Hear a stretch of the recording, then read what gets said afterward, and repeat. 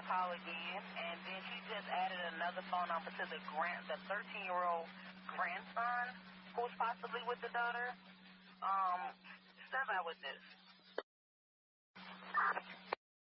2412. Veteran crisis hotline's calling in, so they have a female veteran off her medication. She's at work to Safe Haven. Attack in 12, we'll check that one out. 6 1 bullet, 2 points, start taking shots. Officer still stands for time? No. Offender in custody?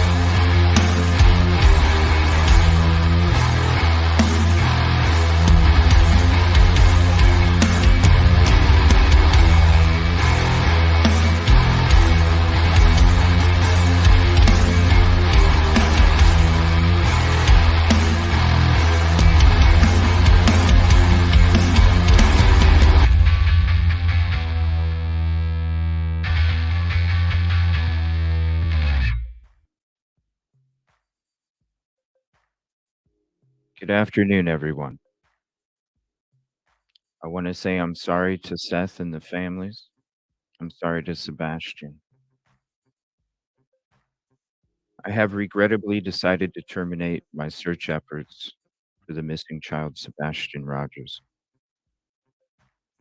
Although unfortunate, I feel this is the appropriate decision given the recent set of circumstances.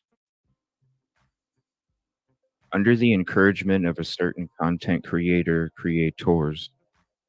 the conversations taking place in their communities, and the fact that I have been subjected to an aggressive onslaught of nonsense and misinformation, I have no choice. I'd like to reiterate that our short lived association with Brothers Underwater Recovery was in their capacity as the chosen search crew of the family's private investigative team. Our brief interactions with them were with Sebastian's best interest at heart, and our only goal was to assist the family and, by extension, their selected search crew. It is important to note that our participation in search efforts has always been with the intention of finding Sebastian. 2 days after our coordinated weekend search with Brothers Underwater Recovery, we were made aware of their illicit history and have had no dealings with them since. Over the past few days, I've been emotionally impacted by the defamatory and derogatory nonsense that has begun to cloud this case, to the point that I have been unable to continue with my normal shows. I feel that I have poured all my soul and energy into conducting these searches and trying to find justice for the victims and their families.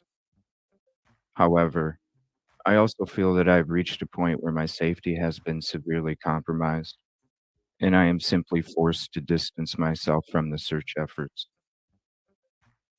I have made this decision solely of my own accord and have never been asked to refrain from searching. This is evident in the fact that we continued to search for Sebastian even when others had given up doing so. This is not a decision that I take lightly, as it has always been in my nature to give 150% to everything that I do, as I've demonstrated over the past month and more just for Sebastian, not to mention all the others. The slander and false accusations with no basis against me in recent days have diminished my ability to effectively continue searching. Regrettably, the conduct of certain content creators has ruined any potential progress I may have had in assisting the communities of Hendersonville, Tennessee. I believe I have demonstrated my commitment to helping these communities to the absolute best of my capabilities every moment of my being. I only wish I had been afforded the opportunity to continue to do so without the false and defamatory comments about myself. With that being said, I would like to offer my sincerest apologies to Sebastian and his family and his friends. I'm truly sorry, superhero.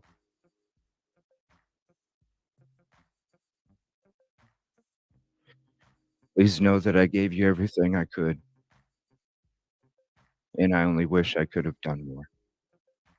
You will never be far from my thoughts and prayers, and will always hold a special place in my soul. We will continue to discuss Sebastian's case at a safe distance, and will always strive to maintain awareness for his cause. I will resume my normal show schedule when I am in a better place to do so, and I thank you all for your support and patience over the last few days. Peace, positivity, progress, and 150% always. And we're going to go ahead and start the show off tonight because I feel like there's some more explaining that needs to happen. You know how it is out there when the misinformation keeps spinning. People keep assuming or coming up with different things. And so I want to say thank you first, and I'm going to say it thank you at the end. First, thank you for all your patience this week. As I explain what I went through this last week, just a snippet, you'll understand. The things that this channel started and then filtered down through other channels was ridiculous, disgusting, and stuff you wouldn't even do to your own worst enemy. See, misinformation, false accusations, slander, defamation ruined any of the work that I had done for the Hendersonville community. Do you guys understand that? The misinformation, false accusations, slander, defamation ruined any of the work that I had done for the Hendersonville community. The work I was doing in the background with other communities. And then also possibly communities in the future of other cases that we would cover or will. And only time can tell that. It was a lot to take in for myself. I'm going to be honest with you. Thinking all of that right there, when all I've tried to do is help find Sebastian. Give whatever I could to the community. Help community members out with gear and devices and things to help them continue their searches. I've done nothing wrong to be accused of these claims. There is no basis. I needed to take a break to process everything that I just mentioned and more. I even had to work on my own mental health that was affected by all of this. Because I had to think of all of this when all I was doing was trying to help. Because of that, because of this misinformation, because of this slander, false accusations, and defamation, that is what makes it unsafe for me to help that community anymore. And maybe more in the future. It isn't just what happened recently, it's what happens in the future as well, or could. My safety is already at risk going to these places.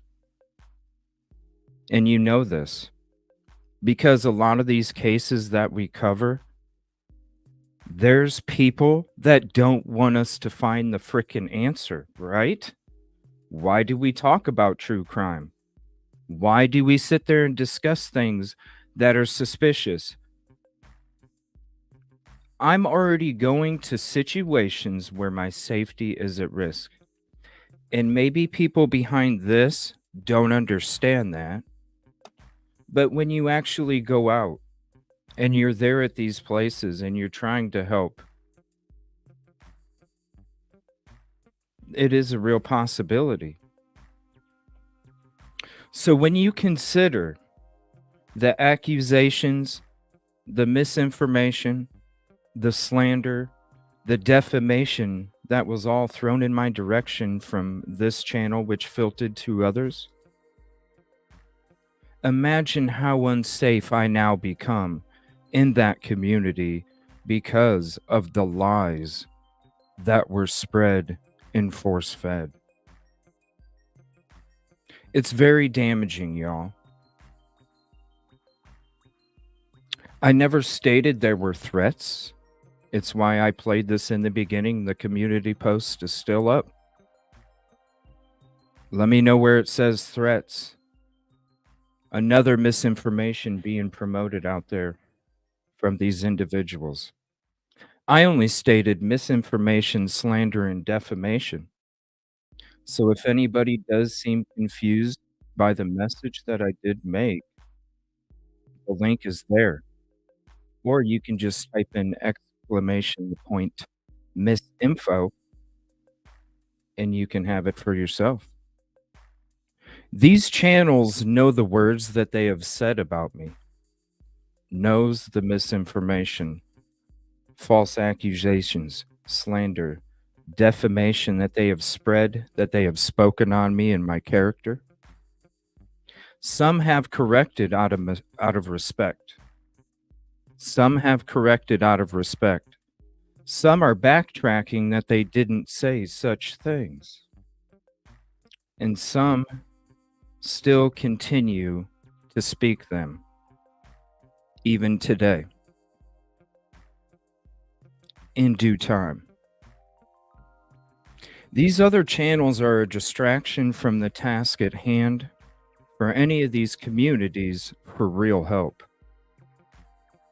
Some of these channels cause more problems for the local loved ones rather than help, like we have witnessed this week and what they have done to Hendersonville.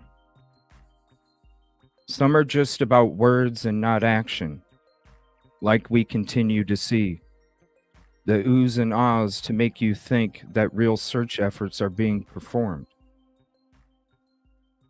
I've had to walk through my own daily struggles in what we call life with this misinformation and everything that came from it on top of what we call life. It's a lot for someone to handle, especially on their own. When all I have done is treat other humans with respect my whole life and want to do whatever I can to help others. Please choose your sources wisely. Wisely. I want to say thank you all for your support and understanding through this week. I know it was a long week. Trust me, everything that I had planned and worked in the background this whole week regarding another case all went to hell because of all of the stuff that went out as well. Not only the work that I performed, the work that I was doing in the background with other communities, and who knows what other communities in the future will also. So thank you for your understanding. It was a lot to take on, to take in. And it still continues to this day. Thank you for your support. Thank you if you're a troll for coming in here and showing you're a troll right away. We're allowed, it just gets rid of you quicker. I appreciate it.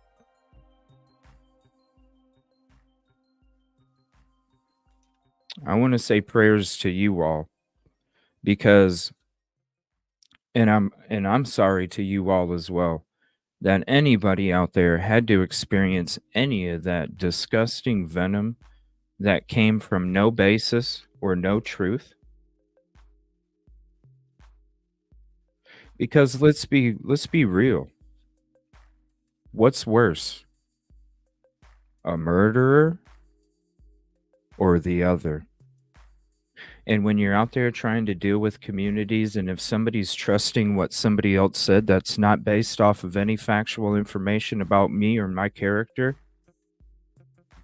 these people don't come out with fists, they come out with guns, and they don't ask questions, people. You severely hampered my safety in that community, and you ruined all the work that I had made. It's disgusting. YouTube needs to do better. YouTube needs to do better. So I want to say thank you for that.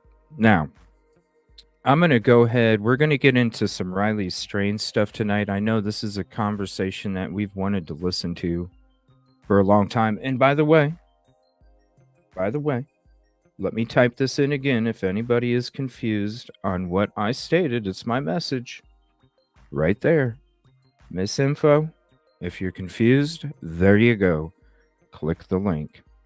Appreciate you. So we were gonna get into this We're going to listen to the family interview with News Nation. Now, it happened like a week and a half ago. We're going to listen to that. We're going to check out some Dr. G. We're going to check out Profiling with Pat Brown. We're going to check out a couple different videos, but the main one I wanted to get to, and shout out to Pascal. And Pascal, you got my number, man. If you have any questions on who said what when it came to other statements about who's doing what, all you had to do was call me, bro. You got my number. And you got my video. But I want to say shout out to him because they had Chris, the father. They had everybody up there answering a lot of questions about what's really going on and what they feel is really going on. Now, I had heard that there was some kind of new photos that proved somebody was lying. Does anybody know anything about those photos? What are these photos? Photos that prove somebody is lying for Riley Strain. What? I didn't know there was other photos out, but let me know if you got. I don't know. That's just what I heard. But we're gonna check out those other videos because I know you guys like Dr. G. I know you like Profiling with Pat Brown. I haven't really watched him that much. We've only checked him out maybe here or there or whatever. But I know you guys like him, and so it was something that one of them came out a month ago, one of them came out a week ago or so. So we're gonna check those out. But first, we're gonna get to this family interview that they had on News Nation, and if you don't have it, I'm sure you do. I know we're a little behind, but we're going to catch up tonight. I'll drop the link for you if you don't have it. Interview with Riley Strain's entire family, his parents and his step-parents, and they've revealed to you all sorts of information about the disappearance and death of Riley that we never knew before, including, and this was something that What's was up, so everybody? Thank you for hopping in. The 911 call suggesting that the operator said, don't worry about it. He's probably just off with some bridesmaid somewhere and he'll turn up. I'm paraphrasing, but it was uncomfortable to hear a cavalier attitude to someone calling for help from the authorities. Tell me a little bit more about what you've been learning about the route that Riley took that night before he ended up on the riverbank. And I do want to mention this real quick because this is very important, okay? Penny says, CJ, I think they were thinking, and this is the fucking problem with everything, right? Everybody's assuming. That's the root of the problem, right? Instead of fact checking like they're supposed to, they're assuming. And then they're spreading misinformation. So when it comes to that comment, I don't care what other people are thinking. They should listen to my damn words, yo, because I'm the one that says them, right?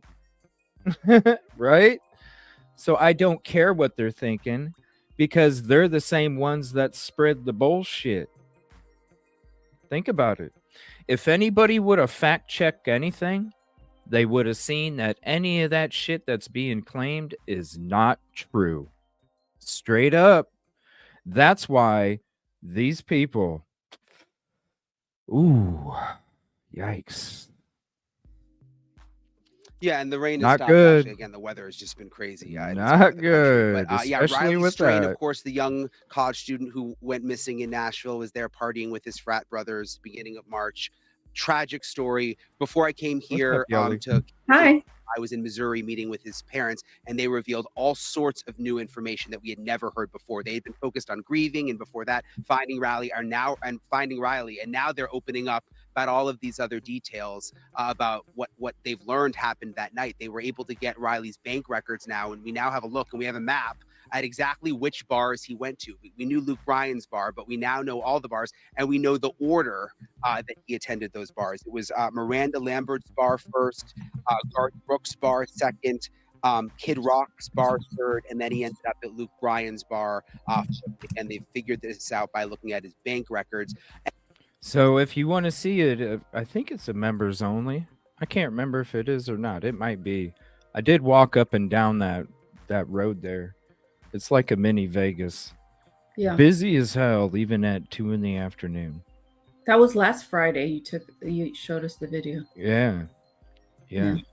Very loud, very busy. No, Penny, rewind and listen to the words I actually stated. Thank you. You have to listen to what words are coming out of my mouth, not what assumptions are. There's a huge difference, isn't there? It's a huge difference between assumptions and what's actually said or actually done. I want to say contribution call out, and I got another contribution call out too. There was a Cash App earlier. I want to say thank you to Catherine as well. But first, Casey Parrish, 1999 super chat. Keep your head high and being you. Thank you for all you do. I can't say it enough. You don't deserve any of this. Please don't be hard on yourself. Ohana means family, and family means nobody is left behind or forgotten. Damn straight. That's a beautiful message.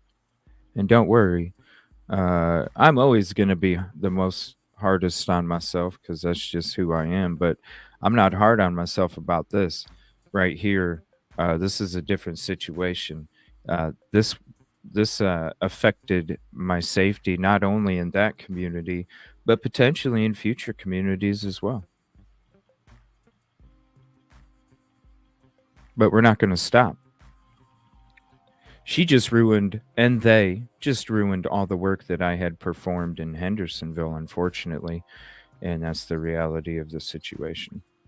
I want to say contribution call out. Where did it go? Kathleen for the Cash App, and it was for $50. She says, I have been praying for you. Hope this helps. Thank you so much, Catherine. I appreciate that as well. And thank you for the contribution to the show.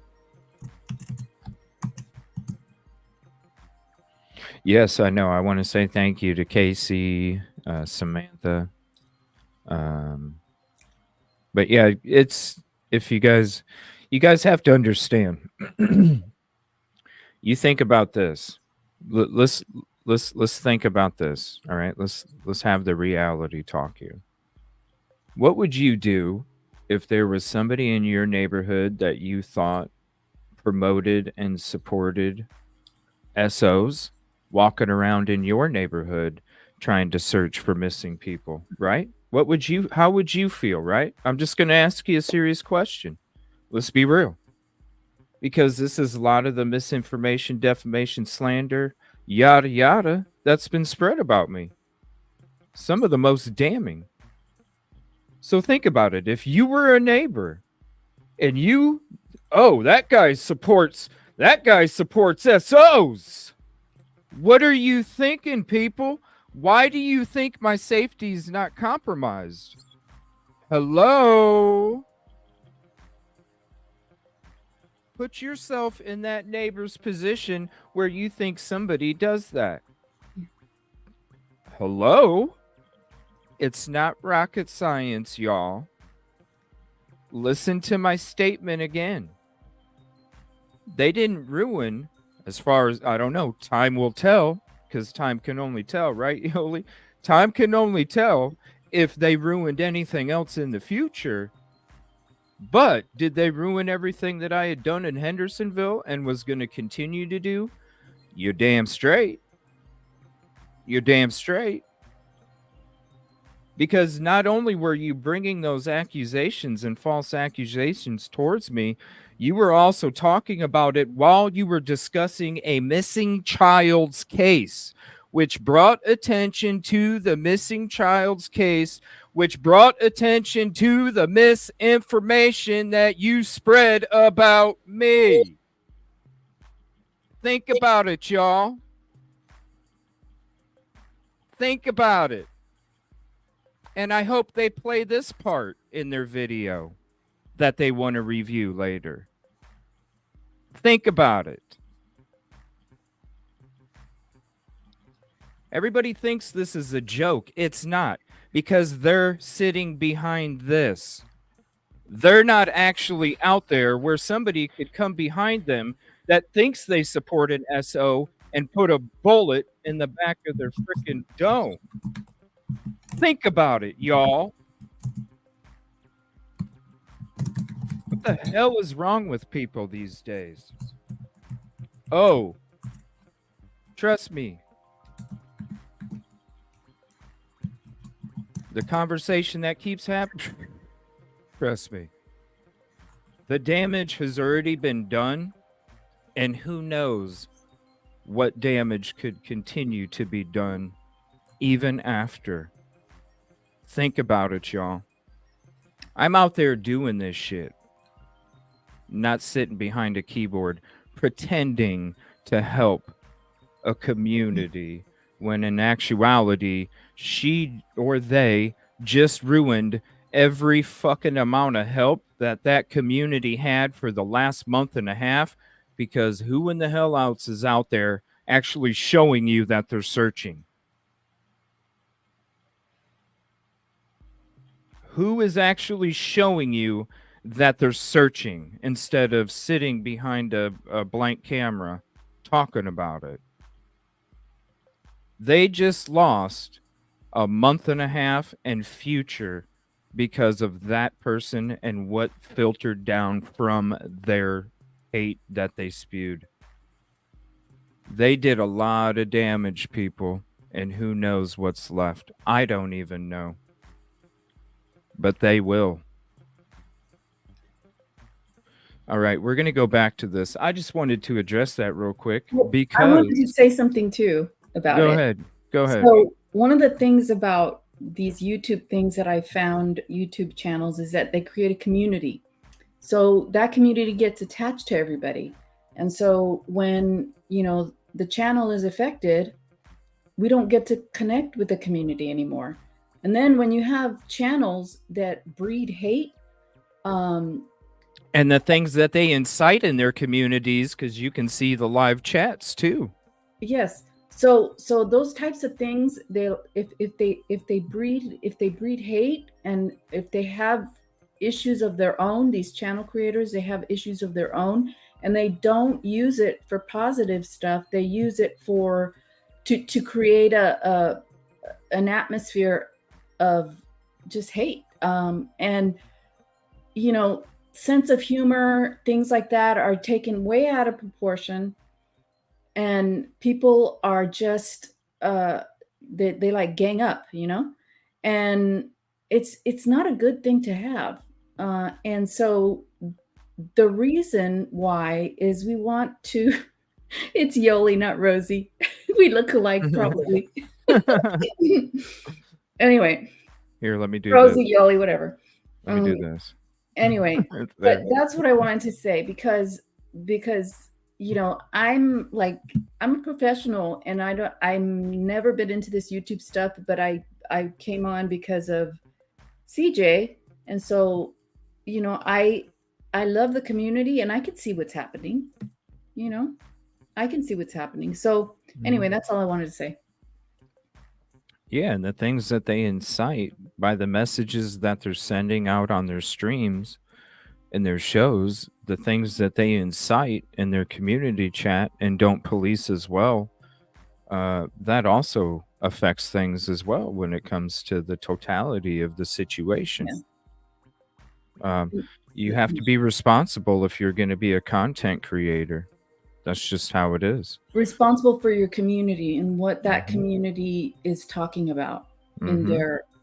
It's just like when we have people come in here and they talk negatively about things, we get rid of it. Yeah. Because we're not about that. Unfortunately, in these other shows, you can see a lot of what their community members were saying amongst one another as this hate was being incited onto them, because they were there witnessing what was taking place and what was being said and reacting based off of that. Right. So yeah. It's huge. All right. So we're going to get back to this. This was the, I just wanted to mention that real quick, because it seemed like some people were confused in there about, because what other people think, that ain't my fault. The words that come out of my mouth, that's what needs to be paid attention to. Very, very important difference, because if we all just went off of assumptions, look at what happened already. Assumptions created what was created. You got to go off of facts, not misinformation. And they've revealed something else that they've never talked about before, Ashley. It's shocking. It is a conversation, a text message conversation that Riley had with his mother at one of those bars. They're not sure which one he was at, not Luke Bryan's bar, but one of the ones before. I want you to listen to what they said. He had sent me a text and said that he had ordered he was drinking a rum and coke and it didn't taste good. And I said, well, you probably shouldn't drink it then. He goes, well, it tastes like barbecue. And I go, well, that sounds awful. And he said, well, it sounds good, but it's not. When a rum and coke normally tastes the same, I mean, that's not something that you really normally tastes any different. Right. It has a very consistent taste. Yes. And that's why I'm like, you probably shouldn't drink that then. Do you think that could have something to do with what happened? Yeah, maybe there was something in it that shouldn't have been. I mean, even if there wasn't foul play at the river, but if something happened in the bar, that's the kind of thing that could hurt someone else. Exactly. Right. And you hear about that happening to women, but it likely happens to men too, I'm sure. From the stories that we've been told from Uber drivers and just different individuals that reached out to us that either happened to a family member or happened to them in Nashville, there's something there. There's something going on in that town. It just feels like it just feels like you come up to a stopping point. Every time we get somewhere, it just feels like there's something holding everybody back from fully giving us what we need. And there's just something there. There is something there. It's just, be it money or bad publicity. Right. We don't know, but we truly want to try to help, this situation and help others. Nobody needs to go through what we've had to go through, the way that we've had to go through it. I mean, they're still telling us it's an accident. Fine. Show me the proof that you have that it's an accident. I'll accept it. So now Ashley questions of whether Riley was roofied based on that conversation that he had with his mom, and obviously the way that he was acting in some of the surveillance video that didn't make sense. We've learned there's a state investigation now on top of the local investigation, which apparently has ended and isn't continuing. The state now looking at cameras from the bars. What's up, Cricket? I want to say that I think it's a great thing. And I honestly think that if anybody's confused about what the petition is, and here I have it real quick. Let me pull it up. The petition is that the bar, and I know we talked about it in the last show that we talked, Riley, the bars would have some sort of thing where if they're too intoxicated and they're removed from the premises, that they have some kind of Uber driver or somebody that takes them to the hotel or whatever. And I think it should be like I think it should be an automatic, because I think it's a great idea, and it should be one of these things where it's like, how where you go to, say you're going to stay at a hotel, right? And you need to put down a deposit. Well, you put down a deposit. So if you're going to have people come in and check their ID, why don't you have them swipe their card, to gain access that has like a $10 cover charge, so that way if that does happen, it's already paid for, you know what I mean? And if you leave, then it goes back on your card, or some kind of thing like that. I think they should have. So I think it's a really good petition, and I'll drop it in chat again. If you haven't signed it, please do. Please do, because I think all of downtown big cities should do it, especially in areas where there's a lot of college students or a lot of tourists.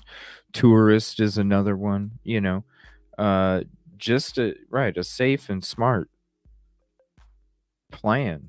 So that way, if it does happen, you can complain all you want, but it's like, hey, you can complain, but what if it was you later on that got kicked out and you ended up walking down there?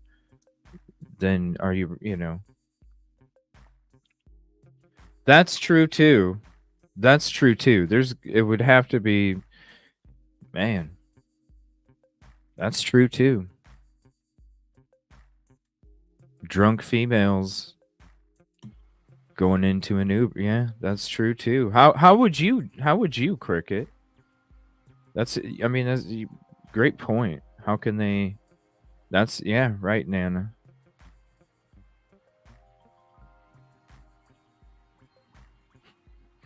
Man, it would almost have to be like a city program, right? Where they get vetted and they're held to they would have to be screened. Yeah, vetted and held to a strict standard on protocols and all that stuff, where it's not just somebody out and about clicking on a phone and going to pick up. Yeah, it would have to. And they're already broke. The city's already having a hard time, especially with the rocketing prices of real estate. And the city's already hurting. So do you think, I don't think the city would act, how would that even, it would almost have to be funded. And who's going to fund it when you can barely pay your property taxes because they're so high?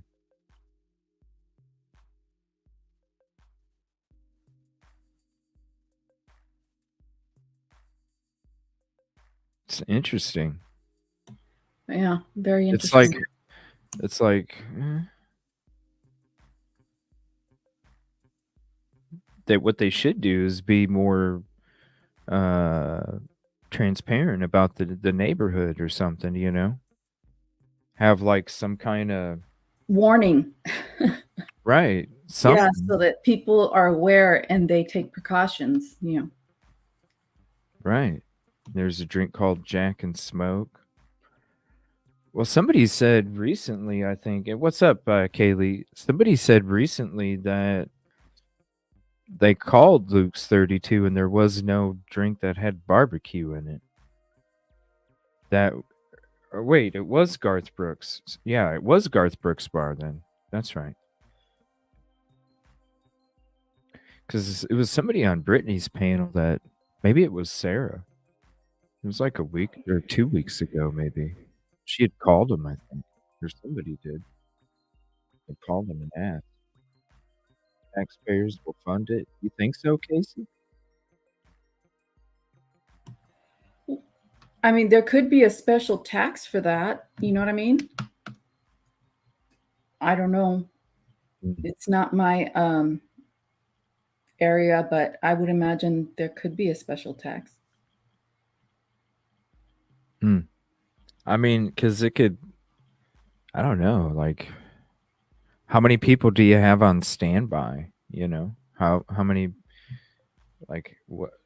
That'd be, I don't know, like, I could see most nights maybe you don't get but maybe a few of them or something, but what if there's nights where it's like there's too many people where you can't even, and you only have 2 people that night or something, like, because you can't predict it. It'd be hard to predict. So then you're costing a lot of funds just to have the availability, because you have to predict for the worst. Yeah, and it's probably a thing where it's a combined effort. Like, you have a warning, you have bars that are trying to be responsible for people that are like totally drunk and can't even walk, that they make sure they get a friend or a family member or an Uber or something. But it's probably all around an all around solution, and it's not just one thing that's going to solve the problem. You know what I mean? This isn't Coffin Dapper. This is Yoli, Tiffany. First you were Rosie, and now you're Jennifer Coffin Dapper. Yeah, hold on. This is Yoli. Tiffany. Why is she Like, saying that I'm Prophet Dapper talking? was here. I don't know. Maybe because it was like zoomed way back because we're showing the. Oh God. Were they talking how many can make them get in? I don't know. It's all good questions. I mean, does it even have? It just discusses a little bit about it. Decision makers. Maybe it's just the initial process, and then after that, it gets down to the knit and grit.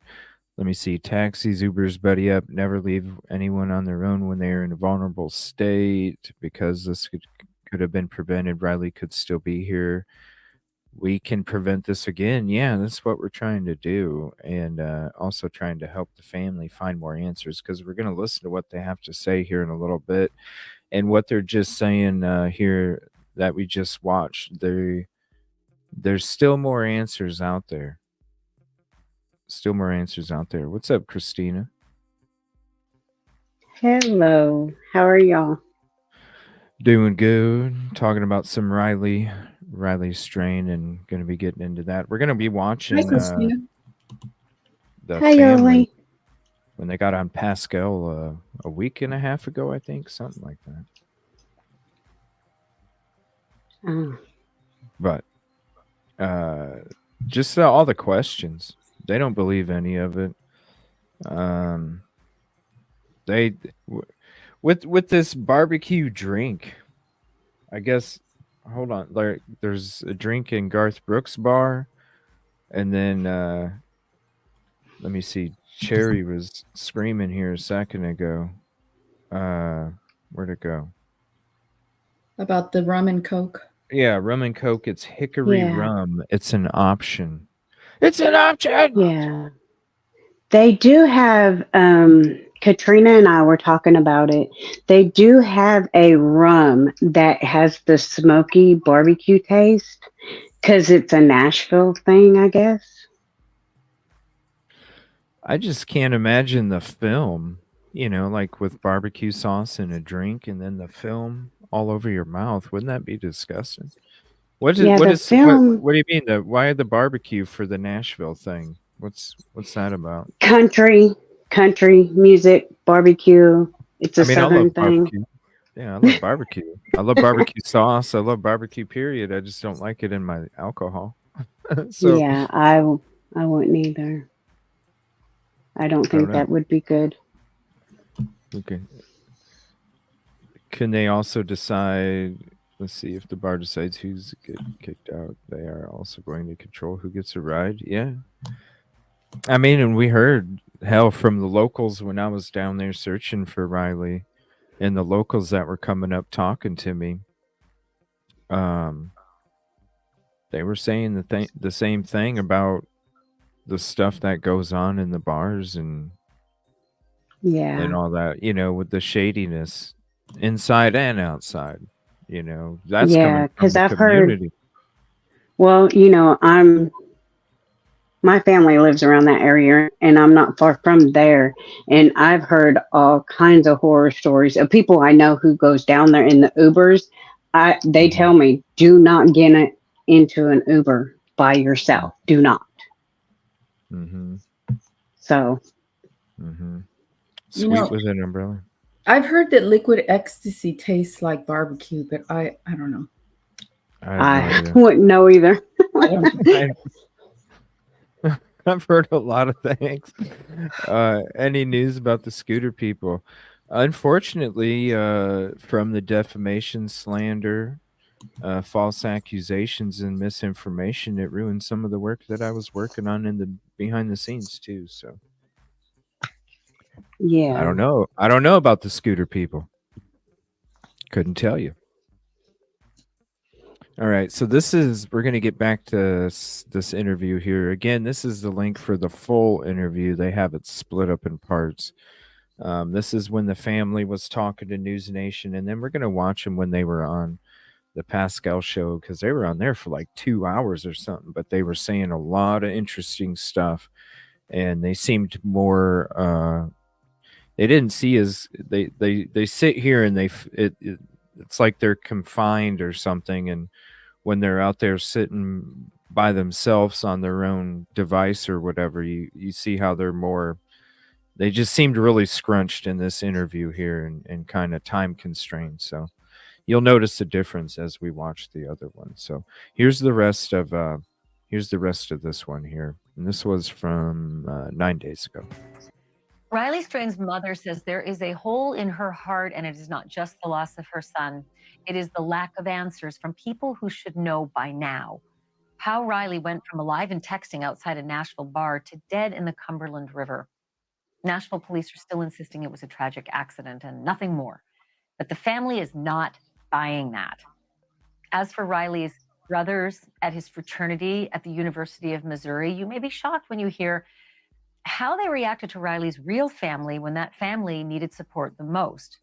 Not only that, we got more now of an interview you'll see now only on News Nation about that drink, about the disappearance, and about what happened afterwards. Here's Riley Strain's mom and dad and step-parents with our Brian Enton. They've got a mountain of evidence that they're working on filtering through, and he has been in contact several times throughout this whole investigation. Do you think that could lead to some answers in terms of maybe if there was something in the drink? I would think there's got to be all sorts of cameras. So. We heard there was 150 cameras in Luke Bryan's bar, I believe it was. We hope that'll lead to something. So that's a lot. 150 cameras in one bar. So I'm going to go ahead and play some of my video because it's really clear when we do it this way. 1 second. Just in this little teeny ass bar. Now this is members only, but it's fine. I'm going to play it for you guys anyway. Let me see here. This is a little teeny ass bar for, I think it's this one right here.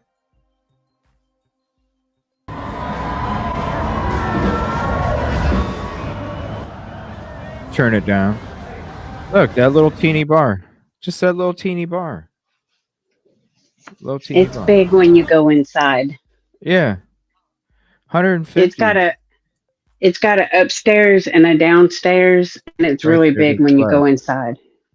Right there to the left. It's not the size of a basketball arena. No. That's what I'm saying. That's where I'm getting to. It's not the size of a basketball arena. Like this 150 cameras is a lot. Yeah. I would never dream of 150 in there. No. That's a lot of coverage. So that's got to show a whole bunch of video. That would show somebody. This is what I'm wondering. Like, if they do have this roofie stuff thing going, how are they? That's got to be a lot of people covering stuff up. You know what I mean? Because that's a lot of eyes seeing it, right? That's a lot of eyes seeing it. So, don't you see? That's, I don't know. That's confusing to me. And someone said it had a film on it. That is really fishy. Like, it shouldn't. They said it had a film to it? Yeah. To the camera? No, to the drink. Oh. Oh, wow. Well, I'd imagine it would if it was barbecue sauce. Barbecue sauce is thick. Think about it. Just think about it. What, like barbecue sauce breaks down, right? And you got the brown stuff, and it separates from the syrup. The syrup's still thick, so it's going to leave a film. I think it was more or less the smoky flavoring. What, like a powder? No, they use like a smoky flavoring for it, for the rum, in the rum.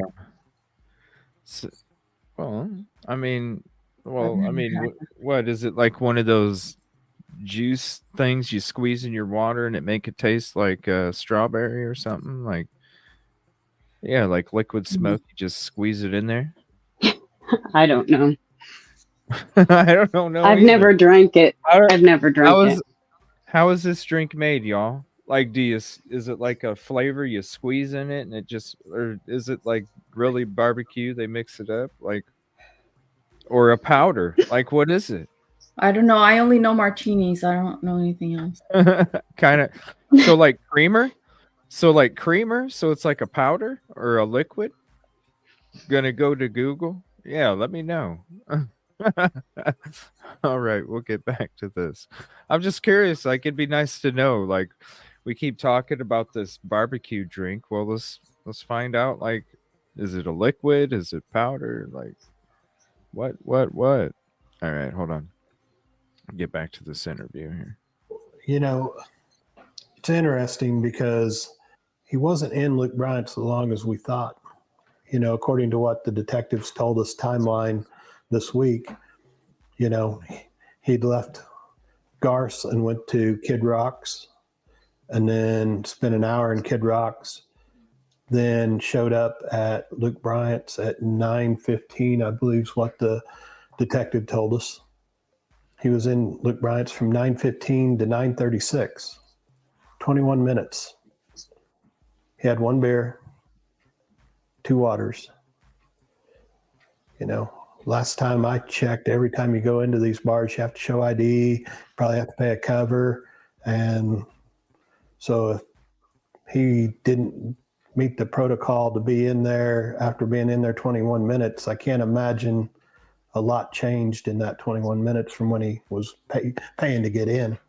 Well, I'm just thinking about, you've got celebrity bars involved. You've got Nashville, which is a huge tourist destination. You've got a big fraternity with chapters all over the country. A lot of people who probably just would prefer that you guys stop doing these interviews. Yeah, absolutely.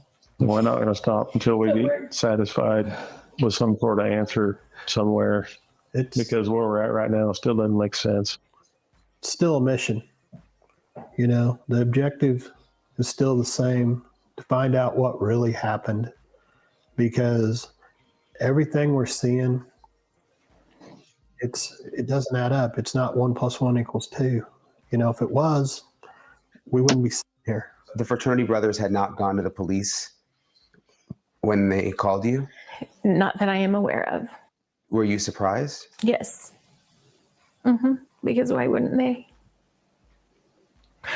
Why wouldn't they have called the police when they got back at 3:15 in the morning and didn't see him then? Why wouldn't they have called the police? I don't know. So 7 or 8 hours had gone by from the time they got back to the hotel to when they called you. Do you have any idea why they didn't call the police until then?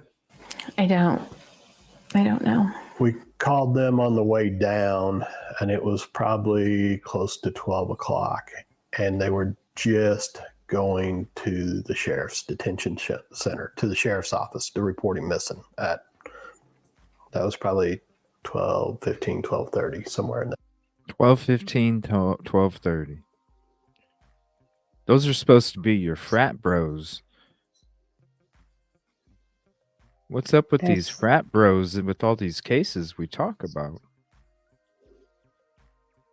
That's so disappointing. Okay, hold on. We got somebody else screaming again here. Okay, I'm gonna raise my voice for the good of the topic.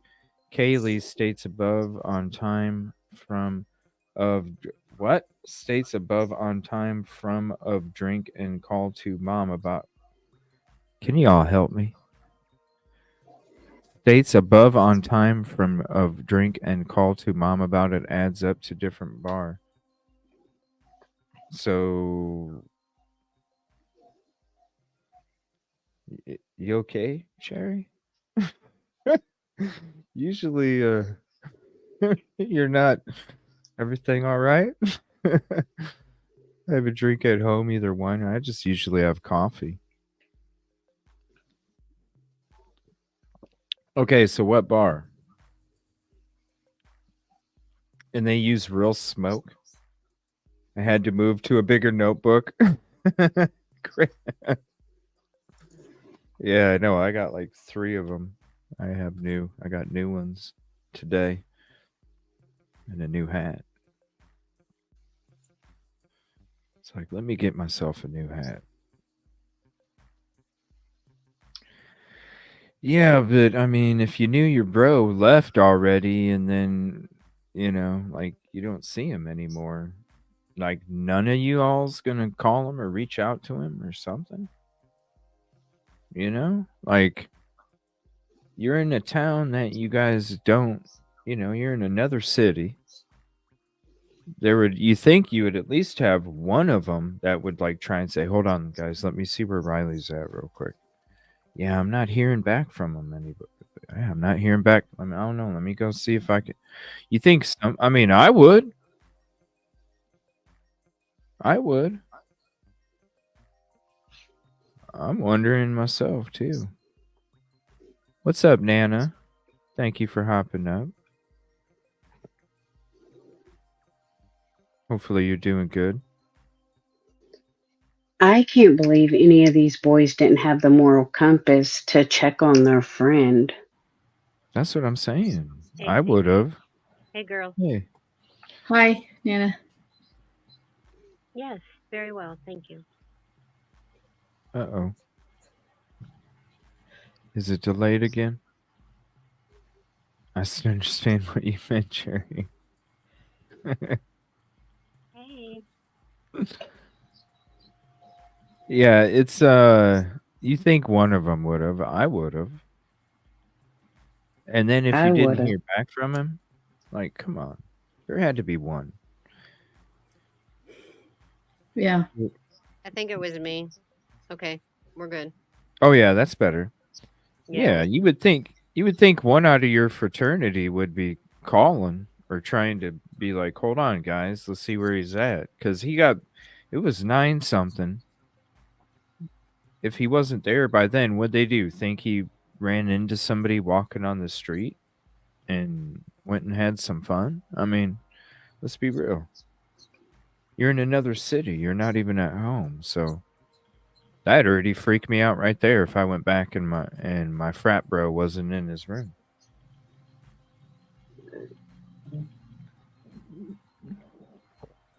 But I don't know.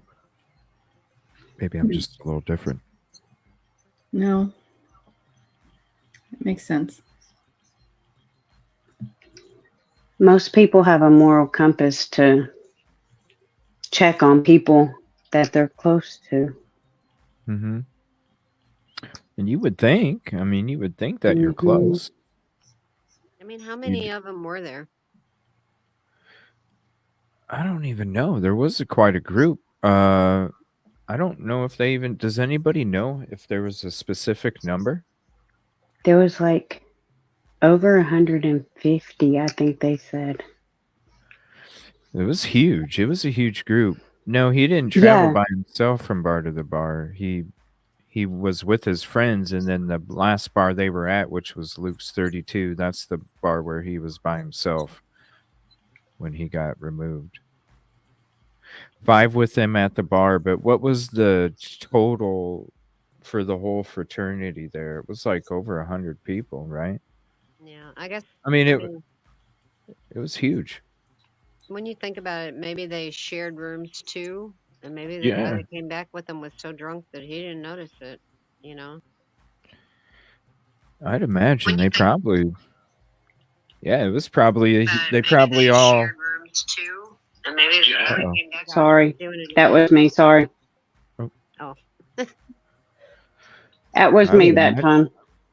I imagine they all didn't even care about. I mean, come on, I was that age too, there's people spread out all over the floor, man. Like you don't care. You care about how cheap it is. You don't care about how comfortable it is when you're out there, so 147 total.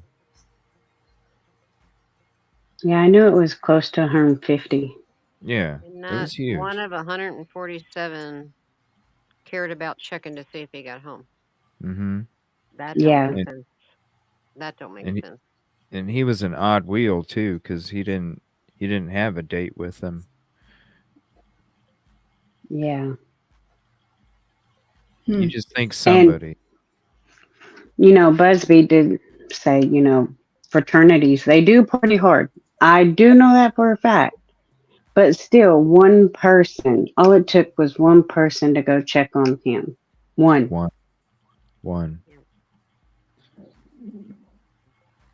Because you think out of one of them, you would have had, you know, I don't know. It's like, it almost makes you wonder if there is like this code of silence or something, because we discussed it in Idaho 4, the whole code of silence when stuff goes down, and it's like, yo, why wouldn't you frickin',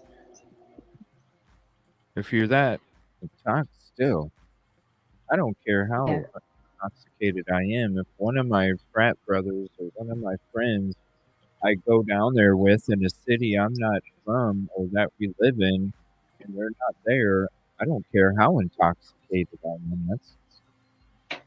I'm still gonna be aware enough to go, okay, where's he at? I mean, it's hard. Yeah, I personally would have left, Oh. brought him home, and came back. Mm-hmm. Yeah, take him to the hotel and make sure he's there asleep and go back. It was only a few blocks away. Or even stand out there and wait for a cab or whatever to come pick them up, ride share, but then who says that they would have got back in? I mean, these bars are so jam-packed. Too much. You know? Oh, yeah. Who knows? They might not have been able to get back in if they walked out. That's not an excuse, and that's That's not an excuse. no. But maybe it was that situation where it's one of those things where you got people waiting outside to come in, and maybe that's why you hear stories from the community about how if there's bad tippers and stuff, they get rid of them a certain way. Because there's probably somebody out there waiting to come in that's going to tip. So why would they even have that? So, man.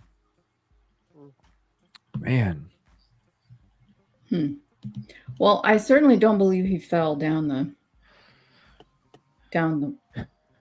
the embankment or whatever it is. I don't believe that. I think it's hard. No. He would have had more bruising. 12:30. Oh, yeah. But someone earlier, CJ, said they found his jeans. Have you heard that? No. I have not heard that. I haven't either. Yeah, so if there was like 150 people with them, were there 150 people in the bar when he left, his fraternity brothers, or were they all scattered?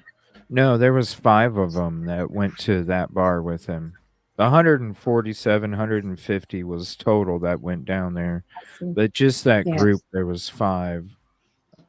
Well, you know, in looking at it that way, where they were like there, all of them, you know, I guess if he left, you know, how do we know? I mean, maybe he was going to meet up with other people at a different bar, or he told them that, or, you know, I don't know. There's so many unanswered questions, but I tell you, the fraternity, they're not talking. They're not going to talk, and they're not, because like I learned, you know, they have their own little, you know, attorney and their own little structure, and they're not gonna talk. Mm-mm. No, they're not, and they didn't even talk to the family. The family's like, we haven't even. This was even when the day of everything going on, when they're out there searching, they're getting ready to go to some kind of function, and the family's like sitting there going, huh? Like, why are you guys not even talking to us? Why does it seem like you're avoiding us? What the hell's going on there? Yeah, they were going to a banquet, and Michelle said that like she looked at them, and they looked at her, and then looked away. Like they couldn't even look at Riley's parents. Yeah, something ain't right. Well, they felt guilty, I'm sure, that they let him go. I mean, it may not mean anything nefarious, but you know, maybe they felt guilty. But at the same time, you would think that there would be some kind of organization where, you know, like it's a group trip, and there would be like you guys stay together, you guys stay together, and you guys stay together if we're going to split up, you know? It just makes sense. Or even like the president of the frat could have came forward and put out a statement or something. Mm-hmm. Yeah. But they don't want attention. They don't want attention because then so when I was down there, the community was saying that number one, they got tired of it because they were like, this stuff keeps happening. We feel bad. Riley's case was enough. We've had it. That's why they were all coming up, talking to me, telling me all these things. And they were talking about they don't want people to know because of all the events that take place and all the tourism, and it's like Vegas, you know, when it comes to different things. It's all about minimize, or hell, even the University of Idaho, minimizing the bad, maximizing the profits. Right. Yeah. That's what I was going to say. The college doesn't want to speak on it because they're going to lose money. Mm-hmm. Yep. Yep. And that's just that little teeny area. I mean, because right outside that little area, it goes to hell real quick. Just out of that few block area, it goes to hell real quick. So that little few block area is like Idaho's little city of Moscow, where it's like, this is where the money gets pumped, and we have to make sure that doesn't get affected, because then it really does affect the funding and the housing and everything with the city. Now, I've been hearing something about how, like, is the mayor or something all about building up all these buildings and such, but not. Is this why the property taxes are so out of whack and why there's so many homeless there?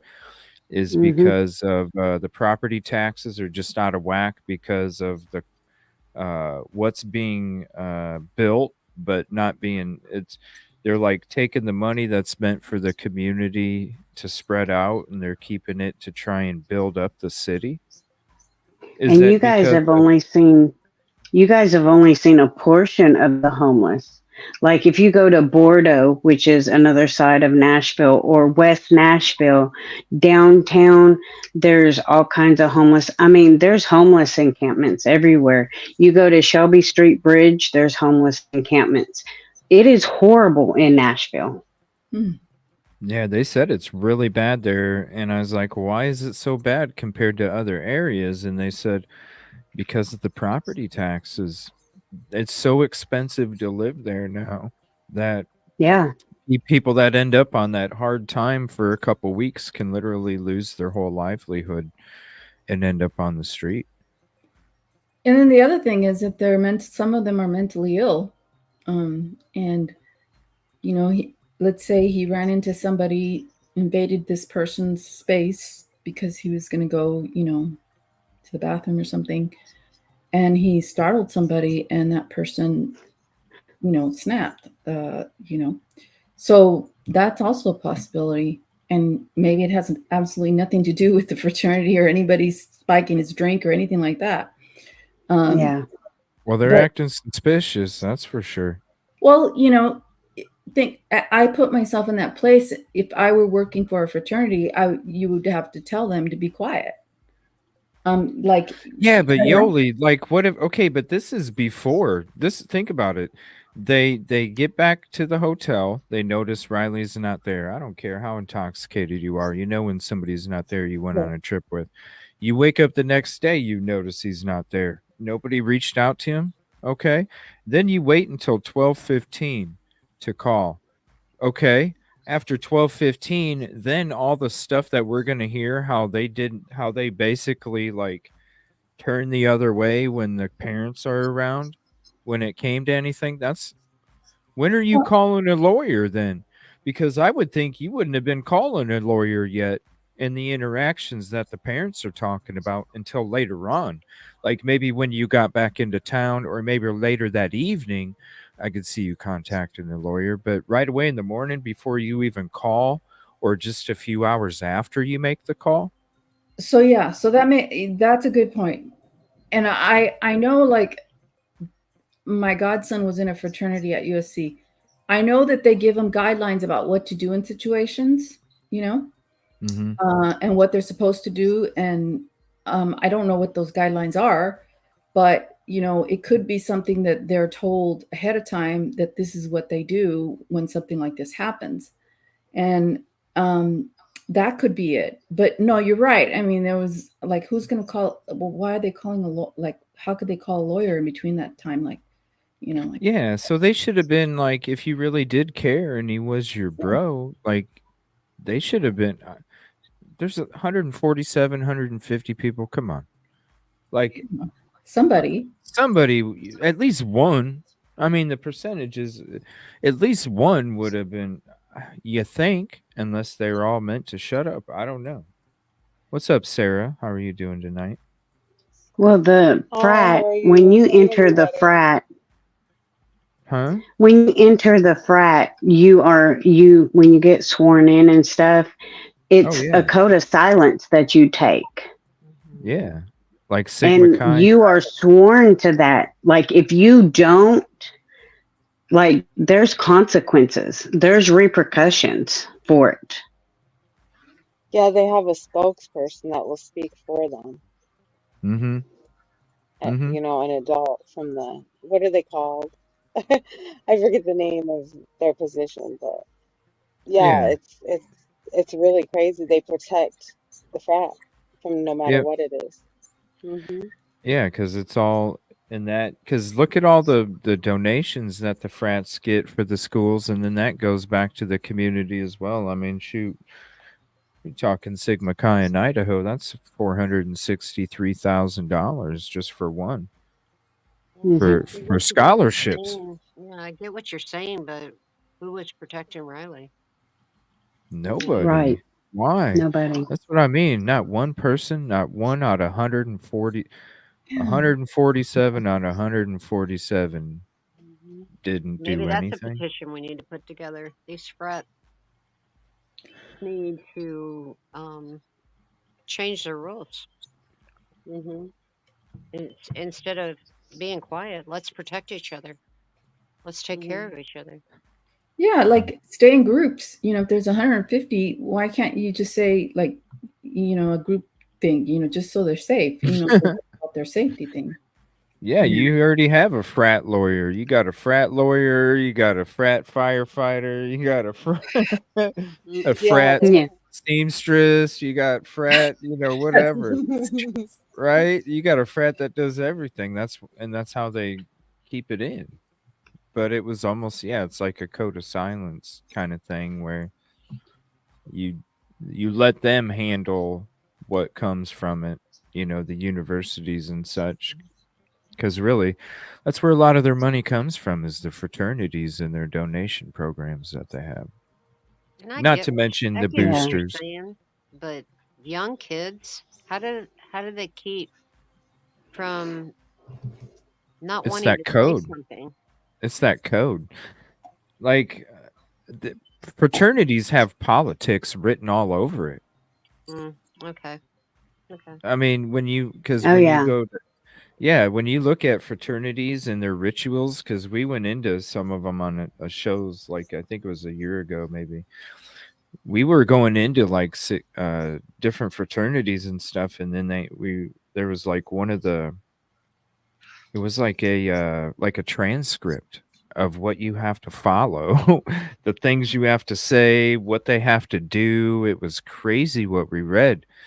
And it really is. There's politics written all over it. It's almost like the things that get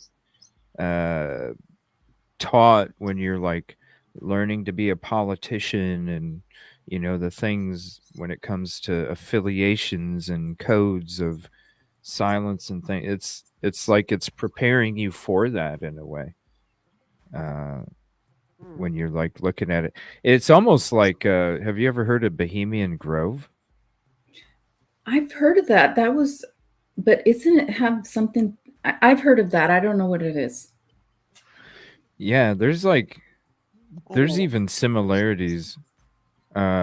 if you read the the whole transcript of the ceremony in what's said, it's really crazy. Not that they sacrifice anything, which is the Bohemian Grove does that, but what I mean is like the structure and how they have different hierarchies and how those different hierarchies have different uh, um, uh, responsibilities when it comes to the whole structure of how everything's worked and how everything is made to keep things the way that they are because they've been doing it for so long.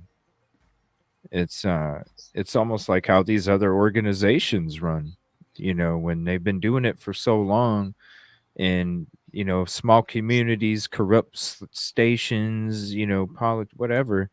They've been doing it for so long, and now that the internet age is so fast and information is literally at your fingertips in a second.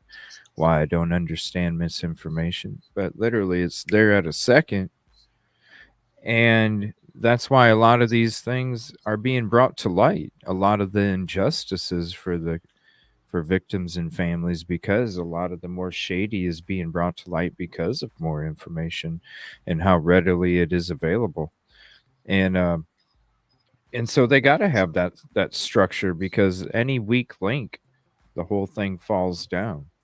So it's probably one of those things. I mean, heck, you hear about all the hazing things that are coming out with colleges now, where a lot of these colleges are shutting down their fraternities and sororities because they have problems trying to keep it a safe environment because of all these things that are going on, whether it's substance related or hazing or anything like that.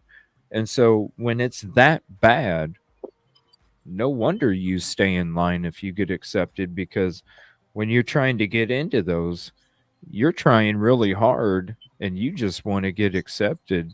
Sometimes, no matter however it takes, you want to get accepted. And so it's even more of an initiative to follow the line so you can stay involved, and maybe also not have repercussions come from it if you do step out of what you're supposed to do. And the drinking, these fraternities, they drink and drink. I mean, they just party hard, and it's like, along with that, there should be some responsibility for your brothers, or your sorority sisters, if they're going to drink like that, have something in place. I mean, it's something fraternities and sororities should follow if they don't already have that.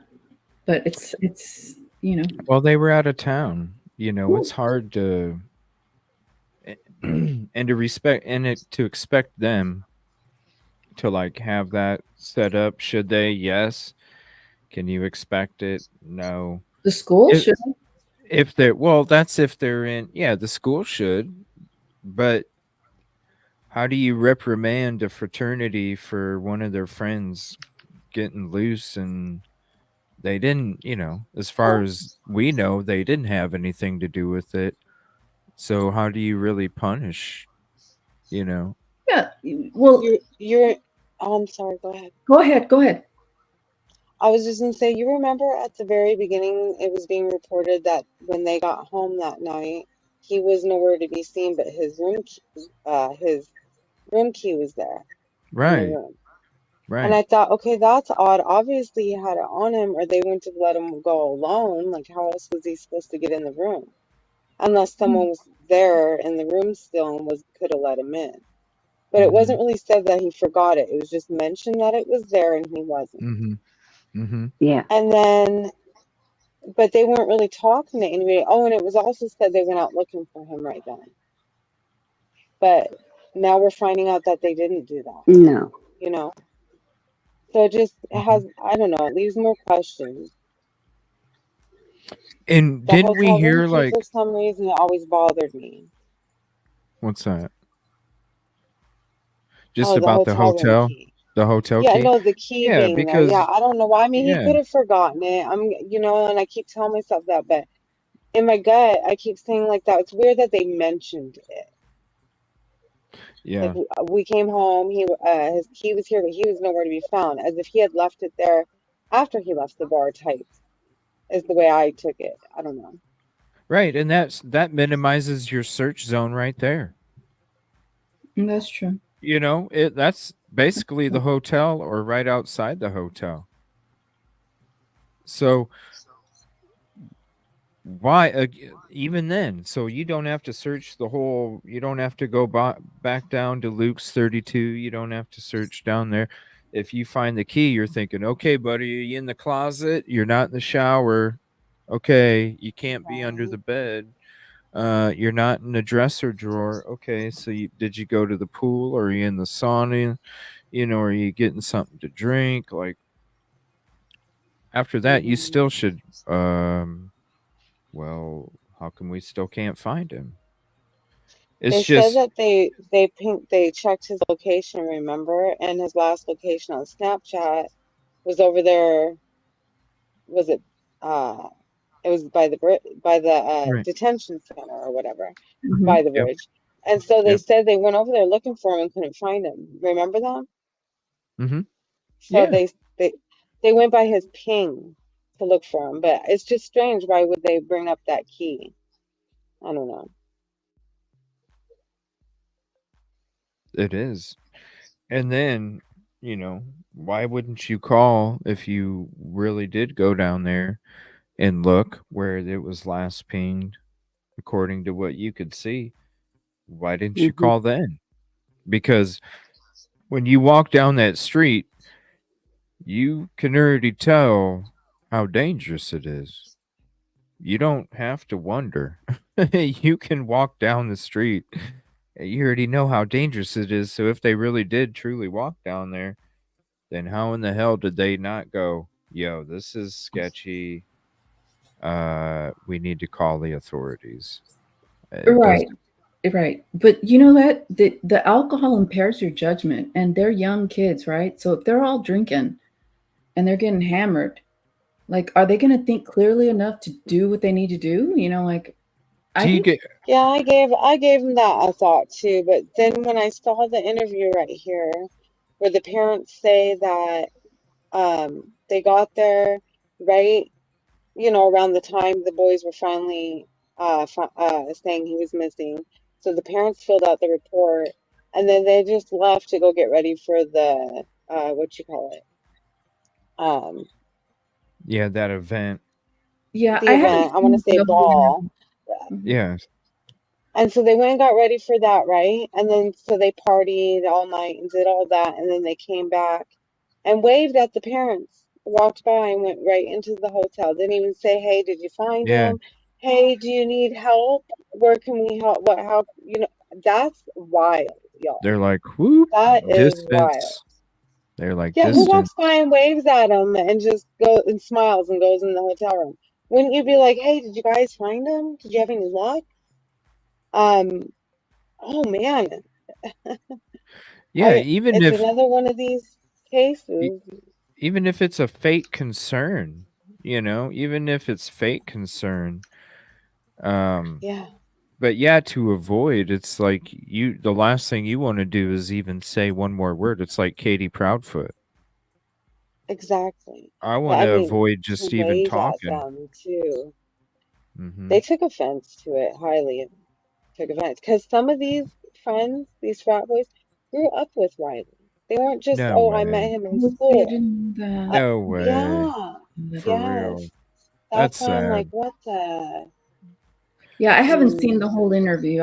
So I don't know. Yeah, Yeah, you well, should play a little more yeah, before we'll play it. I don't want to spoil everything, but I Oh, think a you're lot good. of Oh, people it's have okay. seen it. Yeah. Yeah, we'll watch this, and then we got the Pascal one next too, where they all hop on there and discuss it too, which I think is even better than this one. But yeah, and here I'll drop the link if anybody doesn't have it. I'll drop it for you, and I'll drop it in back chat if anybody wants to save it for themselves. So 2 more hours had gone by from the initial call. Yeah. They still hadn't gone Yeah. to the police. Yeah. 14 hours after his last ping over his phone was. Do you think they were just scared, or do you have any idea why? It's $1 million question. So what happened when you got to Nashville? So when we got there, all the boys were out. Well, not all the boys, but several of the boys were out front with a police officer. And we had to finish filling out the report. So we completed that, and the boys stayed out for a while. And then they all of a sudden disappeared, all of the boys. And they ended up back out a little while later in their dress clothes to go out to their formal that night. They went to the formal? Yeah.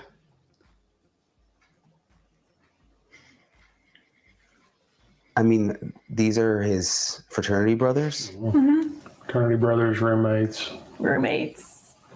Friends from high school. We spent the next 4.5 hours searching every emergency room to see if he was in the hospital. We come back and they're coming back, some of them from the party, and they're waving at us as we're sitting in the truck. How's that make you feel? Wow. I would have thought they would have all banded together like a search group that night. Yeah, 150, 160 of them on the ground, there from all different chapters. And, they told us that they were there. All of them were there if we needed them. We didn't know what we needed at that point in time, but you would have thought that, they would have at least been out searching, trying to do something. It wasn't. Or something. So the night after he went missing, you were out searching, and the fraternity brothers were partying. Mm-hmm. What were you thinking? We weren't very happy with them, to say the least. It's appalling. You all received a letter from someone else who was staying at the same hotel who described a little bit of what they heard that night that Riley went missing. I just want to read part of it. At first, I thought it was a bunch of drunk college kids being jealous of girlfriend-boyfriend stuff, but it was too loud and went on too long. They were in halls. I could hear them between the walls. The doors for the hotel rooms are very heavy, so they slam when you let them shut. I woke up at 3:15 a.m. to numerous doors slamming, kids in the hall, both boys and girls, having very loud discussions, going back and forth from rooms multiple times. It was like new kids kept showing up on the floor during the entire period. These kids were freaking out about something. Were you ever able to find out what was going on in the hotel that night? From one of the friends that I talked to this week, apparently he had hurt his hand that night. Didn't really specify what he had done, but apparently it had to do with a hurt hand that night and people being emotional about it. Apparently it didn't have anything to do with Riley. Do you think there's information that his frat brothers have that they're not sharing? I would. Like how the hand got I feel hurt? like yes, maybe. And the argument that No, they I heard mean, about being jealous Huh? over a girl and Yeah. and being jealous overhearing that, like that, this is what you guys, my gut always said something was up with the frat. And then that Yeah. hotel key, and then now this. The hand They hurt. were more worried about some boy getting his hand hurt than they were Riley. Yeah. And you know Yeah. what got me was when I hugged Michelle and she said this was my only son. She don't get another Yeah. chance of motherhood. He was an only That broke my Yeah. heart. That broke my heart when she said, this is my only son. Like, that was it for her. That was her world. Oh. I know when we were there, because we were there 20 feet from him the whole time, and you could just see her breaking down, and you just felt so damn bad, man. Like, And when I hugged her, you could feel her pain, like her body trembling. You could feel her pain. Oh my gosh. Just seeing her on the television breaking down, trying to stay strong and talk, but she's a mom. Like, I felt that. It's just so, and then when I realized it was her only son, I was like, oh man, not that Whoever would did make it this, better if she whoever, had other kids, but we get that was her own, like you said, she doesn't get another chance at motherhood. Whoever did this took so much from her. She'll never have grandkids. She'll never get to watch them get married. She'll never have Christmases. It's disgusting. Really sad. Disgusting. Very, very sad. It is. And then when we were there that night, then it was the same night that they found Riley later on. Earlier that night, that's when there was a homeless man fell into the river, and they didn't know who and what. Just a bunch of first responders were showing up, rushing to a call for something in the river. And that poor mom, I can't imagine what she was thinking when all of them showed up, because it was crazy. It was. Yeah, everyone rushed. You guys are all everyone who was live, and I saw all the fire trucks and the police and everything, and I'm like, oh, they found him. Oh no, and all this. And see, that was my first thought, and we started rushing down there. Me and CJ started rushing down there because we were like, oh my God, they found him. So imagine what she thought. Oh yeah. So do we know if the homeless person actually fell into the water? Yeah. They did. They rescued him and took him in an ambulance. Well, in other words, where he fell from, was he way up or was he down low by the water? No, he was by he was by where the other bridge, not the bridge that Riley was last seen, but the other bridge. That's where that person fell. But the first person that showed up ran up to us because I was streaming with the river or something, and he runs up to me like putting on his jacket, and he was like, "We got to report that something's in the river." And I'm like, "We've been standing here for 2 hours, man, and we haven't heard no noise at all. We haven't seen anything." And at first they thought it was like a 5-year-old boy. But then he was like, "We don't know for sure. We're just waiting for the calls to come in." And then he runs down towards the other bridge, and then a whole bunch of people are looking over the side, and we're trying to look to see if we can see anything. And then eventually all the focus ends up being by that other bridge because that's where he fell into the... So he was literally all the way in the water? Yeah, he was in the water. He fell in the water. They rescued him out of the water and took him in the ambulance. Okay. Yeah. Well, and then they already had the boat out. He didn't go all the way in. Okay. Oh, yeah, he did. Yeah, they had because everyone was panicked. I did hear he had the broken limbs. Mm-hmm. Okay. Mm-hmm. Yep, they had boats already out there because they were getting ready to look for Riley already later on that night. So that's when all the boats started helping to look and light up the shore and tried to find where this guy was at. And then later on that night, that's those same boats, or not the same boats, but because remember, CJ, we were talking about them getting geared up for the night because when they shine those lights a certain way, they can see further down. We were just talking about that, and then that happened. Yeah. What night? I'll have to see what stream that was, because that would be... I never did rewatch that. That would be interesting to see that, because it was nuts. Because there for a short period of time, we were like, did they find Riley? Like, we were actually wondering for a little bit. I saw the boats with the lights in the water, and I was like, oh, they did. They found him, And I was like, oh, no, everyone's now saying it was just...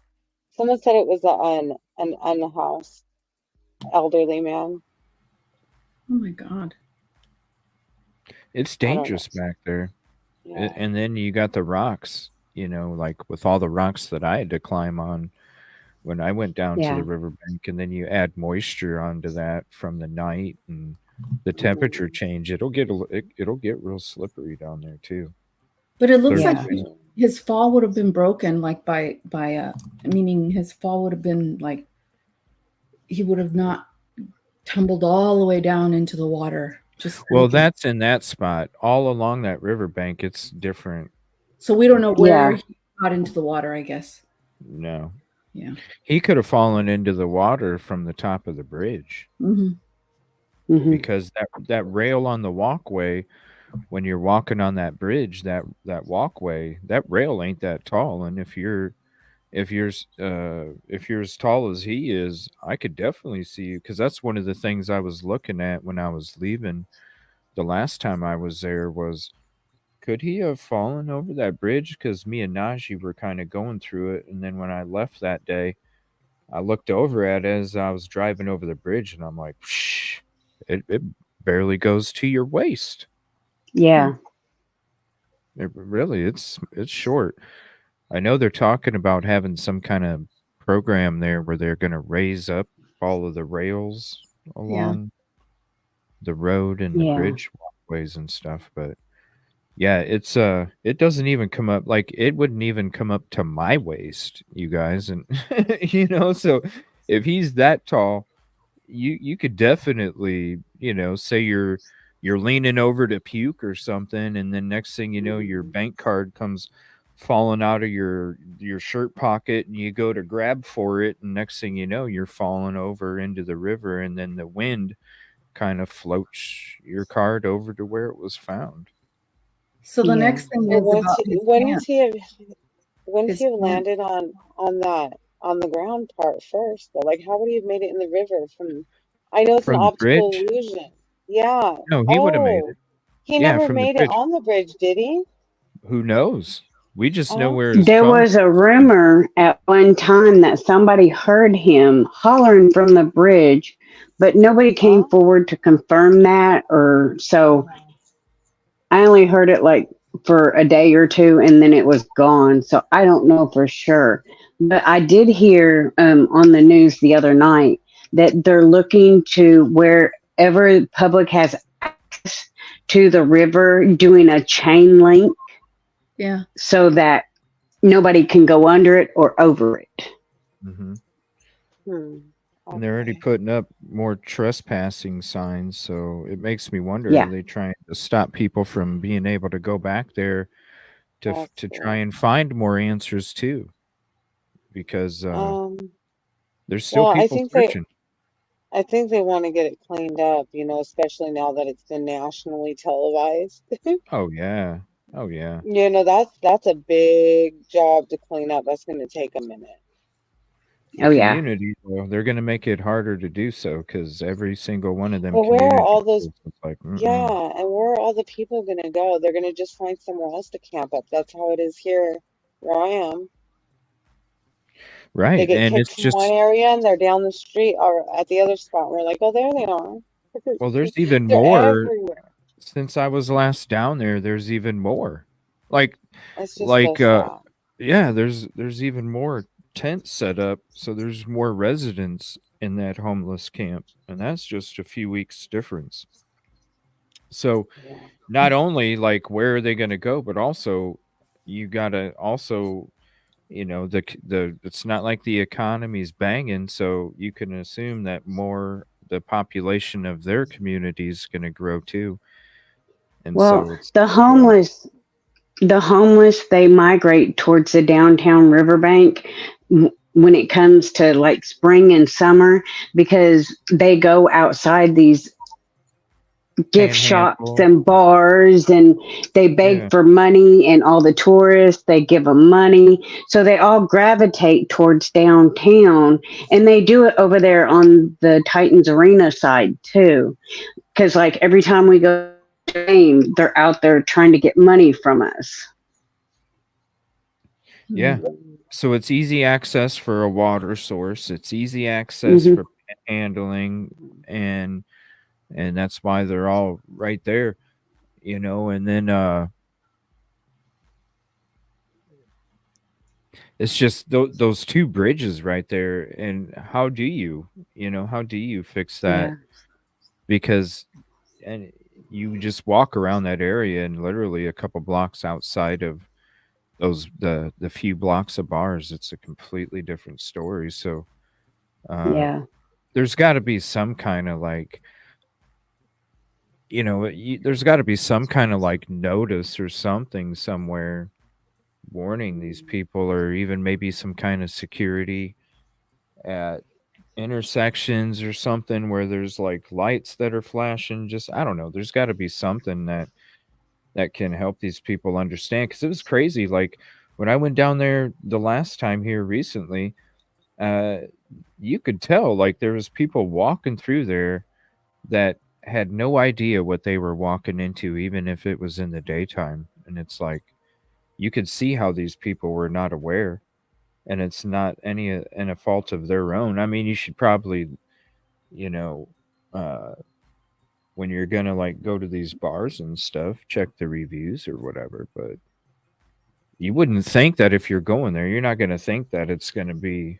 You're gonna think that you're taken care of, Yeah, it especially if doesn't you come hear with a a bar's got warning. 150 cameras. They should Yeah. put warnings in the hotel rooms.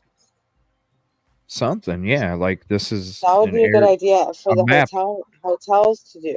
Hey, if you're gonna go to, you know, the strip or whatever, the bars, whatever, be safe. You don't have to scare them off and say, hey, this and that's going on, but just kind of like a heads up, like something. Yeah, I just don't like know. Yeah.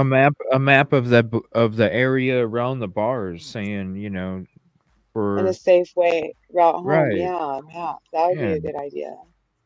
you know, just Yeah. stick to these areas or something, and you know, Because I have like still a map honestly on a flyer. believe he was going to the wrong location on his Google map Yeah. that had the Mhm. same name as the hotel. Yeah. And Yep. that is just And But so that heartbreaking, like that nothing road's more. even sketchier than Gay Street. That road Yeah, is when yeah. you're walking under your tempo. yeah. It's even sketchier. Yeah. Uh, But as we said, CJ and I got followed by the homeless. People followed the whole time. One even hollered at CJ to get out. Yeah. Like, Yeah. that's not your property. What is he supposed to be getting out of? Clue me in Yeah. here. Well, to him, it's his property. but Yeah.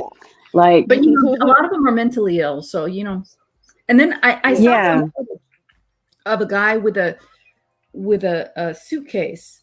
I don't know if it was. I think it was on CJ's footage. There was a guy walking around with a suitcase. the rolling Yeah. suitcase. Yeah, the The one, rolling suitcase. the time I Mm, just went recently, or before that, I because can't remember, but it's there like was a normal thing for him. yeah, like where'd you get that suitcase from, dude? It was a nice yeah. suitcase. They all carry them now. Like that's Yeah. the thing. Yeah, they get these rolling because it's easier for them to instead of carts, they got They the probably suitcases steal now. them. Hmm. And Ramona said it. We're getting a new multi-million-dollar stadium, which they are. I can tell by the season ticket prices. But like, they should do better. They have the Titans there. That makes money for that city. Yeah. Hmm. Why are they not doing better? Not to mention these bars that are having issues are being branded. Well, what do you call it? Um, Help me out. My toothache is still messing with my thinking. Oh, Um, they're promoting with these famous singers, right, on their yeah, Yeah. businesses. They're being yep, promoted by them. So come, like, put some money into this for safety purposes. It's just yeah. Because wild. it's like, I mean, I can't. I mean, I'm sure there was some bad publicity because your bar keeps getting mentioned as being the last bar that this took place at, and Hmm. you know, and then all of a sudden, all of this other stuff that we're hearing from the community when we're there. It Last can't be good pop publicity, so why wouldn't you actually do something to correct that? You're right.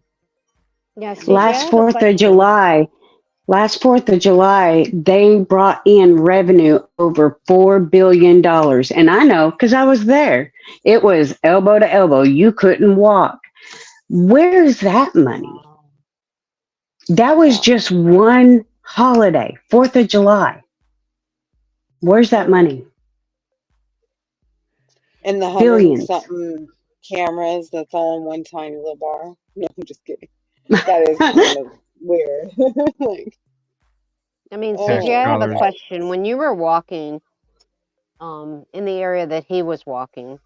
Yeah. And the area where the police officer saw him and said hi to him. Mhm. Was that a bad area he was going through? Oh yeah. Yeah, Then as soon why as you then why didn't the police officer stop him and tell him, where are you going? You don't need to be going that way. I mean, cuz there's people that walk up and down that road. That's what I'm saying. Like these intoxicated individuals will go for walks cuz they need to go somewhere. And so literally it's just a couple blocks away and then it gets quiet and it's nice and calm and so you think it's like this really cool, like just a couple blocks away. It's next to the river, it's scenic. And as you see him walking down that construction spot, right? It's not too bad there. It's not too bad there. I mean, it starts to get a little sketch, but it's not too bad there. Once you cross that construction walkway where he like stops and turns around and then turns around and keeps going how he was going, as soon as you curve around there, right in that spot, hell, off to the right where that statue is, there's homeless all up along there. And then as the more that you curve around and start walking down that road, it just gets sketchier and sketchier as you go down. And there's people, it doesn't matter how late it is, there's people that are going up and down on those roads with scooters and people walking up and down, not even knowing and thinking that there's just one or a couple homeless people sleeping under a bridge or on a bench, not even knowing that there's like this whole encampment that just exists behind that false wall of a bush. yeah, I just can't help but think if that police officer would have stopped him and tried to help him, he'd be alive today. But the police officer, in defense of the police officer, he sees that every night, all night. Yeah. It's norm to them. It is because people do. They'd ride up and down. They walk up and down, not even knowing. That's why the community's so upset, and that's why they were reaching out to me when I was down there, because they're like, this is happening way too much. And if the city's not going to warn people, if the bars aren't going to warn people, then we need to keep talking about it so that people that are coming here that have never been here before understand how dangerous it is. And this was even one person that lived right next to the Your Tempo. He lives in the apartment complex right there. So he knows himself how dangerous it is. And he was like, I live here and I'm not walking down this street at night. Yeah. And it's so sad because when Riley fell, that footage of him falling, it's too bad there wasn't a cop around at that time, because maybe they could have, seen that maybe there was something going on with him. But, cops can't be everywhere at every moment. But it's just the timing of it. It's too bad. Because And another thing, go ahead. No, go ahead. I was just gonna say the other thing I can't get out of my head is the witness that came forward. Remember the lady in the cowgirl hat that had an interaction with him on camera on the street? Remember she said that she saw him and was worried, so she asked him if he was okay. And she said, I sure hope you're not driving. He goes, shoot, I could barely walk. And then she was really concerned for him and asked if he needed help or something. And then she said there was two guys on the phone. She could hear them. And she said one of them was saying, he's just drunk. He's fine. He's fine. And then they go to Riley, just keep walking straight. Just keep going straight. So who was on the phone guiding? I'm sure they got the phone records, but I don't know.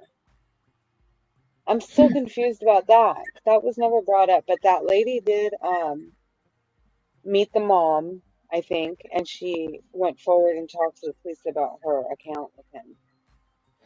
I'll have to find out for sure, because I always wondered if it was Google Maps telling me my direction when I was doing it.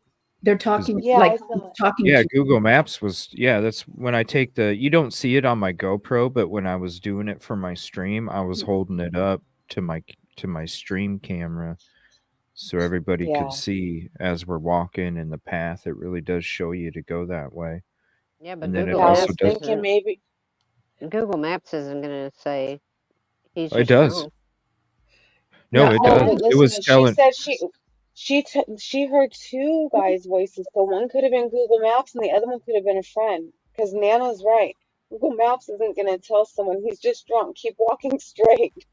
No, Keep no, yeah, walking. right. It doesn't tell you to keep I got walking. you, Nana. Right, right. I thought I was crazy. I was like, oh, damn, Google Maps does all that? Well, Yeah, Siri might. you are going too slow. Do they really As, tell you that, CJ, that you're going too no, slow? no, it does tell you Oh, to turn on First Avenue or whatever, you know, it okay, does yeah, tell you. But I yeah. would like that version of Google Apps, though. I probably would. yeah, you're going too slow. I don't Sorry. like Google Maps because they send me like 30 minutes to an hour out of my way sometimes. Right? And I'm Yeah, I like, know I've that all missed too well. appointments from it. Yeah, Yeah, I'm like, no. I know all that. I know that all too CJ well. knows really well about Yeah, all that. I'm 3 hour like, you need to trip get it turns into together, Google 4.5. Maps. That's why I got Garmin and Google, and it's still, And then it's you like, have a bad gut feeling not to listen and go that way, but you do anyway. right? And then by the time you get all the way there, you're like, man, I knew it, man. Like, I Uh-huh. got It's horrible. That's like Well, the worst that's I thing when told I'm going out on these trips. CJ, he said, how far out are you? Because we were going to Memphis. I said, I'm 2 out. I'll be there in 2 hours. Somehow it turned into 3.5 hours. Right? I was like, wow. whoa. Yeah, Jeez. it definitely took the long way, not Yeah.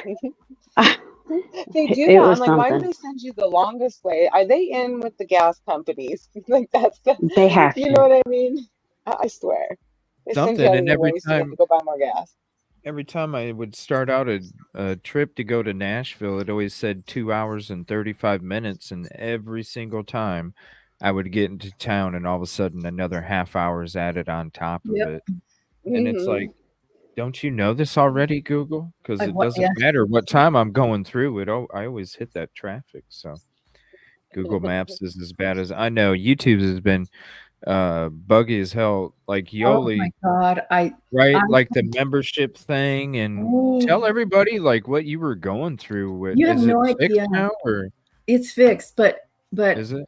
this is like the third time it's happened to me where all of a sudden I'm unsubscribed from everybody. My membership is canceled. Oh, And it says I canceled it. I did not cancel it. It's like, what wow. the hell? I know it's been glitchy lately and it's been happening to other people, but I didn't know like everything.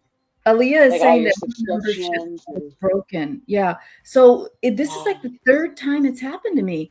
And the first time my phone was damaged, and I thought it was because of that, and I couldn't figure it out. And then I got a new phone and everything was fine. But then it happened a couple times. And then this one time while we were on a live with CJ, YouTube went crazy. Like it started everybody's like subscriptions were gone, and they were talking in chat, my subscriptions are gone. I'm like, me too. Oh, wow. Like you don't, when you hit on your subscriptions, it doesn't show anything. And then his Right. chat went Oh, from yes, that happened to me. his chat went from like 600 to like 30. Like no, like 600 to 13 in like 20 seconds. I was like, what the hell just happened? Yeah, I remember that happened that day because I got on there and it was trying to get me to sign up for the free 2 months premium and then you pay after that to get my subscriptions back. I'm like, what? I thought subscriptions were free. You know what I Like, did? I just not canceled memberships, everything. just being a sub. Everything was gone. I couldn't find nobody. And then after I got out of where it was trying to get me to do the free trial, I clicked back out. I thought, well, I'll come back if I have to. I clicked out of there and everything was back to normal. I'm like, they were trying to fool me. Something. Yeah, it was awful. I finally just Trickery. got rid of everything and started a new channel. Oh, It's like fix your shit, YouTube. I don't I get it. couldn't that is, handle it. I had no yeah. patience for it. It was giving me anxiety, and then I started thinking, did CJ block me for some I guess I reason? got lucky. No. Just You know what I clicking mean? You on get the paranoid. premium What link, did I do? reading it, and then clicking out worked for me. I Right? got lucky. Yeah, so if you guys ever think that something's being buggy or something's out of whack, just back out, close out, come back in. Hopefully, refresh and it'll help for Yeah. that. But yeah, I noticed that there was some people saying the same thing, and I'm like, damn, Right. Yoli was just going through that just a little bit ago, like Oh. big time. And it doesn't Yeah. seem like it's fixed yet either. So No, please. because For I still me, have problems in chat where chat will freeze and then I have to X out of it and go back in and then it starts going. Mm-hmm. Mm. YouTube forgot to pay their internet bill. Shoot. They're just chilling. All right, so I'm gonna switch to, let me see here. This is the Pascal. And again, if you want this link to the video from News Nation, here's the link again. And we will get into this News Nation interview here. Or Pascal, sorry. Now this is like the whole episode. They actually. I haven't listened to this at all. I'm sure I most of haven't you guys either. have. You haven't either? I haven't, so I'm anxious to hear it. Me either. I haven't seen this one either. It's a Believe it or long one not. too. It's like Like 2.5 or usually. something like that. But I just watched a few minutes and it seemed like they were really just, they didn't take any time to go into it and what they feel and what they think. So I'm going to go ahead and get this up here. I want to say shout out to Pascal for having the family and spokespeople on. And here's the link to this episode as well. So please go drop a like over there and leave a comment with some hearts or trophies or something. It is the free way to help any of us out. So there's the link for that. And we're going to check this out. So this is when everybody was on there. And I was like, ooh, I can't wait to watch this one to see exactly what everybody's saying here. There was also a letter that was written to the family talking about a commotion that was going on inside the hotel room on the very night that Riley Strain went missing. So I don't know about you guys. Suspicious. But I'm going to tell you what. I got a lot of questions, guys. I have a lot of questions, and I'm hoping we can get some of them cleared out tonight on the show. So I'm very special. I'm very, very honored to have this special group of men sharing the show, sharing their time with us. So please welcome Ryan Gilbert, Chris Whited, and Chris Dingman to the show. Good evening, gentlemen. How are you guys doing? Doing well. Good. Thanks for having us. Of course. I have to say thank you so much for being here because I know how busy it's been for you guys. You guys have been everywhere, doing everything you can to find clarity around this very mysterious disappearance and discovery of Riley Strain. So I just have to say, just again, thank you so much for being here on this platform. It means the world, not only just to me, but to the family as well that's watching right now. So a few things. I know that a lot of people have been wondering about how he was found, how Riley Strain was found, etc. So I have to ask you those things because I know that everybody's already asked a lot of things as far as, oh, you know, where were you when you got the phone call that he was missing and all that. We've moved on from that chapter. We're now in a new chapter, right? So I'm going to ask you guys, as far as him being found, because one thing that was very interesting was the fact that he was found without boots and pants on, his jeans, his buckled jeans. We also learned that he wore a belt all the time, but his pants and his boots came off, but his underwear and his socks were still on him. Now, one thing I've already talked to Chris Dingman about this, and so I'm going to ask Ryan and Chris Whited this. Is there anything else, any other details that were found on him when he was found in that river? Ryan? His Apple Watch was still on him, along with his shirt, his boxers, and his socks. Okay. So his boxers and his socks. Okay. And was there anything else, like Chris, Mr. Whited, is there anything else that was added in there as well? He had on 2 necklaces. One was had a heart cross on it that he'd gotten for Christmas a few years back. Oh wow!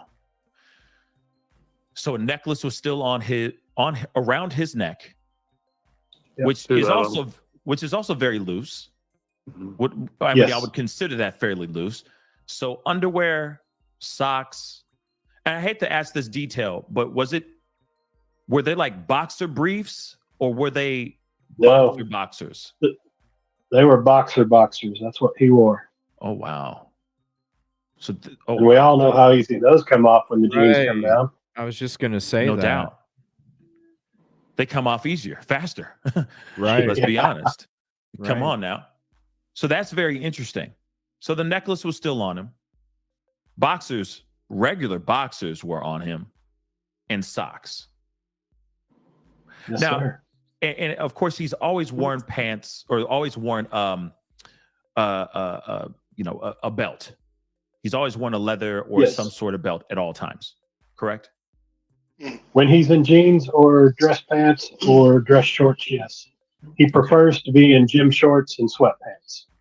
Okay, so then let me ask you guys this. Is there anything in particular that gave you guys the full red flag of there possibly could be foul play here? What was the one thing for sure after he was found that you said, this ain't right, there's a red flag and there could be some foul play? I think the red flags came in stages for me. First off, with him still having the articles of clothing on him that he still had, we were told that that's not uncommon for people in the river to lose their pants and their shoes.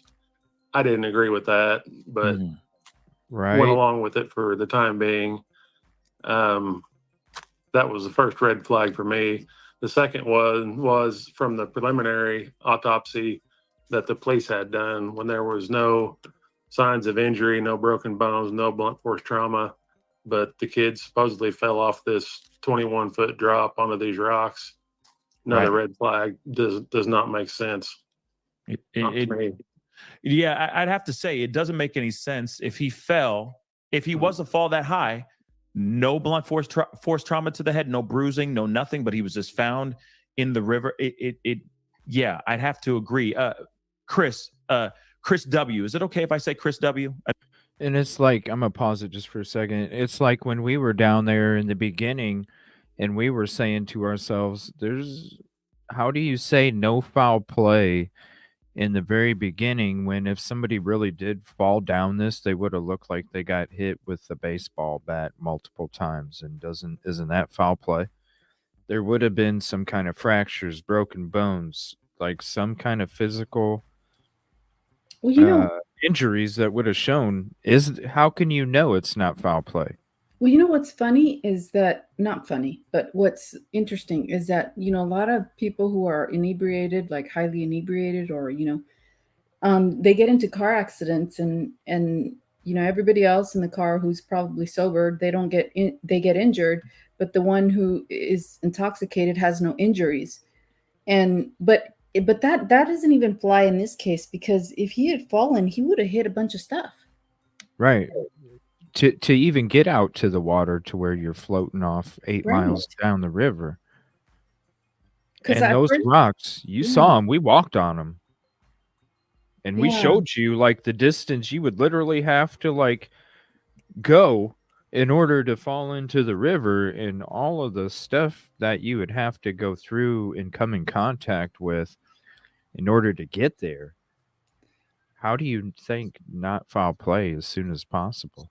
Well, and to say, why don't they just say, we don't know? If they don't know. Well, and then it later came out that there was no injuries that would show that he would have gotten any of those injuries. According to the autopsy, there's none of those injuries that would have had to take place, or you think would have took place, as the person made it from the street to the river. Yeah. So interesting. I would have had the second autopsy as soon as the first one came back, and I'm glad that they did it. Yeah, and then no water in his lungs, which I mean, I guess that could happen if you Right. drown, but not most of the time it doesn't I happen. mean, the percentages are like what? Very Less low. than 10%? Yeah. Something like that. It's not very Yeah, high. it's like a low percentage, it's Mhm. rare. And then what threw me off is that right away it was being talked about as an option. And I'm like, oh, I'm sorry, as a okay. what? Remember, like right away, can you hear me? My thing is messed up. An expert was putting their opinion on it right Oh, yes. after he was found. Yes. If he's found without the water in his lungs, there's this rare thing called, it's not the dry drowning, but it's pretty much the same thing, whatever. Anyway, yeah, so that threw me off that they were even tossing that around right away. I mean, he was literally just found.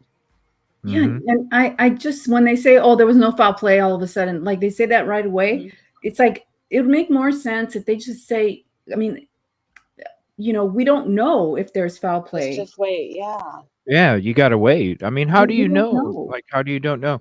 And when it comes to the water level, yeah, it was higher, but it doesn't change the stuff that I mean, I go check out the GoPro video that I took, and you'll see everything that you need to come in contact with in order to even make it out that far.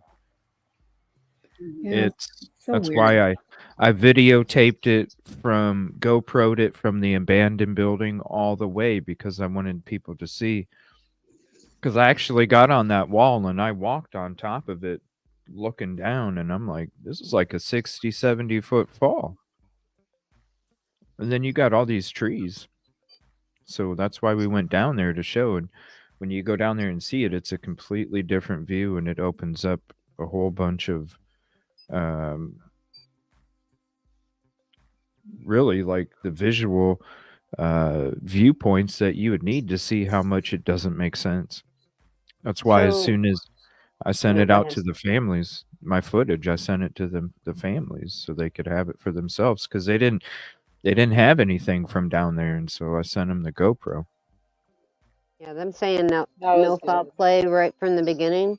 Do you think that was protecting the city? Because they still got people coming down there, going out in the Yeah. bars, doing a lot Oh of yeah. things. No I foul mean, play that was ASAP their way of protection. cover up, Mm-hmm.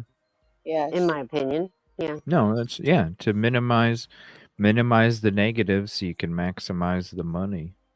Hmm. Unfortunately.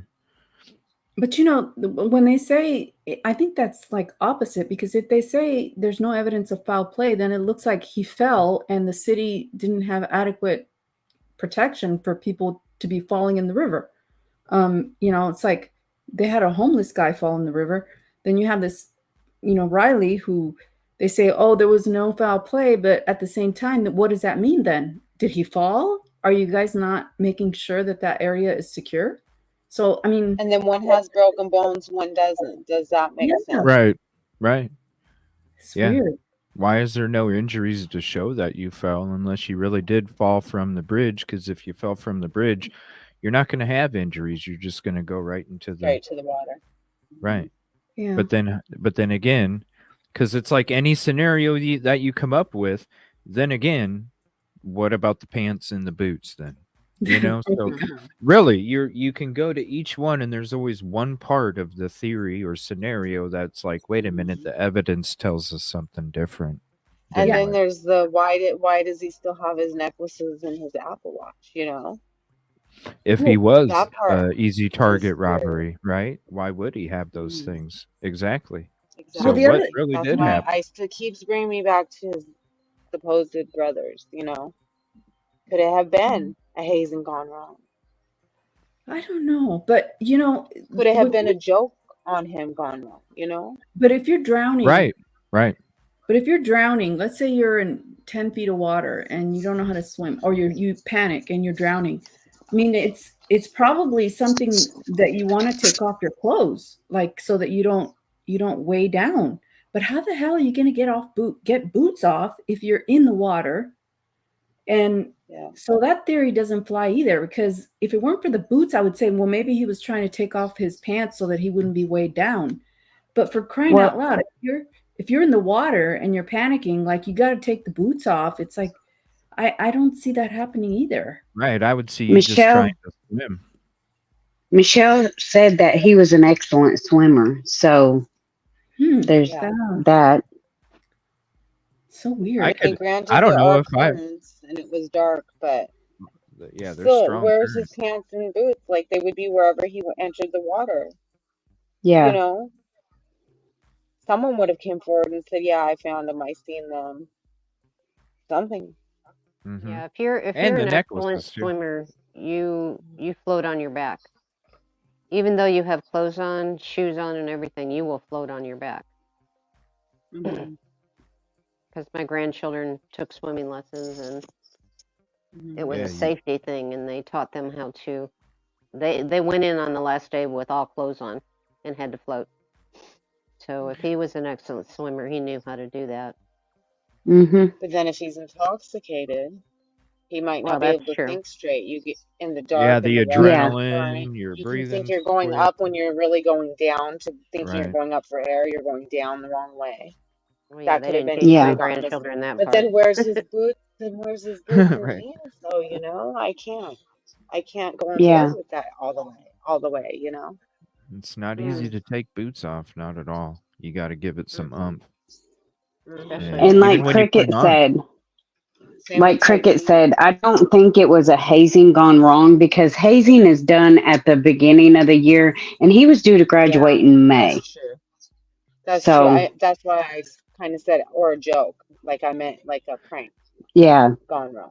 Right, or an altercation where somebody wanted to get back at the other person, and was like, like you said, did it as like a sinister Hurt his joke. hand. Why were they arguing? Why were they talking about someone being jealous of a girlfriend? Right. You know what I like mean? Yeah. Sinister get back at you. Why kind were of they thing. emotional and upset over a hurt hand that they didn't even specify what was wrong with it, how it got hurt, anything? Just one of them got their hand hurt, and apparently that made a lot of people emotional. Well, You know? CJ, you have boots just like his. I have boots just like his. Have you tried to get your boots off with them being wet yet? They've been wet a lot, and I still. Have you tried to get them off? Whether I'm pulling them up or taking them off, it takes a little umph. Yeah, it takes an act of God to get mine off. Yeah, it's like it holds your heel a certain way, and that's what you got to like push through and then pull out from is where it keeps your heel. And if you've been walking and sweating, especially, it makes it even harder. And that's what I was trying to tell you before you got yours. Like I get mine wet all the time, and when I try to take them off, before I go in the house, it's hard. So how his boots came off had to been with help. It had to been. Well, usually, plus when you're wearing a belt all the time too, unless you already, say he did go to the bathroom, got spooked, somehow really did make it out that far while his pants were down because he was relieving himself. Then if you're falling in there, I could see how maybe if your pants are already down and then all of that weight from the water pulling the pants, I could see how maybe let me tell eventually. You this, CJ. Yeah. Let me tell you this real quick, CJ. Someone sent me a TikTok that a local man had made, and I watched it, and he was saying that he went down there searching for stuff for this and found jeans that matched the description of Riley's with feces in it, and said, okay, this is what I think happened. I think he had to go, number 2, and he went down there and he took the boots and pants off, and I said, I'm gonna say, and then he said that maybe he went to, clean himself up at the river and fell in. Okay, but why does he still have his boxers on then? Right, you would use your boxers, not your pants. You would use your boxers and not your pants. And the reason that they found the pants with feces is because that's what all the homeless do. They use I know. even new clothes to wipe Yeah, themselves I off. mean, So I many said if clothes they with turn out tags. to be his pants, they'll test what's on Right? it to see if it's even his Yeah. stuff I in there. mean, And I never heard if another word about it. if the leaf don't work, you usually go for the boxer or the sock next, you know? It's not you don't Yeah, you don't use the yeah, pants. right. I just finished eating my dinner. Ooh. Oh, I'm sorry. All I'm right. sorry. At least you're not I was still eating it. right. Oh, yeah. All right, we'll get back to this here. I'll drop the link again if you don't have it. I'm sure you already seen it, but I'm just catching up here. Let me see here. This is from Pascal. This is when was it? 8 days ago. I just don't want to make Yes, sir. any confusion here. What are your thoughts on that too? Was that the instant red flag for you as well? The first red flag for me was when we first got down there and we saw the area that supposedly he had fallen from. You know, you see it, you look down, and when you get pictures from the water showing just what it looks like from the water, Yeah. and you see how much, you know, brush and trees, and then just The GoPro footage. You see what I'm saying? The GoPro footage when you're down there from the water and you can see all the rock and the brush and the trees. This is what he's saying. Yeah. the rocks. Right. It's like you're gonna fall, The GoPro but you're gonna hit Yep. ground before you make the water, and then you got to go through the brush to Yep. get to the water. So that didn't make sense to me, you know. And then, of course, later we found out, you know, he was found in his boxers, his socks, the shirt, you know. Oh, so you found Chris W. You found that out about that later about the pants and boots missing from his body, correct? Yeah, we found out after Riley had been found, after we were home. Oh wow! I don't think they even told us before. Wow, that's Oh wow! So you guys didn't know about that until that's Wow. interesting. That's interesting news. Ryan, wasn't that when we were at the funeral home? Whenever that information got leaked to the media and Are we you started getting blown serious? up Hey, Red, on our phone when we were meeting? Yeah, it at started funeral out. It started out as what we thought was just another rumor until we got verification from the police detective on that. Wow. Yeah, that was the day that I screenshotted that and sent to the war room and said a few choice words of who the hell's this guy and how did he Right. find out this information. And every one of us was just like, we don't know anything about this. And within a Wow. couple hours later, I think the boys reached out to the detective and actually got They had to reach confirmation. out? We still have no idea how this other person, you know, knew or just took a guess or whatever. But They had yeah, to it reach was a out? complete shock to the family because we were all just in awe when that got posted. No kidding. No kidding. Wow. And I think that's a piece of information I don't think a lot of us knew about either. So then let's talk about this, because this is something that I've been very curious about. I'm going to be honest. I've talked to Chris Dingman about this a lot, but like I said, it's a blessing to have you guys on here. So I really want to pick your brain about this. What was up with the relationship with you all, the family, and law enforcement? Did it get any better or did it get worse? It definitely got better as far as communication. It started out pretty horrible. We went through the whole weekend, that weekend that disappeared on Friday night, with nothing. We had no idea if anybody was doing anything. Finally, come Monday morning, we got a short phone call from the detective that basically just touching base with us. We never got anything the rest of the day. Come Tuesday, we got the same short phone call. And as far as I remember, we got nothing back Tuesday.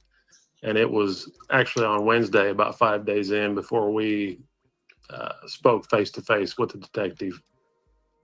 So at that point, we were 5 days in basically, and everybody was blowing everything up in Nashville at that point. I mean, things were getting crazy. Yeah. And the fact that it was days and you had nothing from Days. law enforcement until, so then what was it that finally got them to reach out to you? Was it you guys getting on They had to reach national out to news, them. calling them out, or was it something else? They had to Well, I think that this thing was, they were so far behind by the time they got back to work Monday. I'm Mhm. sure that they were overran with calls and tips. And I think they were trying to wrap Yeah, they their don't heads work around weekends. what was going on here, because it wasn't just a normal missing persons case. You know, we knew this boy didn't run off trying to get away from something for the few days, because they were supposed to get back on a bus Sunday morning and go back to school. So at that Right. point, I think they were trying to figure out what they had came back into work on Monday in the middle of. Right. Man, okay. Interesting. Because it seems to me that, okay, maybe they stitched themselves up a little bit as far as their presence, as far as their transparency and their communication with the whole family. But then as soon as Riley was found, it seems like they just kind of dropped the ball again, meaning they said no indication of foul play. We're going to keep it moving. But you guys decided to do a second autopsy. So to me, at least, you know, this is my own personal opinion, and this does not echo the court of public opinion. But when I hear about a family doing a second autopsy, clearly it feels like maybe they feel that law enforcement or, you know, medical examiner office, they feel like they're not fully satisfied with the results of that said autopsy that was already performed. So can we talk about that for a little bit? The second autopsy that you guys did, why was it done? Ryan? We didn't want to put all of our eggs in one basket. Through the whole dynamic of the investigation, there were some things that, you know, of course, we're the family, so we always think that there can be more done. We didn't want to put all of our eggs in their autopsy basket, so to speak, and we didn't want to go home and have questions for the rest of our lives on this case if we didn't get the answers that we were comfortable with. So we set up the second to be done the next day on our own accord, to try to at least back up what they're telling us, if not find something different. No doubt. I mean, Chris W., I mean, I feel the same way. I mean, if you were to find him 8.5 miles down the river in an area that allegedly was already looked through before or searched at, and suddenly, boom, he pops out of nowhere, and then they have an autopsy and there's no bruises, there's no signs of anything, it seems a little bit odd that law enforcement would just say, no foul play, we're moving on. What do you think on that, Chris W.? It's odd whenever they call it an accident before there's even been an autopsy. So, you know, when you look at it from that standpoint, you already got to be asking questions. Yep. But it stems farther back into, you know, earlier on in the investigation, when the debit card was found. We got a call and pictures from Chris Dingman asking us to verify. When we verified that, we headed downtown to where they were. We get there, there's no cops there. I call the detective. He's like, I don't know what you're talking about. I said, you know, they found this 25, 30 minutes ago, and they called 911 to tell them that they found it. You're not here. Ain't that nuts? You know, so we sat there and waited another 15 minutes for cops to show up to get the card. So when you start seeing chains of events happening like that, that's what's crazy. You know what I'm saying? When I'm out there looking for Sebastian and I find the bag of bones there, and it was even called in as not human bones but suspicious. They were there in 10 minutes when they're showing up for a tip. Right. You know what I mean? So if they're really serious about the tip, they're going to show up. And with this, you find an actual debit card that was confirmed. and Yep. then you're waiting 15 minutes and you're right like what? You're right there. You're downtown. Why does it how is it even They're right taking around the corner. The detention right? center. Yeah, It doesn't even Right take around you the 15 corner. minutes to walk. literally. Not even 15 to walk. Mm-mm. And they had to wait.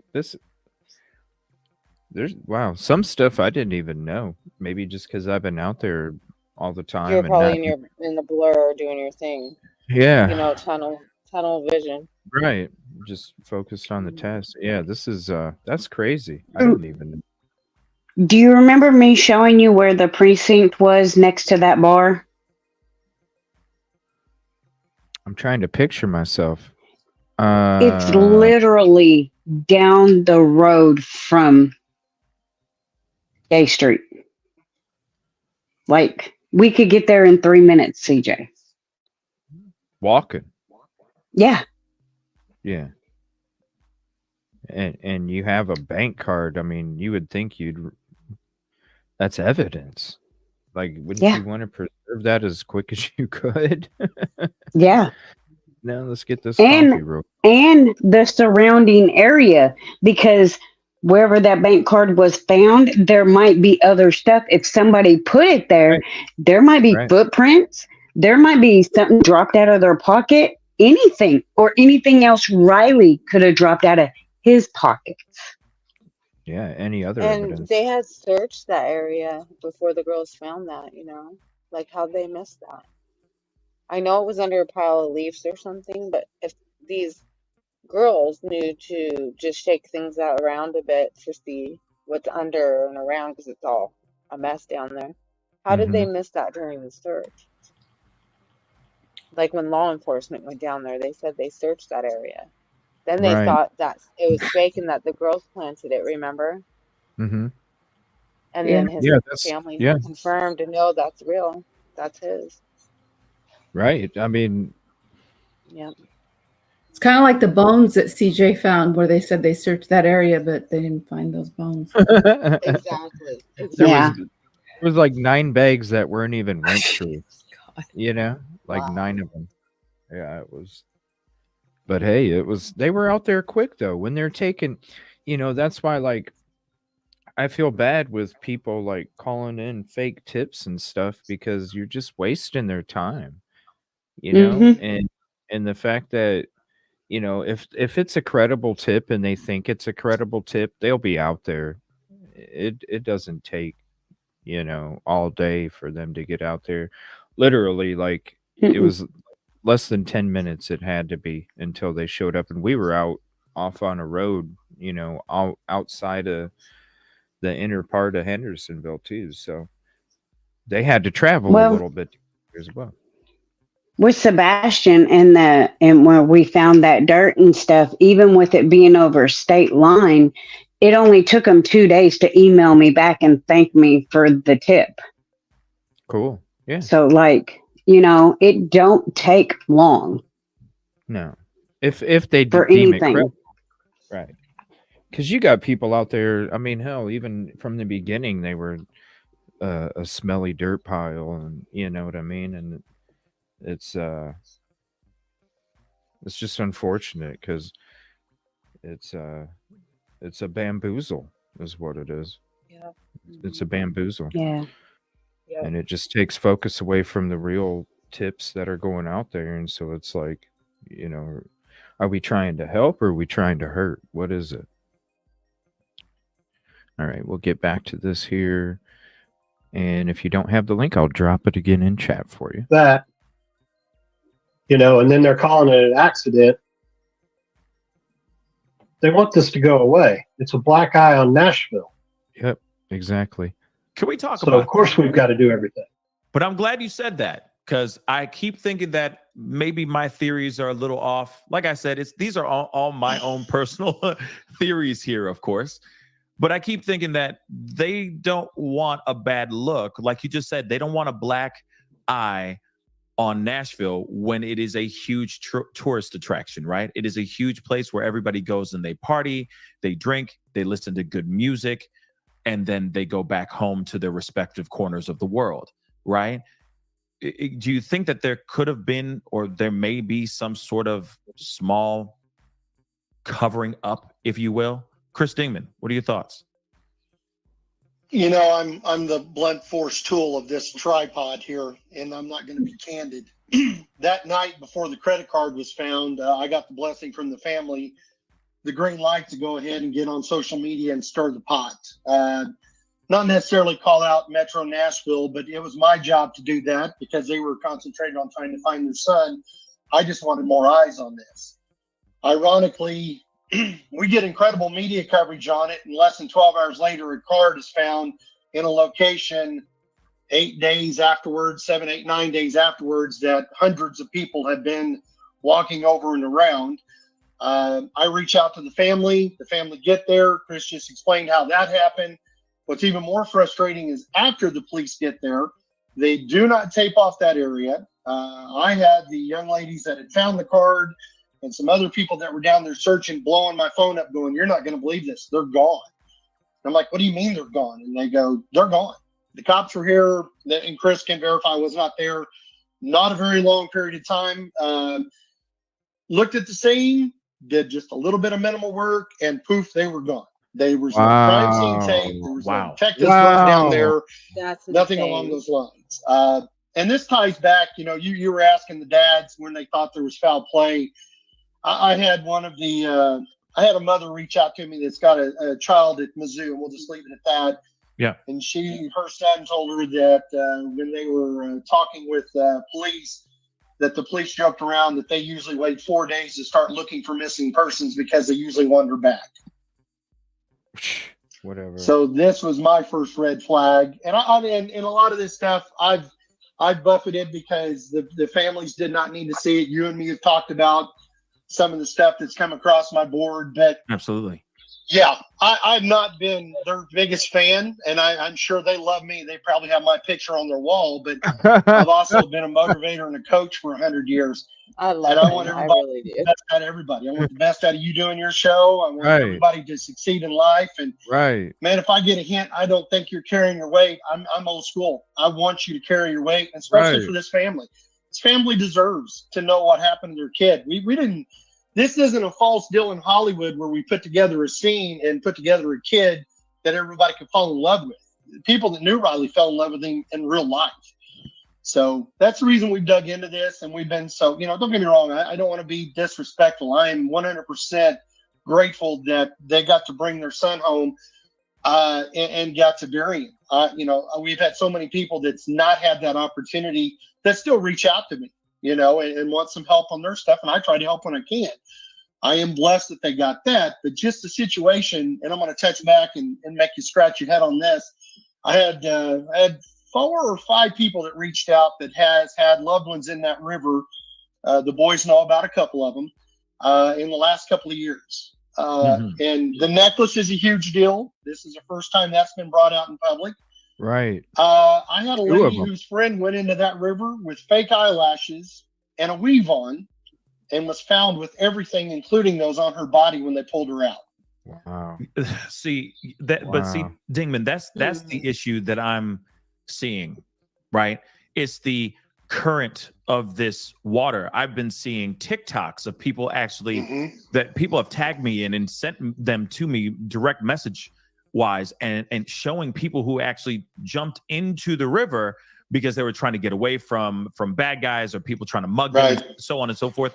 Water seems to be fine, doesn't seem to be moving very fast. Now, I get it that certain areas of the river can be very volatile and some places can be calm, but at the same time, you're telling me that boots that would be very, very hard to get off of your body dry would be easy to get taken off wet. Then on top of it, the belts latched around tightly around his waist to keep his pants up.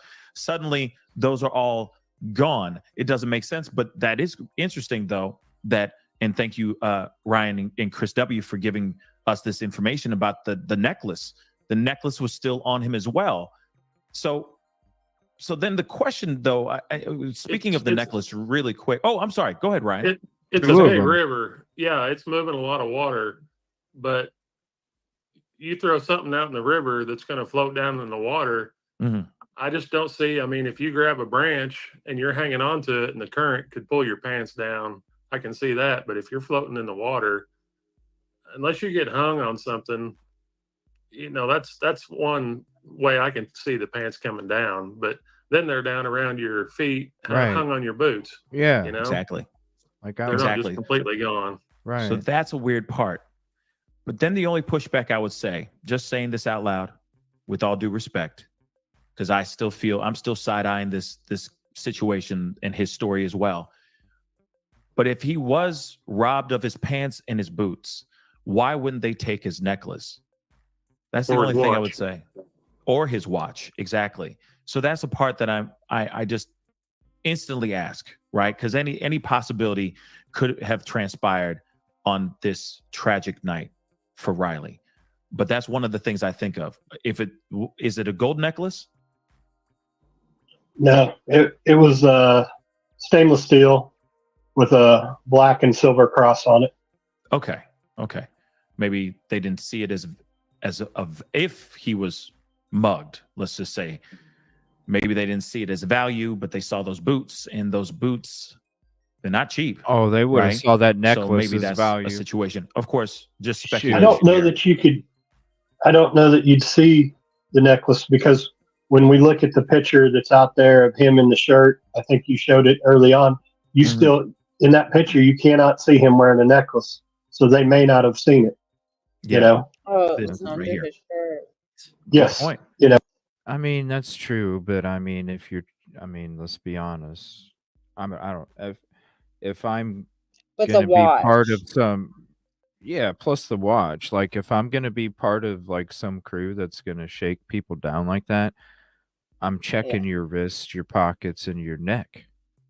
And they're probably holding on to him, pushing him around. They're going to feel it through his shirt. His shirt's not fit. And I mean, Hmm. that's why when I found out some about this people think the necklace, watch could have been too traceable to take because it was an Apple Watch. And I'm like, right? okay, I can go with that. Yeah, That but makes sense. you would take everything because it's all worth, even if it's all worth something. And if you're gonna be part of that, you're already gonna know to look for the neck for necklaces, because that's where a lot of your value might come. If you're trying to shake somebody down, is their neck. Either their watch or their necklace is going to be worth way more usually than what's in their pockets. And a lot of them people that do that, they pickpocket in Nashville so good. Uh-huh. Yeah. Yeah, I'm confused. I really don't know what the heck happened here. Nothing makes sense. It's kind of like, right. It just doesn't make sense. And he was so No. tall, and you figure, he stood out, I'm sure, and then his shirt stands out, and like I don't know, this is very strange. But yeah, for sure, the police are probably trying to minimize it because they don't want to people to think there's like something dangerous. It makes me, this whole time I've thought that it was an easy target kind of situation, going down the street by yourself intoxicated. But now that I'm hearing that there's 2 necklaces on, Yeah. you add that with the Apple Watch, and it's like, well, I don't know, maybe not. What the heck? I'm not gonna There's lie, always, I keep thinking frat boys, and then the guys on the scooters could have been them. well, that's They knew a his group that I'm gonna location. be, They could have pulled up on the scooters real quick. yeah. Well, that's what CJ was gonna look into, right? Yeah, there's photos. There's photos from people down there. I'll just say there's photos from people down there of suspicious people or vehicles that I'm going to be checking out as well. Yeah, I have a video of people on scooters down there. I have a video of I think it was 3 or 4 people on scooters right around that area where he went in. Wow. Yeah, they come down that street. They come down Gay Street, up and down Gay Street Yeah. like crazy. Oh no, they were hanging around that area right there where the opening is, where you know, that opening you went down. There was like 3 or 4 guys on scooters hanging around that area that night. Well, my thing is the security footage I seen where it was right past the bridge, and that was before they said that was his last ping. Later on, they said he made it a little further.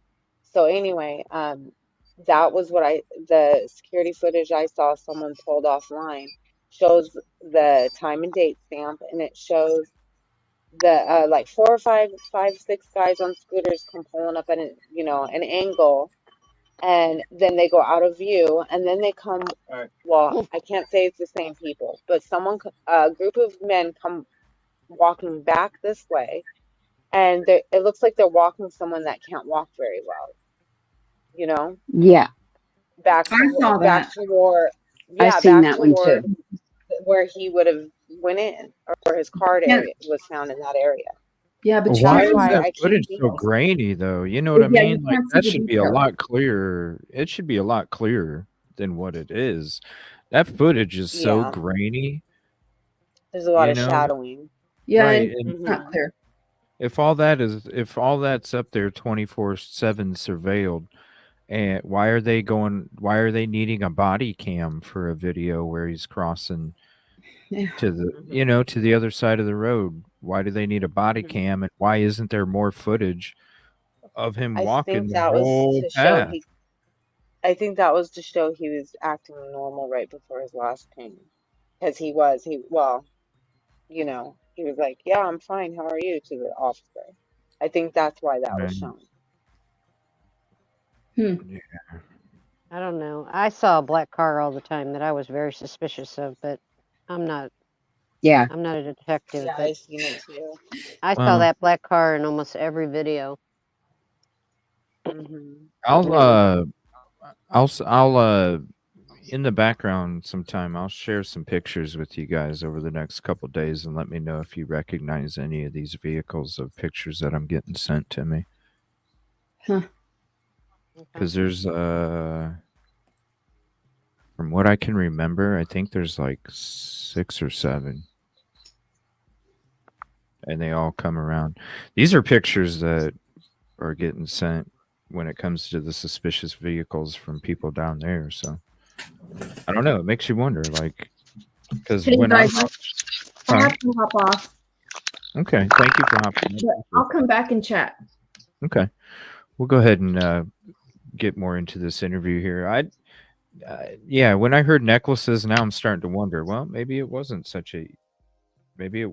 necessarily an easy target robbery then, because I would assume necklace, wrist, pockets, right there's your value, right? So, all right, let me see. No, you don't see the necklace on him, but he had 2 necklaces on him in that picture. Oh yeah, 2 necklaces on. Oh wow, and they were both still on his. They were both still on him when he was found. Yes. Oh, 2 of them. 2 of them, guys. That's incredibly important information. So like we all are agreeing, it just doesn't make any sense that if his pants were even to be ripped off during this current, snagged on a twig or branch or something like that, it would be very hard for it to rip off of his boots. It would be stuck on his boots. Then on top of it, the boots, which from my understanding, you got to get on the ground sometimes, or like put in some real force to get those boots off of your feet dry, let alone if you're in the water, that thing is just like glue to your body. I've done a lot of construction work in my life, and I've worked in the rain a lot, and you go to try to get those boots and pants off, and it's hard to do by yourself. Indeed. Usually going to lose your socks when you take your boots off. Absolutely. Exactly. So it doesn't make sense. That part I still scratch my head over.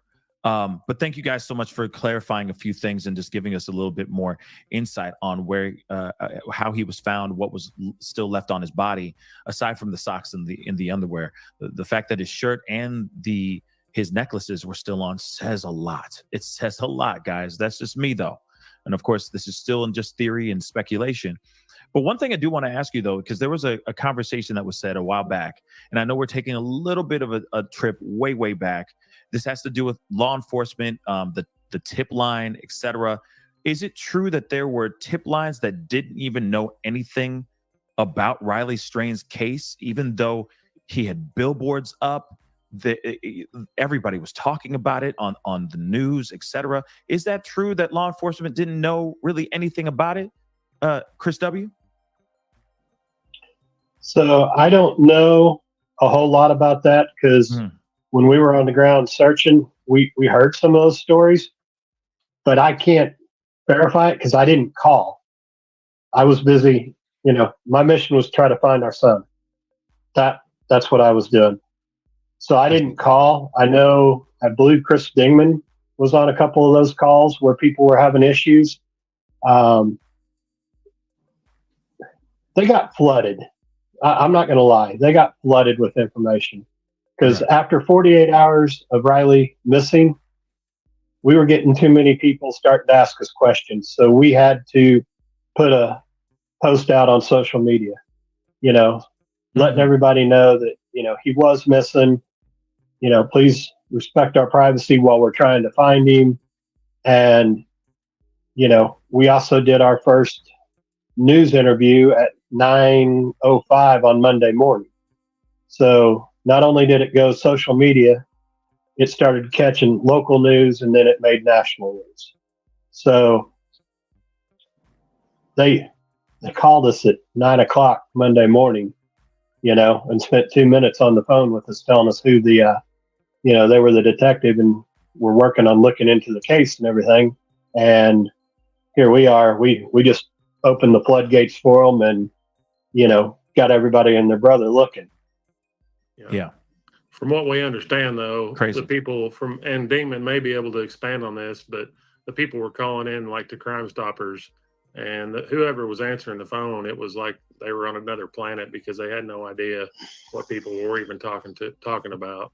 So that's exactly what I was talking about. Like the Crime Stoppers didn't really know about it, which is kind of surprising given the fact that it had already been days of coverage. And this was into that first week. It wasn't just Monday morning.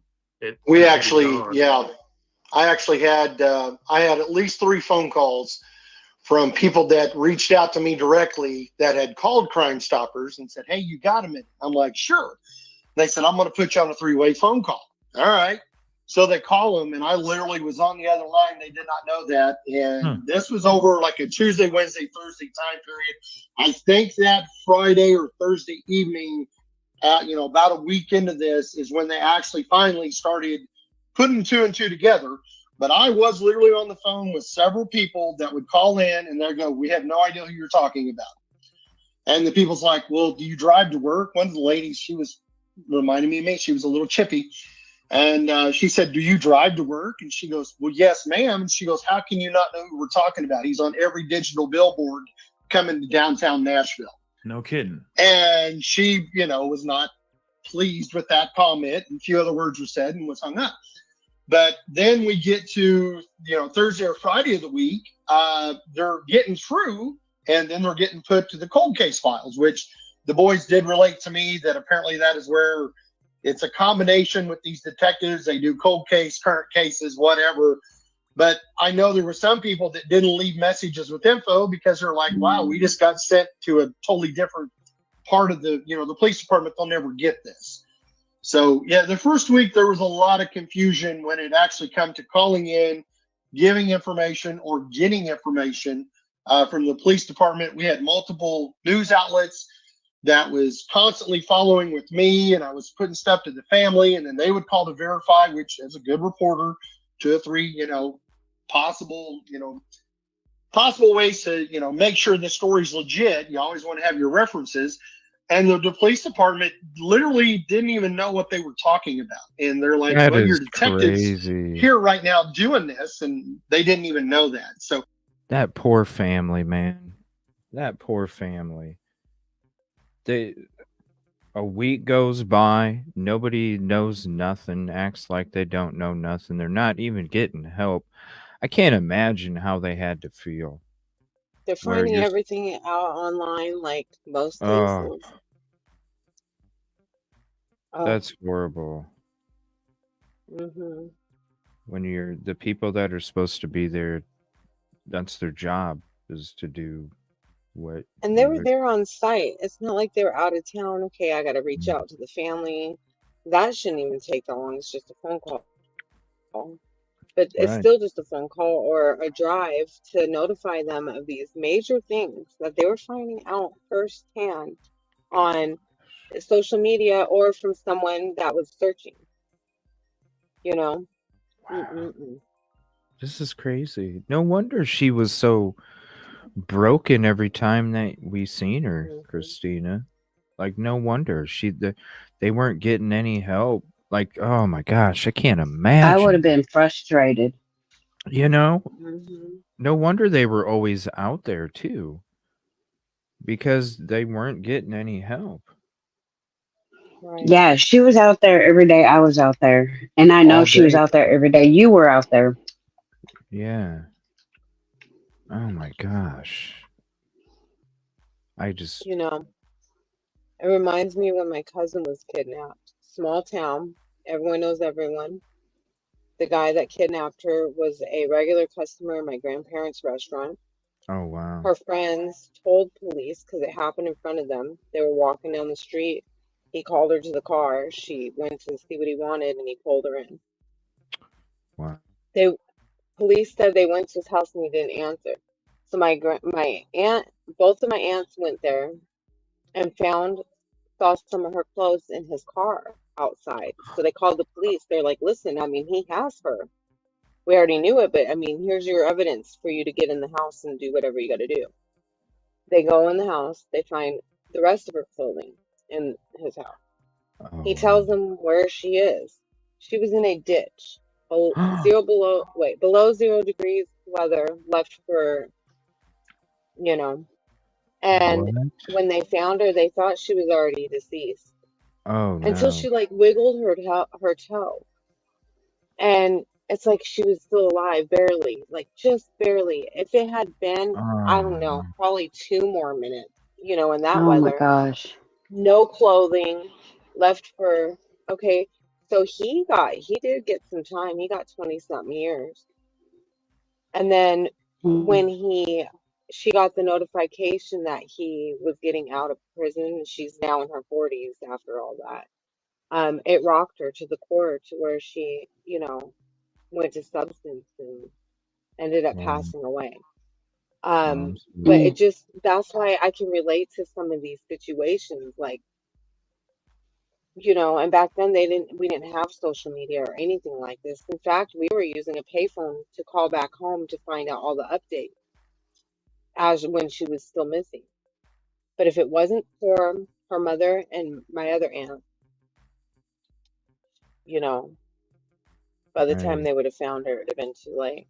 You have to do it yourself. And the same thing kind of goes here where I live.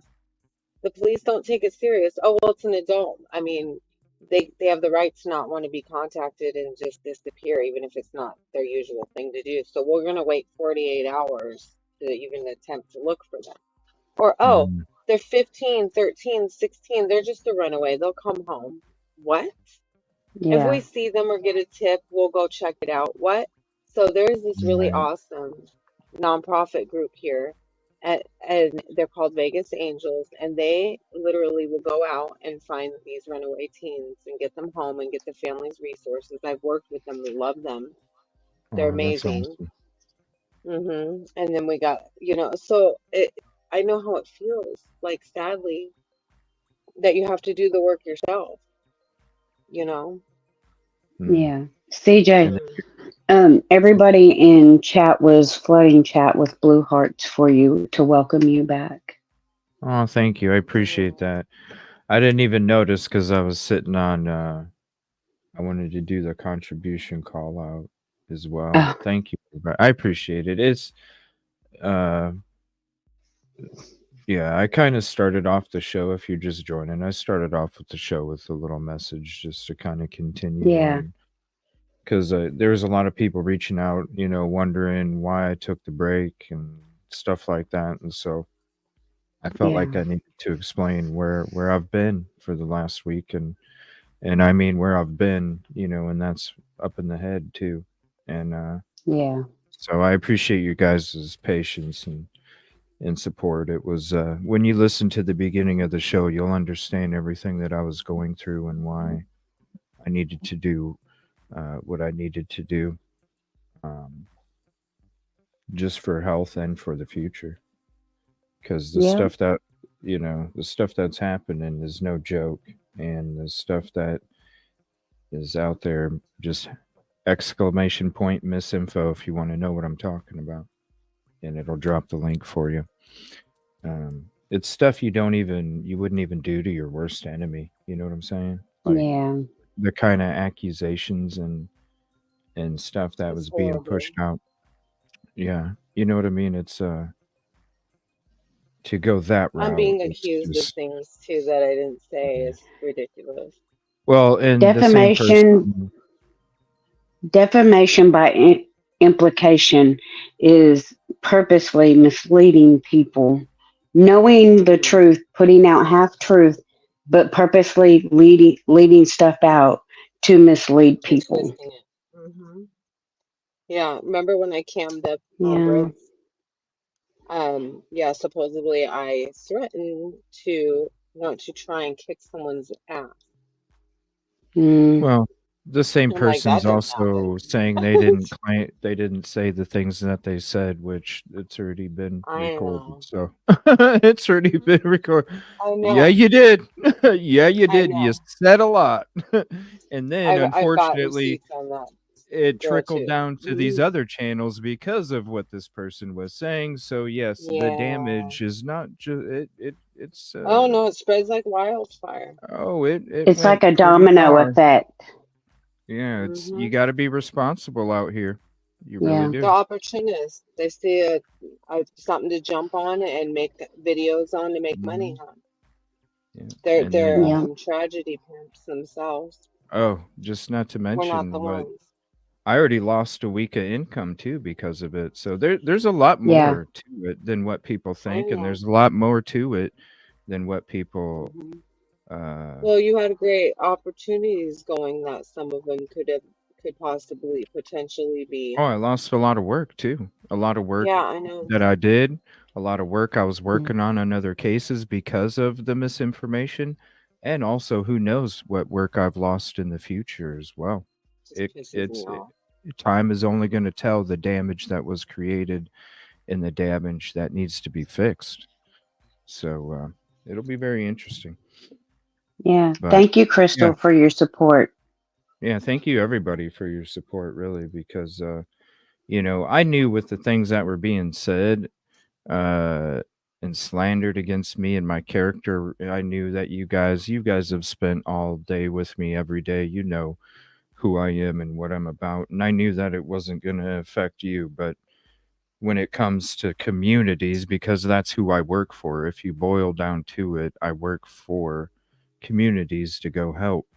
And Yeah. that right there, that kind of message being put out to a community also puts me in danger as well. So there's a It was lot of detrimental to your there's a lot of safety. tentacles. There's a lot of tentacles that were created based off of one source that then trickled a whole bunch. And the one source is where it starts. So Yeah. be responsible because the clock is still ticking. All right, we're going to go back to this here. And yeah, only time's going to tell for everything. I appreciate you guys' support. I like Everything will this. work out in your favor, This Chris DJ. I know Ding. that. This Chris Dingman guy. I like him. He's smart. Yeah, he is. And I like his approach too, because Yes. he's like me. You know what I mean? He's like, yo, if you smell a steak, hot dog, yeah, something's up, and you're gonna say it. Yep. Some people don't like it, some people don't appreciate it, but the people that understand that it's always about giving that other person 150, and that's exactly what he does. You can tell just by how he goes about it. It is that 150 approach because you're trying to help everybody succeed, whether it's through the soul or through life in general. Yes. And we'll get back Well to this said. here. Yeah, he's awesome. Once again, it's a huge organization. I can see where stuff gets slipped through the cracks, but it's one of the reasons I've been a little candid about some of my stuff and them. There's been a lot of stuff that has happened that we have a lot of friends back here in Springfield that are actually police officers that have been in the police department here for a lot of years, and I have personally talked to them. I've got family that's in the highway patrol in Missouri, and they're just like telling me, wow, don't take off. And the family was even told, by some people that was down in Nashville, don't take your foot off the gas pedal. Stay on top of this. Keep putting pressure because, as the boy said, they're going to want to rubber stamp this and just move on right down the road. One, No because doubt. we're 6-7 hours away from there, and we're just a blend, Right. And that's why the family, I went out and was doing what I was doing so the family would have time to find Riley and then have a little time to grieve for Riley. But now that I'm the boys in the family and incredible family they've been for each other. There's a lot of split households that, and I was growing up in one. God, I might even actually turn out to be a good dude if I'd had the family that Riley had. Having a mom and a stepmom and a mom and a stepdad and a dad, and he was loved just as much at each house as he was the other. Yeah. So it's just one of those deals that it's incredible. Now I just want the family to get answers because they're at that point now. They're still grieving, but we don't believe, and I'm speaking for myself, and they can say something wrong. 100%. I don't care what they come back with on their deal. There's too many inconsistencies. We've had too many professionals that has reached out to us and other law organizations that say, and they don't know about some of the info we just released tonight, but there's no way this was, you talked about the pants. Let's say it got snagged. Guys, he's got a belt on. He's got boxers on. Those boxers are coming right down with those pants if they go off. Indeed. Boys, we're men. We've talked about it. It's so easy to get those boxers off when you're taking your pants down. Most of the time, you have to be careful because if you're changing in a room and somebody's not supposed to be in there, you got to be careful because they're going to drop to the floor. My personal opinion, which everybody's probably getting tired of that, but it's like I said, I'll let the boys go ahead and talk, but that's just some of the stuff that we went through on the backside. Absolutely. Ryan, Chris W., you want to add or expand on any of that? There's one thing I wanted to touch on, and that was the fact that there were no other outside resources brought in by the Nashville Police Department. What? We contacted the FBI. What? We contacted the TBI. They both said that they had to be basically invited into the investigation by the police department or the DA's office. None of that ever happened. They said it was their investigation, and that's where they wanted to leave it. They turned down resources. We got the United Cajun Navy to come in. Volunteers came in and searched because obviously they can't control what a volunteer's doing. Texas EcuSearch was coming in with state-of-the-art drones to help in the investigation, and they were flat out turned away. What? Nashville told them that they had the same equipment and they were going to stick with their stuff, even though Texas EcuSearch had state-of-the-art equipment, and the people that wrote the software for their stuff were going to be the ones reviewing the footage that they collected. So it seems to me like, that could have been the best option. They even had the people that wrote the software there to decipher it. And they said, that's no, don't absurd. worry about it. That's alarming. That's very, very alarming. We have a lead over this. We've got this. No, you don't got this. You're not doing anything. Let help in. Is it a pride thing or is it a cover up? It's a knowing Metro PD, it's a cover up. Metro PD has a lot to hide. That's crazy. And they're doing it for free. They weren't even going to charge them. They were doing it for free. Like, like you go to the communities and you're not you're there to help. You're not asking. That's crazy. Just wow. This is a very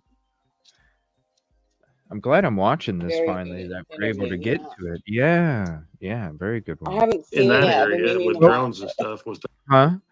Huh? No, I said I haven't seen it yet. I've been meaning to watch it, so this is perfect. Yeah.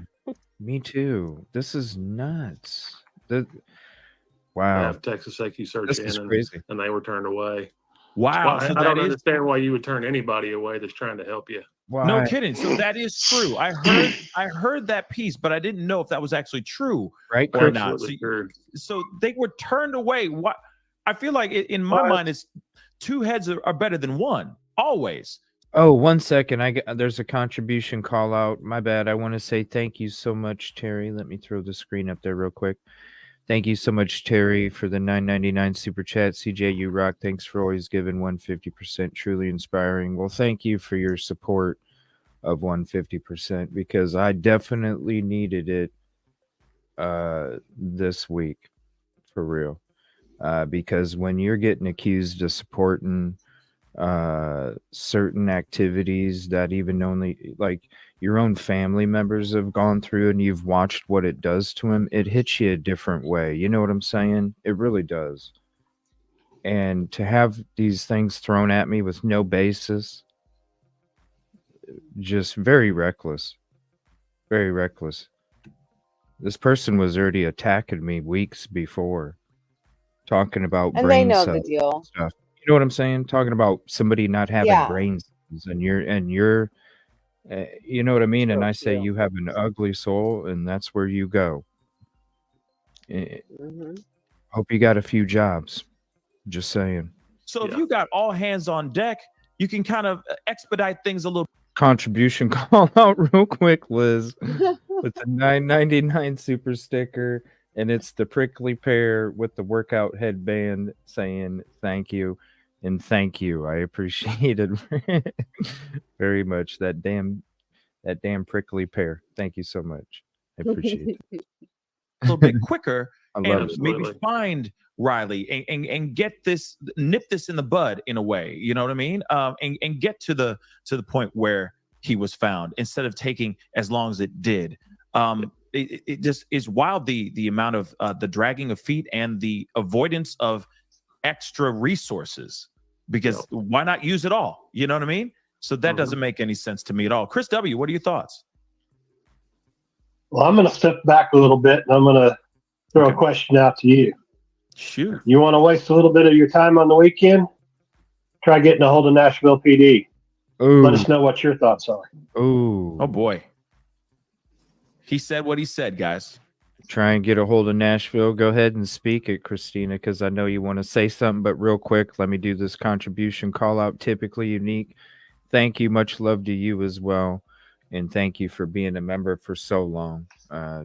They have a great channel over there, talking mental health. So definitely go check out Typically Unique. I'll drop the link to their channel here in a second. And thank you for your support. I appreciate it.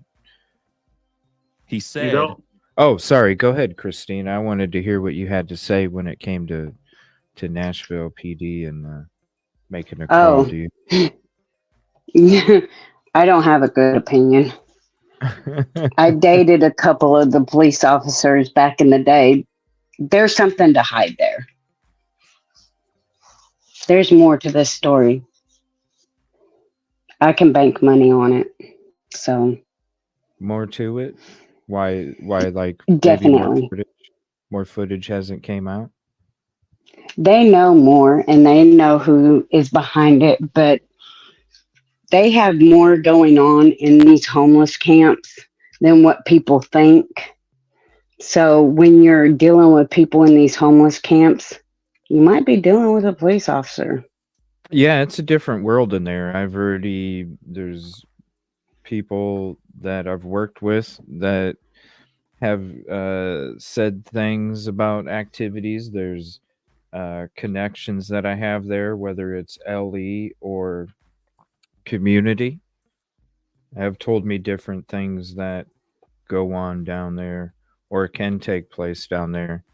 It is. It's its own world shut off from the public. And they run it. They have their own hierarchies as well amongst all the homeless communities in Nashville. It has its own. Yeah. That's why, like, when people like joke around about me saying the mayor of that one encampment with the blue tent, I'm being for real. Like, that's Oh the yeah. mayor, guys. He is the head honcho of that riverbank, and he lets you know it.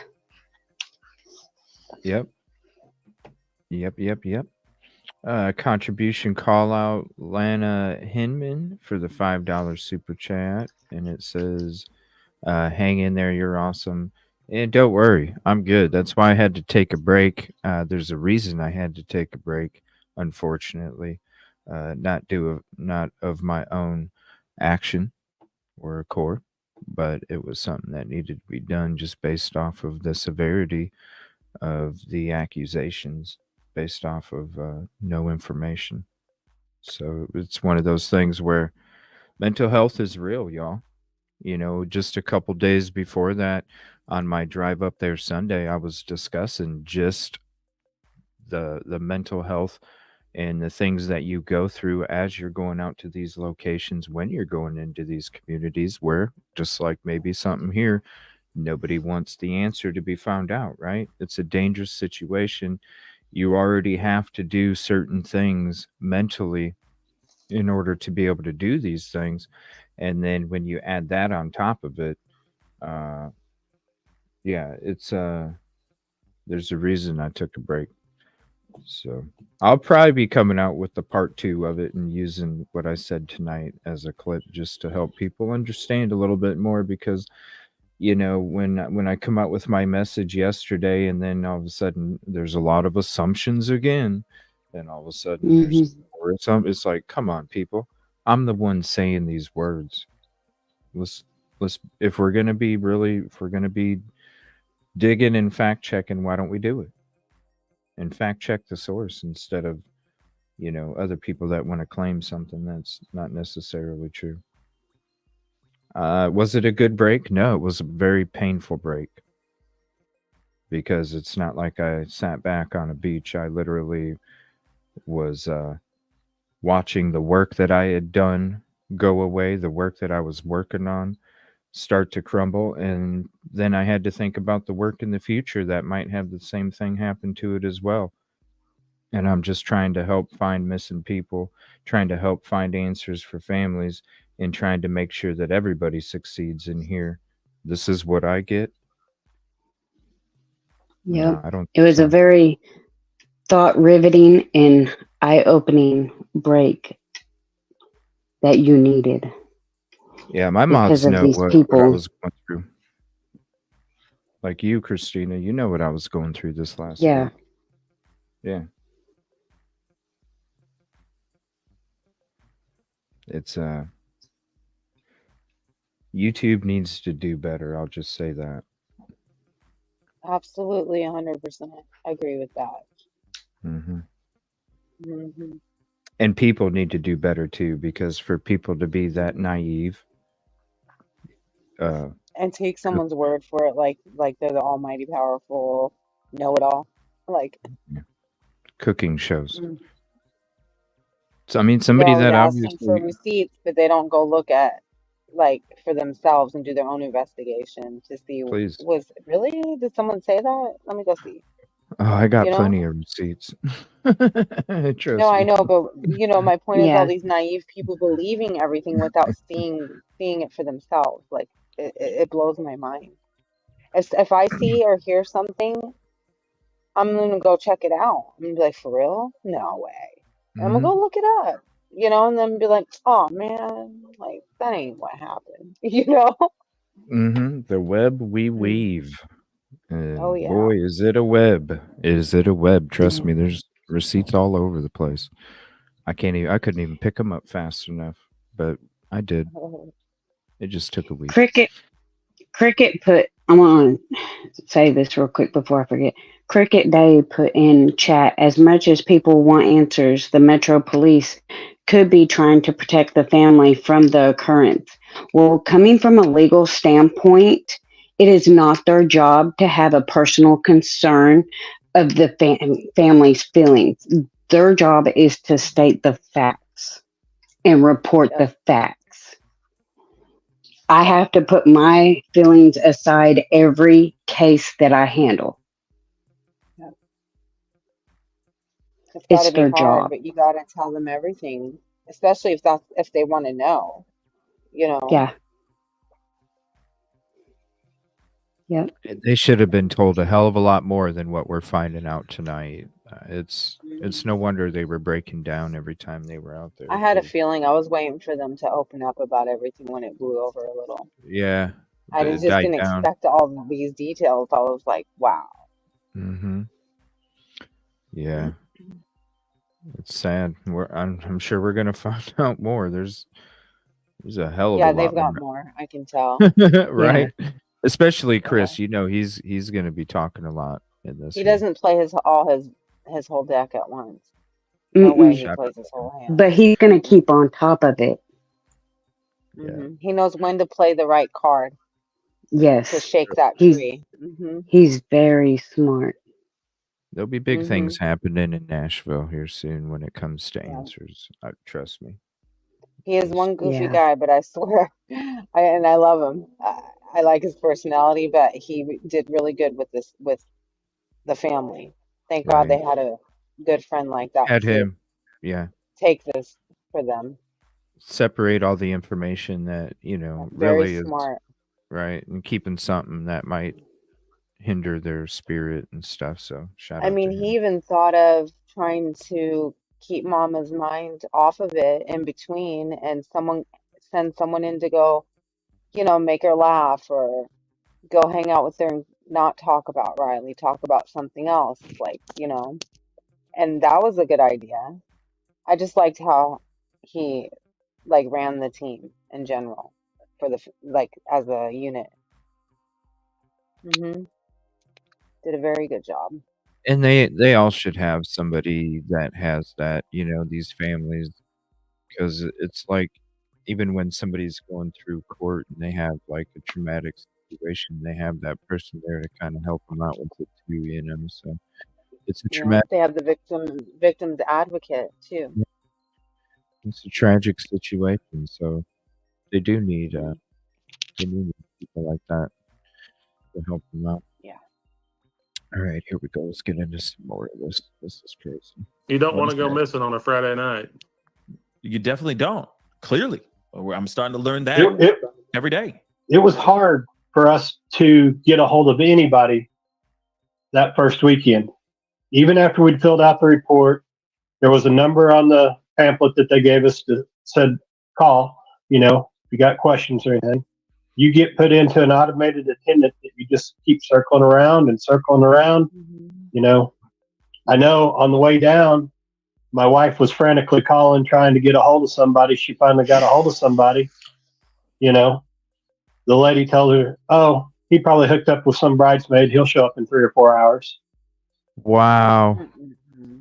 That is so Wow. disrespectful. That is Can't make it wow. That is so I will say, disrespectful.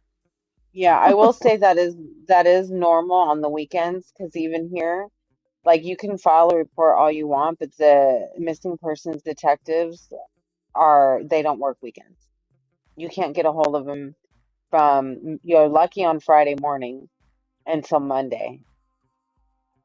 No, there's no Friday evening, Saturday, Sunday, nothing. When And that's that seems probably like the most. decades for families. Yeah, the most critical time. What? Yep, that's the way it is. I think everywhere, I'm sure, because it Why starts wouldn't that they? here. Why wouldn't they have a rotation or something? Like Yeah, I've even if worked they're with like families. I'm volunteers or emailing. Yeah, I've worked with families. I was emailing the detectives on the weekend. They weren't getting back to me till Monday, and then they would be like, not really rude, but they're like, "Oh, well, those aren't our hours. You can get a hold of them on Monday." And I'm like, "Wow, okay." But I did That's get a crazy. relationship with one of them to where when there was another case came up, she responded to me on the weekend. I needed a flyer ASAP, an official flyer ASAP, not just one of the ones that are homemade floating around. We needed an official one. It was for a like 11-year-old missing child, and she did Wow. get it produced. But that's as far as I've ever gotten them to do anything on the weekend, was to produce an official missing persons flyer. That's it.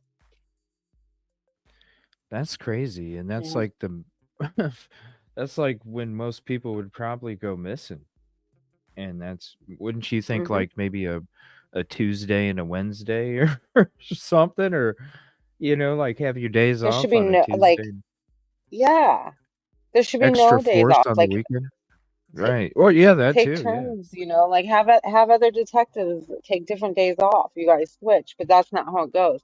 When there's a missing persons case, it gets assigned to just the one detective. And then there's only two detectives here. Well, I don't know about right now. I haven't done any cases recently in like the last 6 months or so.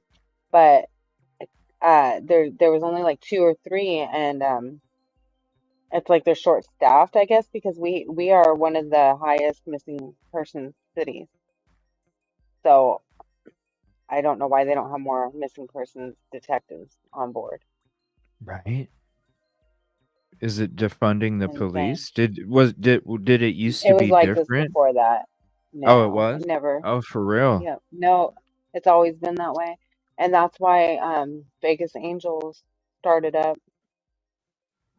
They're a nonprofit, and they will print out flyers. They go on searches, foot searches. They get online and sleuth until they can find the runaway or the adult that might have been taken by someone in a bad situation and needs rescuing. Like, you know what I mean? I've worked on Right. many cases with them, and it's crazy what we do. We do the detective's jobs and hand it all over when we need them to come in for the legal part, for the rescue, or for the returning of a child. You know what I mean? That type Hmm. of thing. They got sick of us on one case. The police weren't even gonna. We were looking for a girl who was kidnapped, and we are helping the mom. And some of us were online doing our thing, and some of us were with the mom doing the footwork. And they were going to different locations because they had gotten a tip about this guy that might have her. And they were going to his old addresses because they were just looking up his addresses. And the police kept coming out, and they were getting really fed up with him because it would turn out to be nothing. And then we got a really good hit. We found his present address. And it took a lot to get the police to come to that one that time. To where my the boots on ground, they were girls, by the way, knocked on the door, and these were dangerous people. And they kind of peeped it out and stuff and acted like they had the wrong apartment. Well, the guys kind of felt like something was up, and they started following the girl around. And then she got in her car, and they stood there and just stood in front of her car, like dogging her, trying to scare her off. She called the police. She's like, "You need to get here like now. We know the girl's in the apartment. Now they're following us. Now he's standing here staring at me, and I'm scared, and I will defend myself if I have to, because Hmm. they don't go without safety." And police finally showed up and rescued her. She was in there, and it was bad. And this guy that did it too was like, he should have never even been let out of jail. He was a very repeated offender. Hmm. So, uh, Man. it's Yeah, you would a think that they would yeah. And they didn't have more arrest of him a right force away, on the weekend. They didn't Huh? arrest him right away. They did not arrest him right away. Him and his brother. They did not arrest him right away because I don't know why. And then when he finally did get arrested, because we all made this like big deal about it, um, they were going to do a competency thing. It's like, no, you should have never even let him out. You know how many parole? I saw all his parole board things where he was asking, "I'm going to change. I'm going to be a better person." Da da da da da. Hmm. And look at what he did. He got out and did the same thing to a 13-year-old child. You know. Wow. That's So so yeah. sad.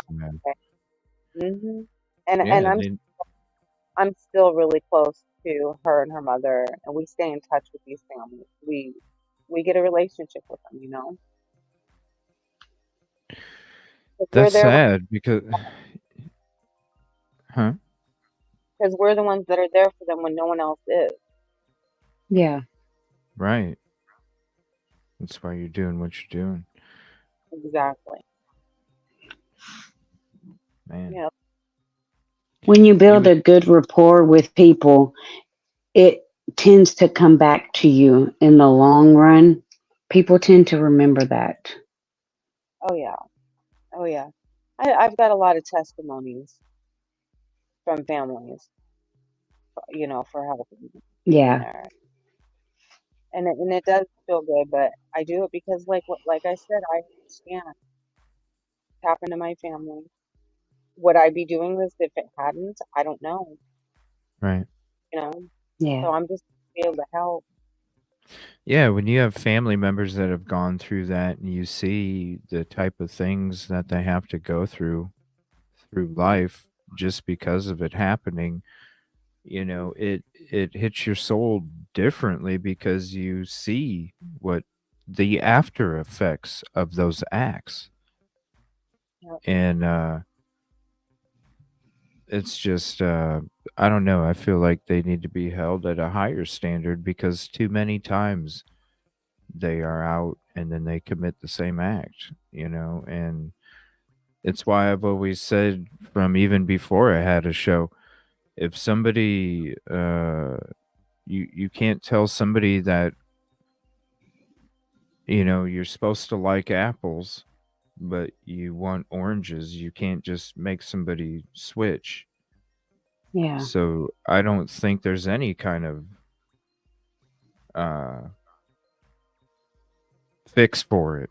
I'm just being honest. Like, I think because to me that's almost like it's almost a death sentence in a way, because what you just did to that person affects them the rest of their life for what you just did. Mm-hmm. And you almost killed their soul already because of what took place. Yeah. So that's why I needed that break, because this stuff that I was having thrown at me, it was like, if people even fact check their shit, Yeah. how Yeah. dare you even say this about me? You know what I mean? Exactly. Like, don't just believe everything you see and hear, because things can be altered and twisted, and you got to go see it raw.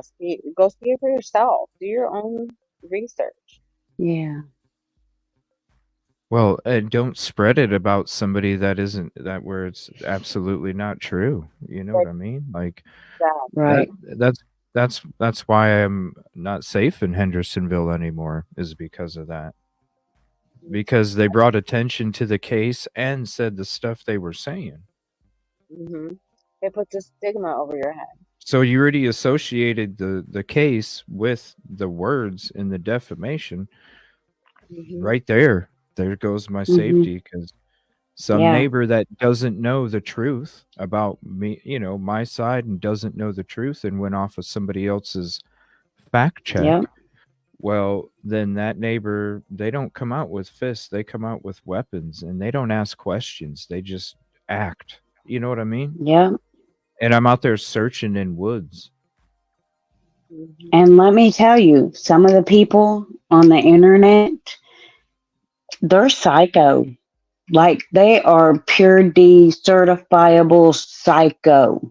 Oh, you already saw what was being typed in those shows chats about all that other stuff too. There That's is already people out here that are so certifiable that they take what is said and they, in their mind, they twist it to what they want, and then they go out and play vigilante. And that is not good. That is why CJ wasn't safe. That is why CJ had to take the break, because of what was said. She has thousands of followers, and how does she not know that she don't have a psycho in her audience who wants to go play vigilante? Well, it's not even that, Christina. It's the trickle effect that trickled down to other channels that then started promoting the same Yeah. things that were being said, and then that their communities as well. It wasn't just Yep. one channel. It started off as one, and based off of the message that was being out, then trickled to others. That's where the avalanche started. Yep. And if you guys are like, who is it? Then guess what? Be thankful that you didn't go see what was being put out there. Because you don't want to be mixed up in her crowd. No, there's no reason to tell you the name or names of all of them.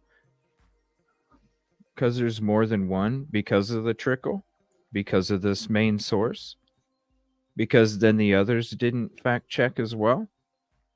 Yeah. There's no reason to mention the name, because if you haven't seen it and you don't know, well, then that's a good thing you haven't seen it. And there's no reason to tell you who it is.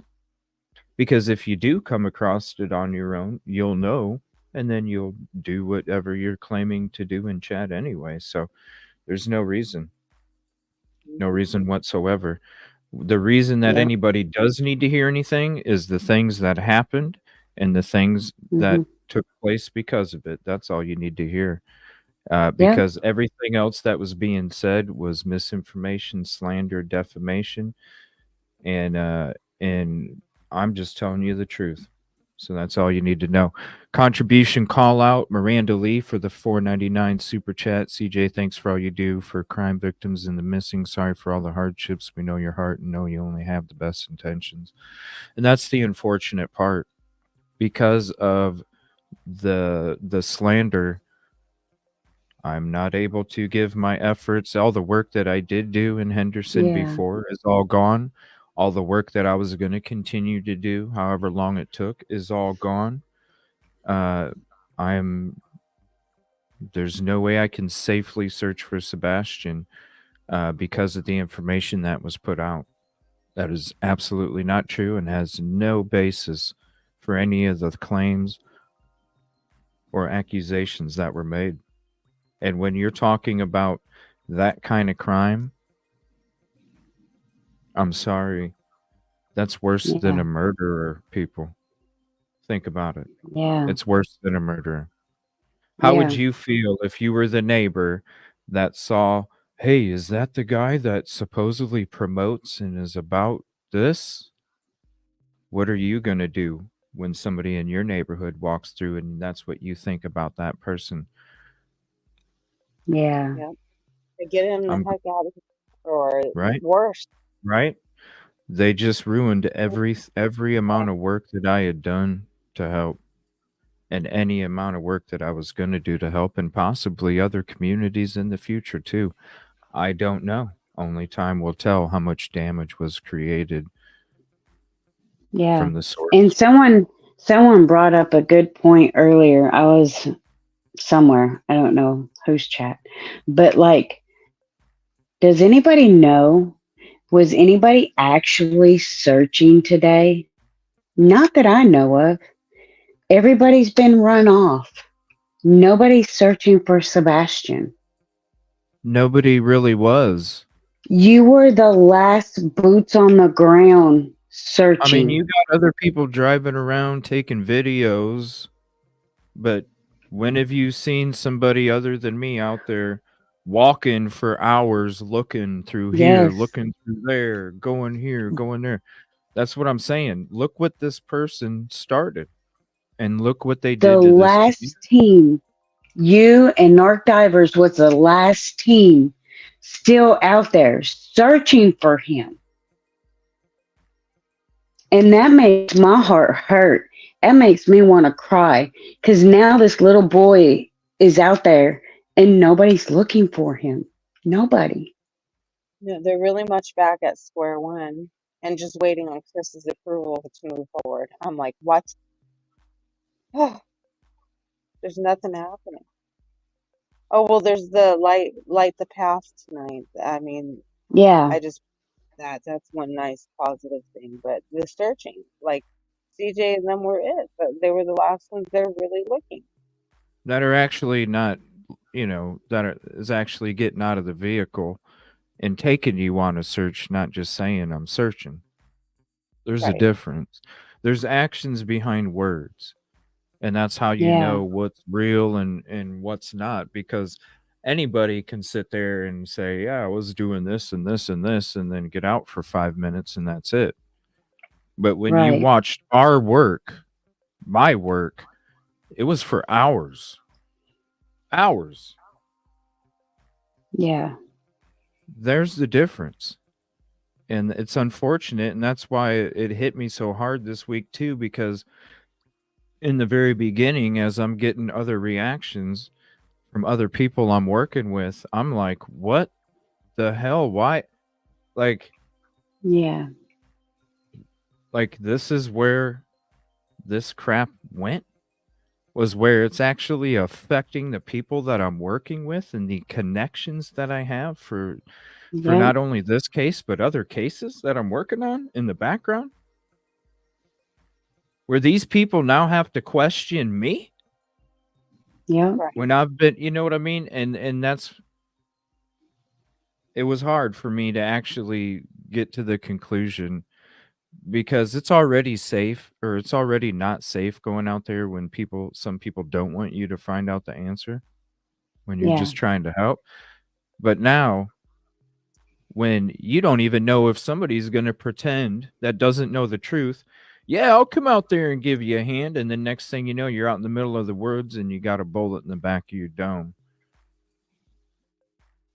Yeah. That's what this person's created for the situation, because like I said, it's being branded worse than a murderer is somebody I mean, that is a SO in a neighborhood, where you're just trying to mhm. work with the community. And who do I have to work with? The community. And then if the community thinks of something different than what is the truth, think about it. That's Yep. why I say, if it was you watching a neighbor, or somebody walked down asking you to come search for a missing child, and you have it in the back of your head that this is what they're about because somebody else wasn't fact checking their words, Yeah. think about it, people.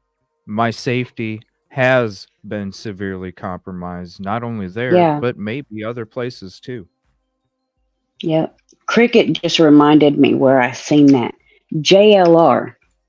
He was like, they're getting out here, they're searching for hours. They were boots on the ground. They were the last ones, boots on the ground. Shame on you, whoever is running them off. Shame on you. That's what he said. That's where I heard it. That's the Cricket said he situation was that they scolding created. them. JLR was scolding them. And he Yeah, was. because He was like, shame on you. that's the position that they put me in. Like him either. They'll just laugh at him. It's Think really about you watching somebody walk, searching for somebody, and you have the idea in the back of their head that they support SOs. Think about it, Yeah. people. They ruined my safety. They ruined any work that I had. they make it look like you're one too. That's how that goes. It's the game of Yep. telephone. It all goes twisted as it goes. Get on the line. Next thing you know, you're the one. And it's like, no. And Off of what receipts did they have to make those claims? None.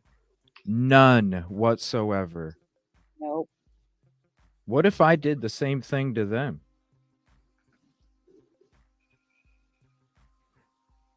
Right.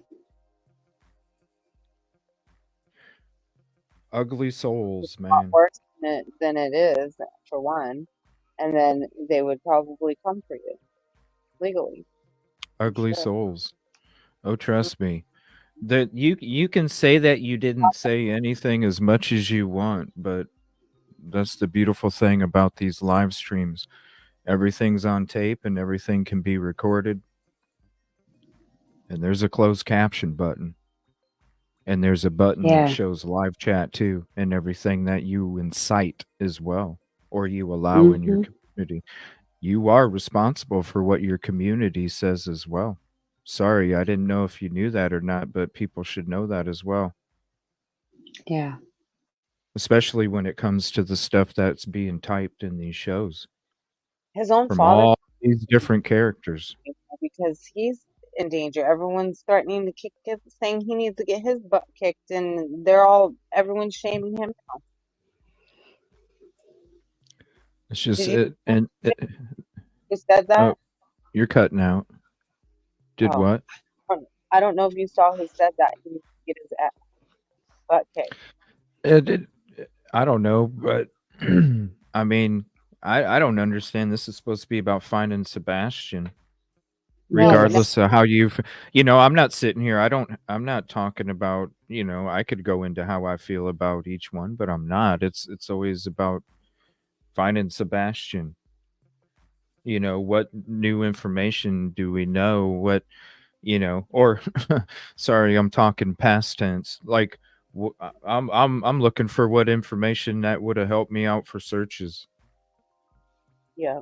Because I was just getting ready to start my next leg. I was already into it a couple days already, and then all of a Yeah. sudden, horrible. And Yeah. Seth was talking about Sebastian's army is strong, but people are running that army off. Like, I wonder if when they go to bed tonight, are they going to think, I just caused people to not look for a 15-year-old boy? Yeah. No, they're too egotistical already. That's why they did what How they can did. you not think about Sebastian in this? They think they are helping him, which is the sick one. Because, like you said, leave their own crap. Well, when you associate the case and then associate the things that were claimed, or the things I was slandered with, you already, Yeah. you know what I mean? Are you really helping? Because no, you Yeah. just you just ruined the safety of the only person that Yeah. was actually out there doing marathon searches. Yeah. My brother's a narcissist and a pathological liar. And Congratulations. oh, thank you. Yeah. He believes in lies, and if you dare question him because you can see through him, oh, it's all heck breaks loose, and it gets turned around on you, and you know how that all goes. He's not in my life for a reason. I do not want him around my kids, and that's severed. Done deal. Sad, but it is the way it is for safety purposes. That's what these people remind me. They're a dime a dozen. That's why there's more hate than there is love in this world, and that's why we promote love as much as we do, because there's not enough. Love and light, and a It's little just the go. way it is. No, I'm just kidding. It's But just the way it is. That's why peace and love is so special, because there's not that much of it. It's rare. the world's Yeah. that's what life is really about, is like love. Yeah, because who wants to be at a party by himself? How hateful. Let's all win together. Let's all win together. Let's win at bringing awareness to these cases and making people think twice about doing scandalous shit. And Well, God does Yeah. typically, it's about justice and truth for everybody. Absolutely. Yeah. Yeah. All right, let's get back to this here. This is Yeah. Here's the link for it if you haven't seen it yet. This is from 8 days ago, when the family and the spokes. Go ahead. I'm fixing to have to cut out. I actually have to be in Nashville in the morning, like super early, handing somebody papers. So, yeah, I've got to Alright. cut out. It's all good. Thank you for hanging out. I appreciate it. Thank you for having me. Thanks for all your help for all these other cases right. too that you've been covering. Thank you. Good night. Good night. Well, good night. All right, here we go. We'll get back to this. There's the link if you want the whole video, as we've been going through it here tonight. No, you can't even write this stuff, guys. Absolutely, you cannot write it. No, it's amazing. That's heartbreaking. Nobody should have to go through what we went through, and that's Still we going don't through. want anybody else to ever have to go through this. Hence the reason why second autopsy, right? Hence the reason why your own independent toxicology report, correct? Yeah.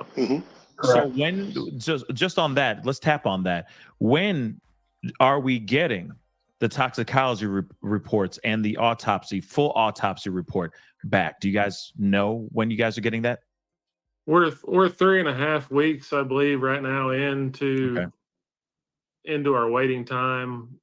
From both sides, we've been told as far out as 90 days, 8 to 12 weeks. So hopefully we're halfway to getting something back on either one, but we may have to wait as long as 90 days. Oh, wow. No, you mean not an extra 90 days, not an extra 90 days, right? No, we're 3.5 weeks into that. Gotcha. Yeah. Okay. Sorry. You were saying, Chris W? 8 to 12 weeks is what they told us, 8 to 12 weeks from the time that they did the first autopsy. I don't expect it to be any sooner than the 12 weeks. That's my personal opinion. I think it'll be the full 12 weeks. They're hoping it's going to fall from the media. It's going to kind of dwindle away. That's my guess.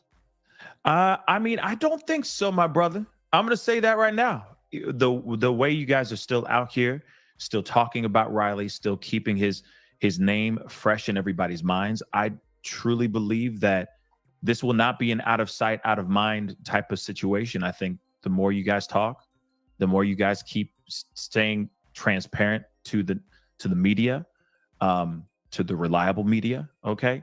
The more I think people are going to be asking the same questions and wanting to know the truth on what happened to Riley here. You were going to say something, Riley? Ryan? Sorry? Yeah, we get those messages, those support messages from people all over the country every day still to keep fighting. They want to know answers too. They want us to get answers. Mm-hmm. So there's a whole lot of people that are invested around the country in this story, and everybody wants to see an end of it. We want to have some answers. Absolutely.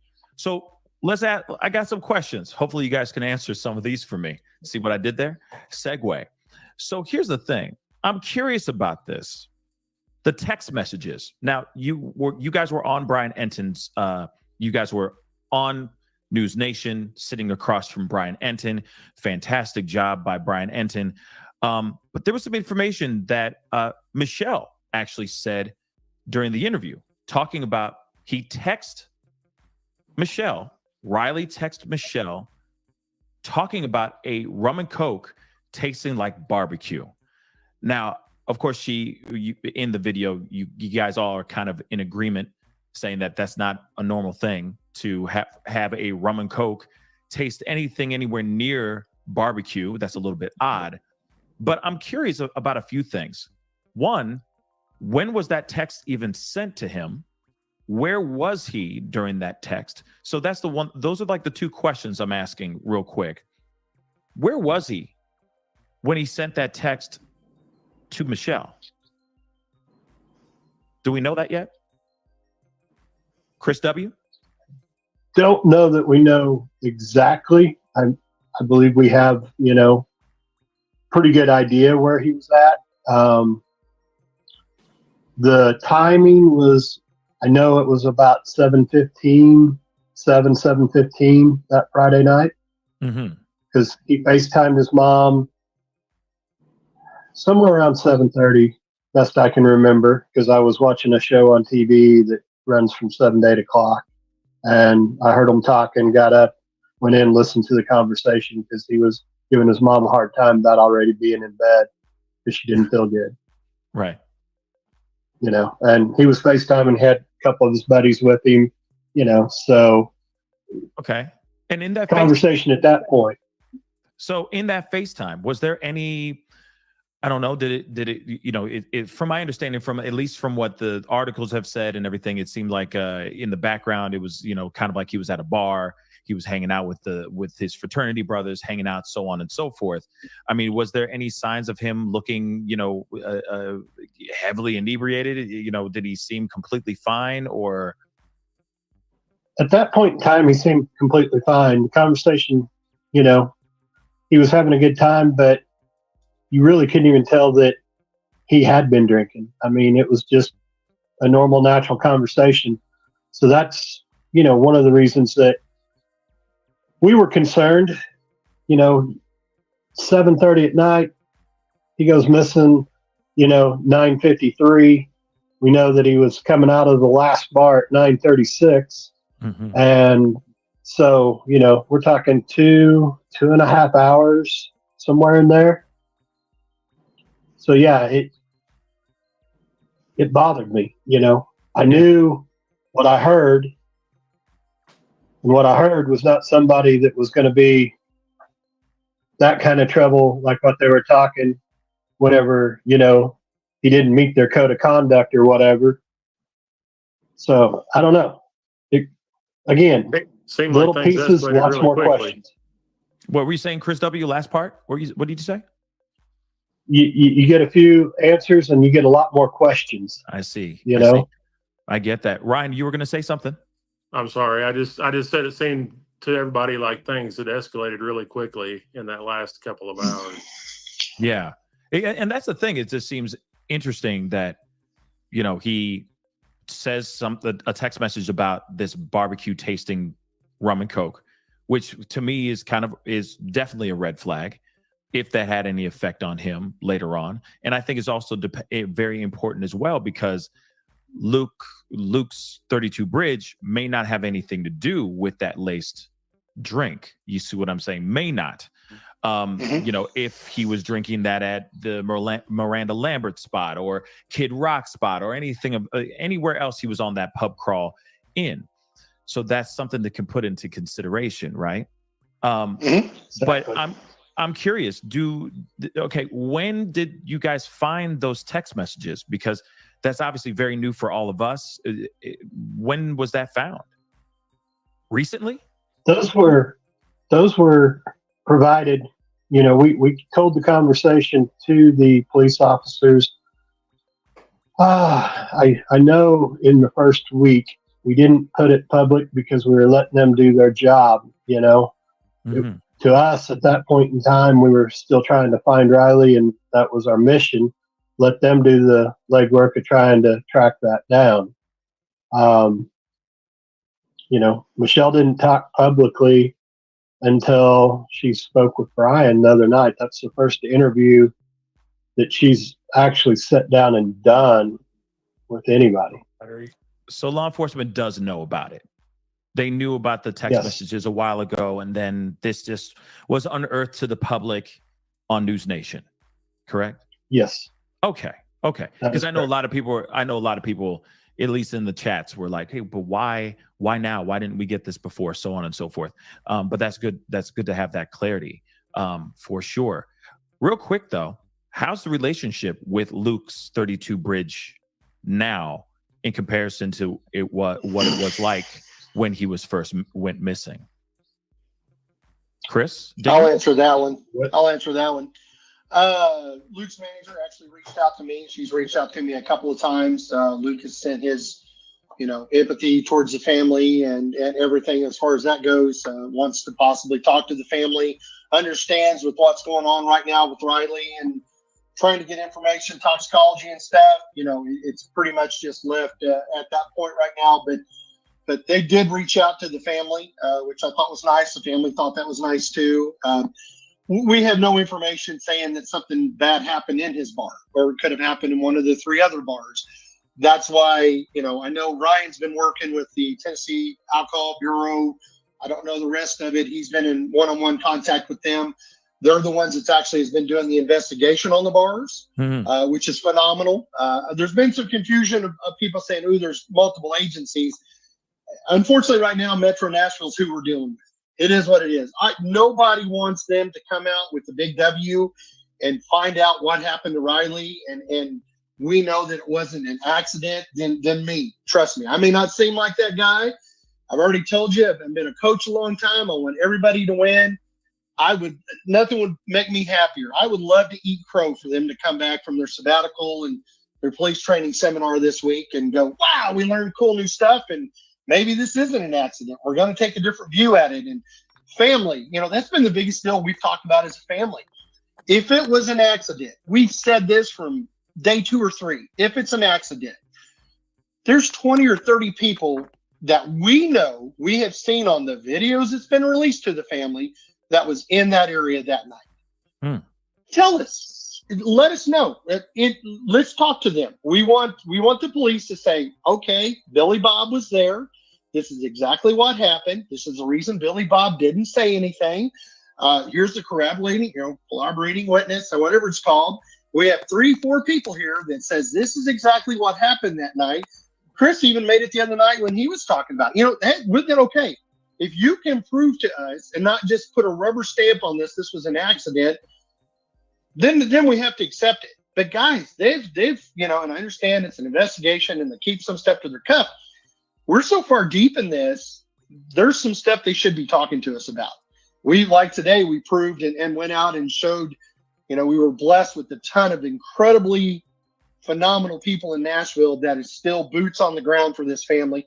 Not saying any names, don't need to, but they are there every day finding information for the family, following leads that we put together in the war room. They're blessed. I mean, I get to run my mouth. They're the ones that boots on the ground and actually doing the work. And they put together the amount of feet between this ledge and where the water level was. And, when you actually look at it and it's a hard copy and you look at it, and Ryan was actually on the boat right below that area. He can verify everything we put up in pictures. Chris, I'm gonna let Chris talk about this. The police was saying that he quote unquote may have walked in the water, but Chris, you were there one day when they were possibly looking for something in the river, and how was the police gonna get to that certain area that they think you walked into the river at? They were rappelling. They had several officers there in rappelling gear tied off on the wood slats there, right there under the bridge, ready to rappel down if somebody that was down there on the shore. Ain't that crazy? The only time I had to rappel was when I was showing you another angle of something else at the green fence. Other than that, I mean, I showed you on GoPro. It wasn't that hard. Yeah. They didn't have to rappel.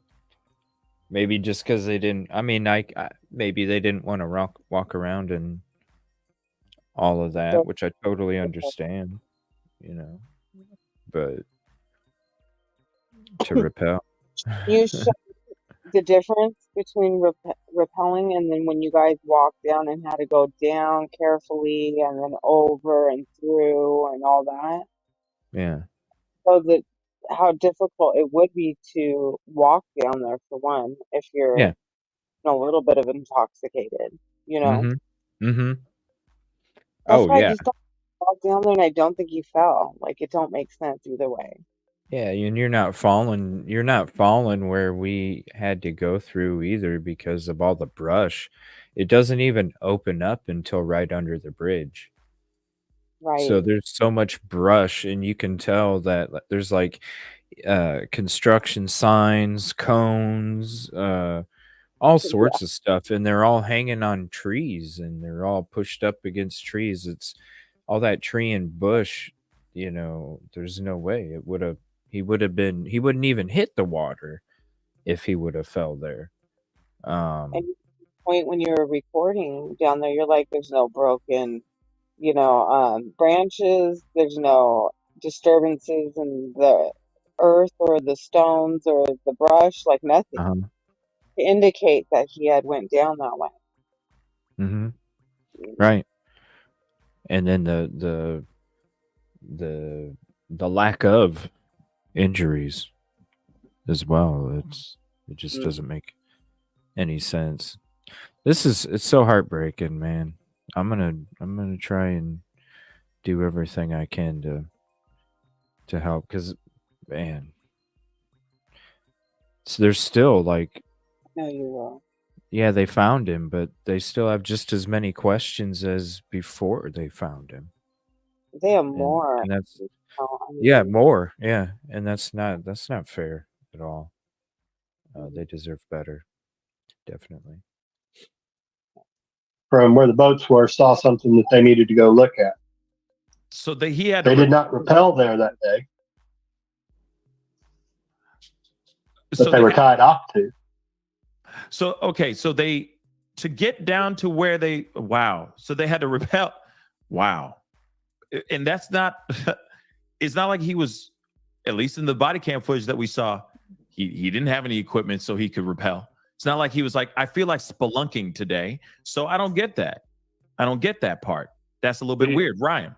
The area, as a matter of fact, it was rough enough down at the water's edge between the wall and the water that nobody felt comfortable even putting the dogs in there out of fear of the dogs hurting themselves or getting injured in that area. That's how absolutely rough it was. Wow. That is that's very telling, gentlemen. That is very, very telling. Well, if somebody can prove to me that it's an accident, I'll accept it.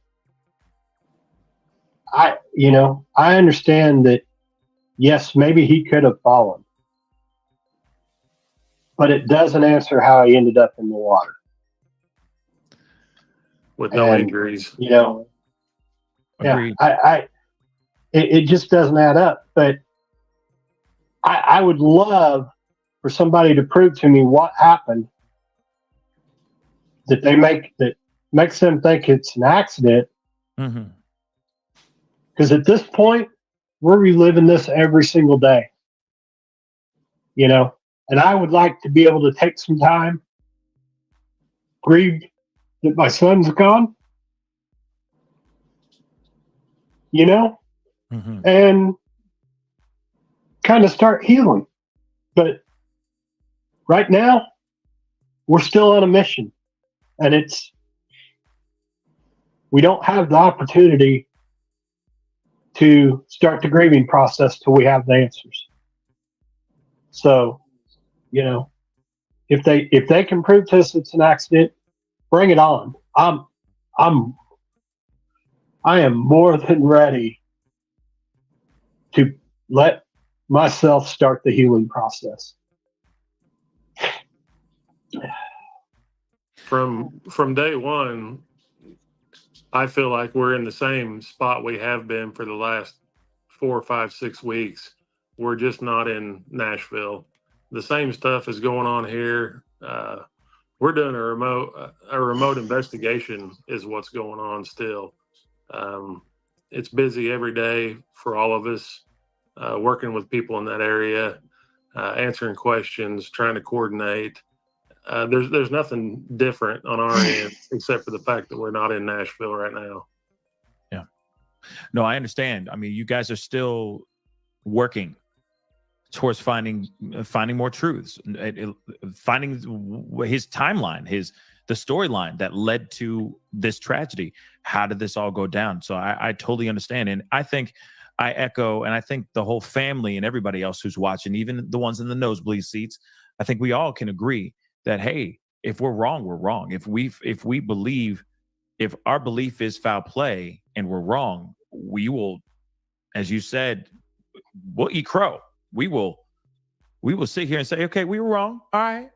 But at least we tried to figure out what was going on. At least we had the truth rather than just let this be some unsolved, strange, mysterious disappearance and recovery. That's the part that I think I think that we're all hoping for by having these conversations and talking about these things. So Chris W., thank you so much for just opening up to us and sharing that bit there. Because I think if it isn't foul play, I mean, we all want to be wrong, right? Yeah. And if we're right, we want that swift justice with the quickness, right? But unfortunately, we got to push forward. If you'll let me, if you'll grant me that grace. For sure. Now we have to talk about. Well, there's a couple things before we go into the frat talk, because I want to talk about the frat boys, the fraternity, and all that. We are going to get into that conversation, but there's a few small things I want to ask. One, Chris Dingman, you were on News Nation a few weeks ago, about a week or so ago, talking about how you were asking for more footage, especially from a specific location across the river. Have you guys received that footage at all, or are you guys having a hard time getting that footage? It was amazing. We had a gentleman that reached out that I think he was a retired FBI person, not going to say names, but very fluent in what we needed to accomplish. he's been helping on the backside with the family, as Ryan put. We have investigations going on daily. He reached out to Marathon. I think it was either Sam or Samantha that was actually head of security for Marathon in the United States, and was actually working the angle of us possibly seeing the footage. Metro Nashville reached out, said, send me whatever footage you have, and shut down. Do not show to anybody, etc. And the boys have actually asked Metro Nashville about that footage. I'll let them answer in their own words because they've talked with the police. But yeah, unfortunately, as far as I know, they've never even looked at the footage. I'm going to touch a little bit and we'll let them answer. We actually had a lady that I mentioned to you. We had a loved one that had went in the river there. They actually used the Marathon footage to verify that he went in the river at that location. He was on that side. But she told me that it was at night and you could actually see the rocks and the trash on the opposite side of the bank where Riley, quote unquote, walked into the water. So that's to me why that footage has been, and it was not raining that night at that time. And from all the videos we've all seen that has been shown, there was no moisture, there was no heavy clouds, etc. I would love to see that footage. There's a lot of footage that we've had some internet sleuths that's been on the boots on the ground in Nashville that's found that cameras that the boys, I'm gonna let them finish this part of the conversation, but no, at this moment, the footage was supposedly turned over, and I'm gonna let them answer if the police has said anything to them about it. Yeah, gentlemen, have you guys seen not one stitch, not one frame of any extra footage that he's talking about right now? I'm gonna throw it to Ryan first. Okay. What we were told the last time we talked to the detective is, of course, this has transitioned to a death investigation. There's going to be no more footage released. Everything's locked down. And it was a short and sweet answer to the point with the Marathon footage was that there was nothing on it or nothing of value. Something along those lines, but that was basically what was told to us, that there was nothing of value on it. Wow. Okay. Nothing of that. That's okay. Chris W., do you mind? You saw the footage too, right? So Ryan, myself, and Michelle all got to see what footage the police would show us. The only thing that we've seen that hasn't been shown to the public, there's 2 videos that I can remember. The first one is where they show Riley walking down the stairs before he's exiting Luke's 32.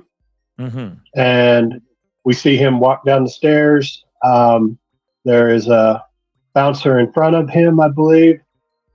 His buddy is behind him, comes down to just right around the knee area of his buddy, and then he goes back up. But Riley is walking down the stairs. Now, the detective said that there was audio, but we couldn't hear it because his speakers weren't working or something like that. But said that Riley was talking with his buddy as they were coming down the stairs. You know, Riley's walking by himself, not being held up, not being, forcibly, nobody's grabbed him, hauling him out. So we saw that. The other video footage that we saw was between the bridges. And they said they're not going to release that because it's too grainy. But still, yet they showed it to us, and we were able to make out that it was right. So, but it's weird. It's weird because we're seeing other footage from, because I'm going to be venturing into the scooter footage. You know what I'm talking about, right? It's past the second. It's past the second bridge. It's very grainy. It's very grainy as well, but you can still make out a bunch of stuff that's going on there, and a gang of scooters whiz by. So if they're able to have that out here, why wouldn't they just show the rest of the stuff and just call the doggone day? That's the part that doesn't make any sense to me.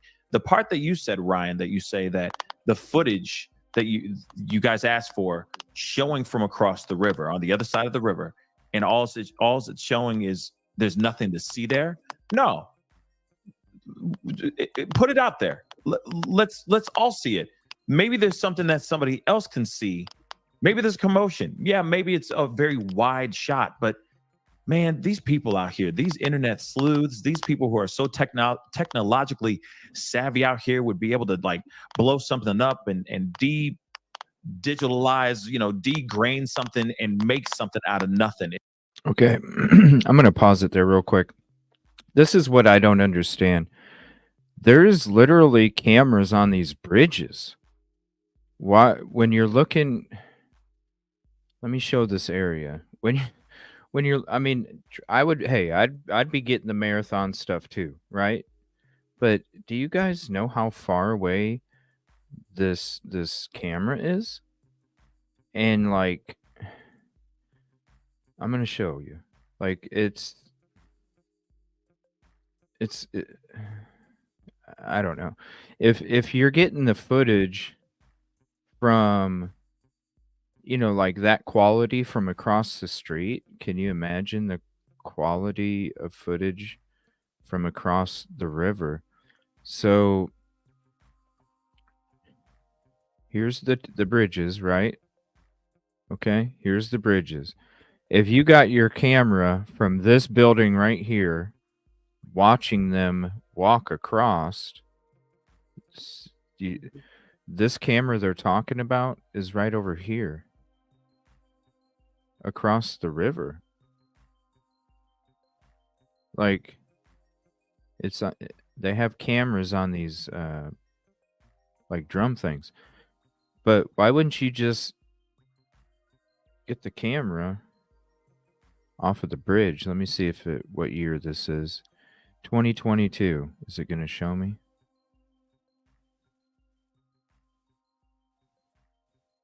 There's 2 cameras on each bridge. Oh, it's not letting me. There's 2 cameras on each bridge. And they're like on these little pillar things. And you got one, you can see one right here, how it's facing towards the left. Not at us, but away towards the left. And then there's another one on the other side that's recording the other side of the riverbank. And there's cameras on this bridge too.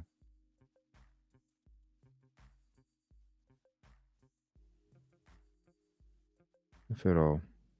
Maybe that's the one he said that they showed him and said it was too grainy.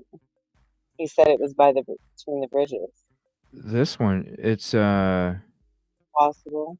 well, there's cameras all up and down here. I But know.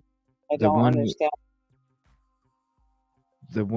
why wouldn't it let me go over there? The one with let me see if I click this. These cameras right here is what caught him. You got a camera over here, you got a camera here, you got a camera here, you got a camera over there, and then you also have a camera right here, which is a big camera. And that's something we pointed out the first day we were there, because it was like, well, why are we getting cameras from way back over here? There would be something on this camera too. Right. Isn't that the detention center or courthouse or something? Right here. That's this building right here. But there's cameras all up and down this too. Yeah, right here, the Birch building. Yeah. Yeah, that's I think where they got the scooter video, right? Someone Yeah. went online and told, yeah. Yeah, one of these cameras right here.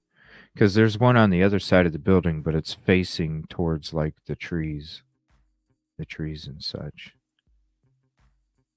So there'd definitely be more footage. So yeah, it'd be interesting to see from this, but really at nighttime, and you can see the marathon, one of the marathon drums or whatever they're called. I mean, I don't know how good a footage it would show. If this was that grainy, I can't imagine, because I imagine these cameras are focused on their barges that are sitting there. where they have the surveillance there, just to have a watch on their barges. Huh? And most cities or states have like traffic cam, Mm-hmm. and that they don't save the like recording, but there's an independent company that does, and if you have an attorney, you can request them. I wonder if they know or are doing any of that. I don't They know. can It get makes access to it footage makes you if they. wonder if that's how they were treating the family. It makes you wonder how much work they actually did or didn't do, even with like the Apple watches. Like Mhm. uh, Mm. I don't know. It makes you wonder, like, especially after this conversation, it makes you wonder what was done and what wasn't. Now that we're hearing some stuff was done and some stuff wasn't, it's like, whoa. And Yeah, it's a long interview. Hmm. yeah, the fact that people were calling the tip line and being told it was a cold case, like what in the world? Right. That was definitely already set to be a cold case. Yeah. And And it's like, when we found it was preset to be an accident. yeah, the community was telling me, well, we've had, they were tired of it because it's like they're just trying to downplay it because we have all these events going on and tourism and all this other stuff. And Yeah, right there.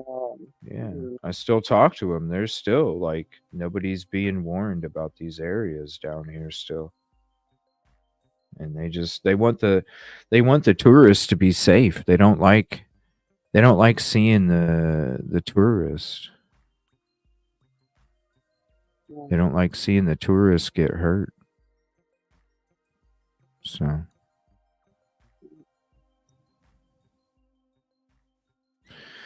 yeah. What I'm gonna do is I'm gonna split this up because I do want to get into some Sebastian videos tonight too. So it's a huge, it's like a 2.5 hour interview. I'm gonna do it on a part two. We'll end up having a part two where we kind of go into this more as they get into the frat conversation and stuff like that. Um, but we're gonna chat a little Sebastian here before we end it tonight. So here's the link if you want to see the whole thing. Definitely hit the like and leave a comment for support over at Pascal there for the interview, and we'll check it out on the next show here, and then I'm sure we'll be going through some more Sebastian, and we're going to be talking Idaho 4 coming up here soon as well because there's a lot of stuff coming out with that case. I'm going to switch to some stuff here for Sebastian. Give me 1 second. And there's a vigil tonight, so prayers to the family. And I'm sure it was a beautiful, beautiful vigil where they were lighting the path for Sebastian, where it was a little later and it, had some sunset to it. So I'm sure it was very beautiful. Visual that they had for that. This is Court TV talking about it. Now I don't have any video of the vigil or anything like that, but this is Court TV talking about it and another little clip from a local news. And then we're going to check out, there's a little bit of Court TV with Vinny where he discusses it for about 10 minutes. And then there was an interview. He had an interview. I think the Court TV was with Vinny, and then there was something else. He had an interview. He did one with the linguistic guy, Peter Hart. Oh, Yeah, the video about his alliance with the Proudfoots. Because we haven't. Kinda, yeah. Yeah, I haven't got to check that out yet either. I'm just catching up on stuff, you guys, just because of that week I was gone. So, we'll be playing some of the other stuff too that has come out with them Oh, when we do. one with him and his PI. Yeah, is that Court TV or was that News And Nation? correct me if I'm wrong, if anyone knows, like in chat, like CJ know. I want to say, I think oh, it was Court TV because didn't he say something about hanging out with Vinny or something? well, he did one with Vinny. I don't know, Right. maybe the one. There There's was a so many. couple. Yeah. we'll figure it out. I'm gonna I'm gonna watch this Court TV one first, and I'm sure we'll run into it. All right, let's check this out. Doors and windows and outside hollering. Whoa. So today officially is marking 2 months since the 15-year-old went missing from his home in Hendersonville, Tennessee. Rogers is living with autism, 15 years old, disappeared in the middle of the night, barefoot with a flashlight, according to his mother. It was her home from which he disappeared. Local authorities have moved from a search and rescue operation to an open investigation. In the meantime, Sebastian's biological father, Seth Rogers, has hired a private investigator.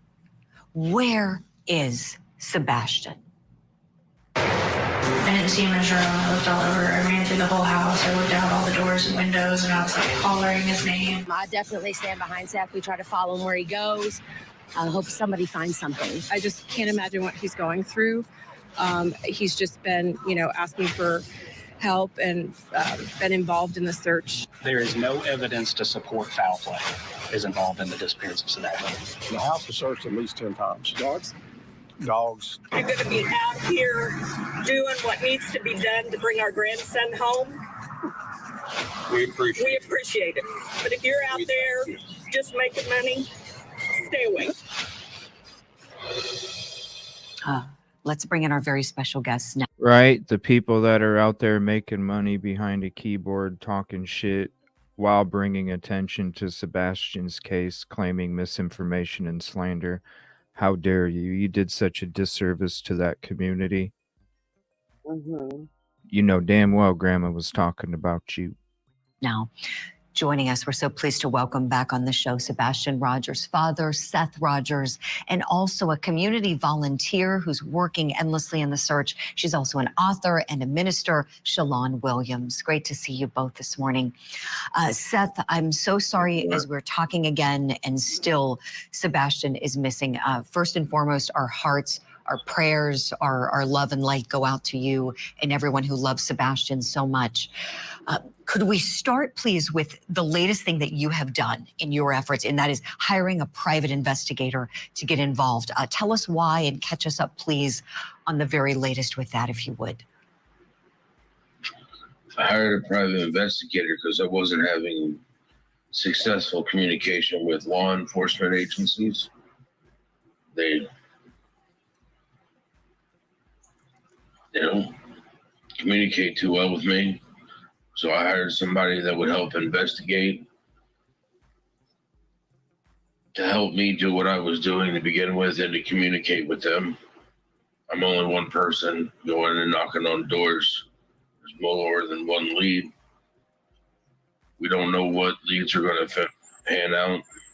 Law enforcement only cares about legitimate leads, but see, and that's why it's a shame that this person and people from the spider web effect affected my ability to effectively search safely for Sebastian. You just heard what he said right there. He's the only one out there, right?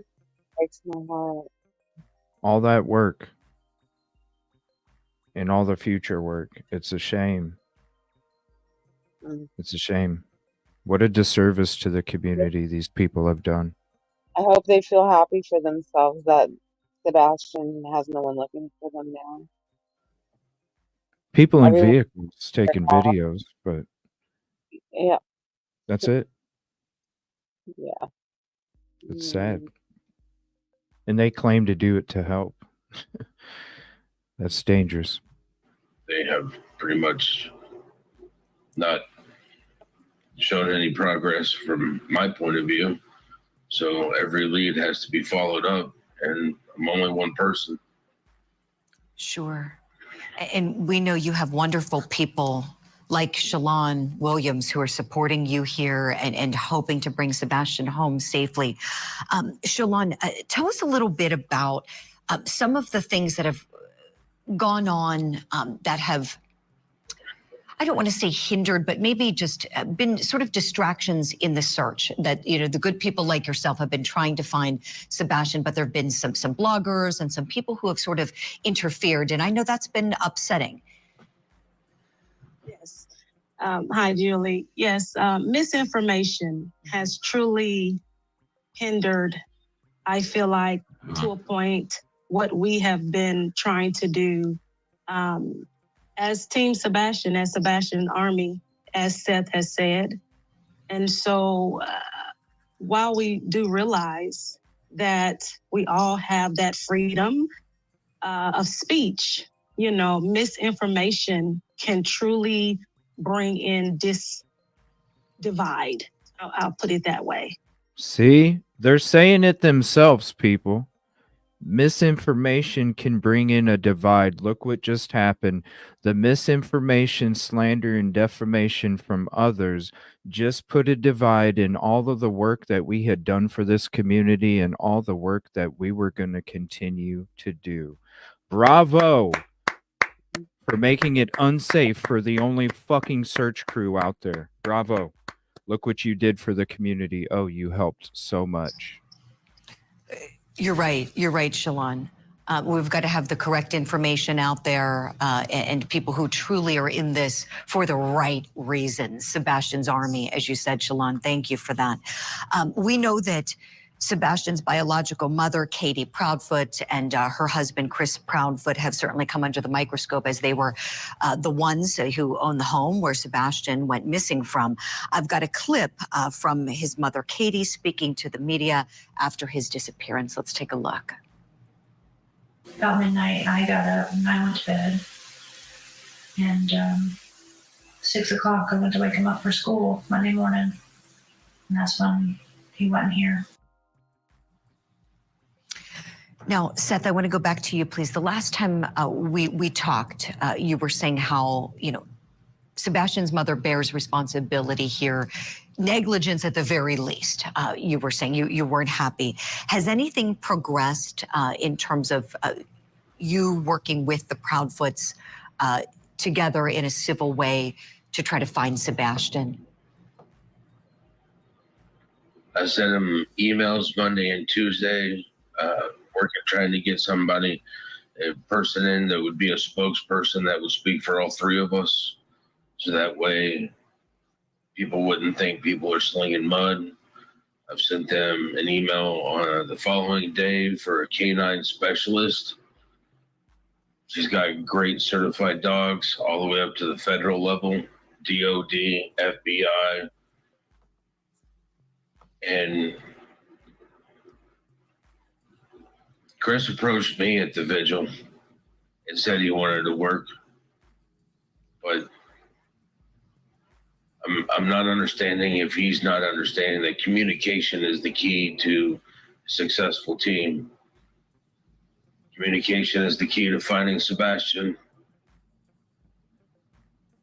Definitely. I'm just asking for some communication.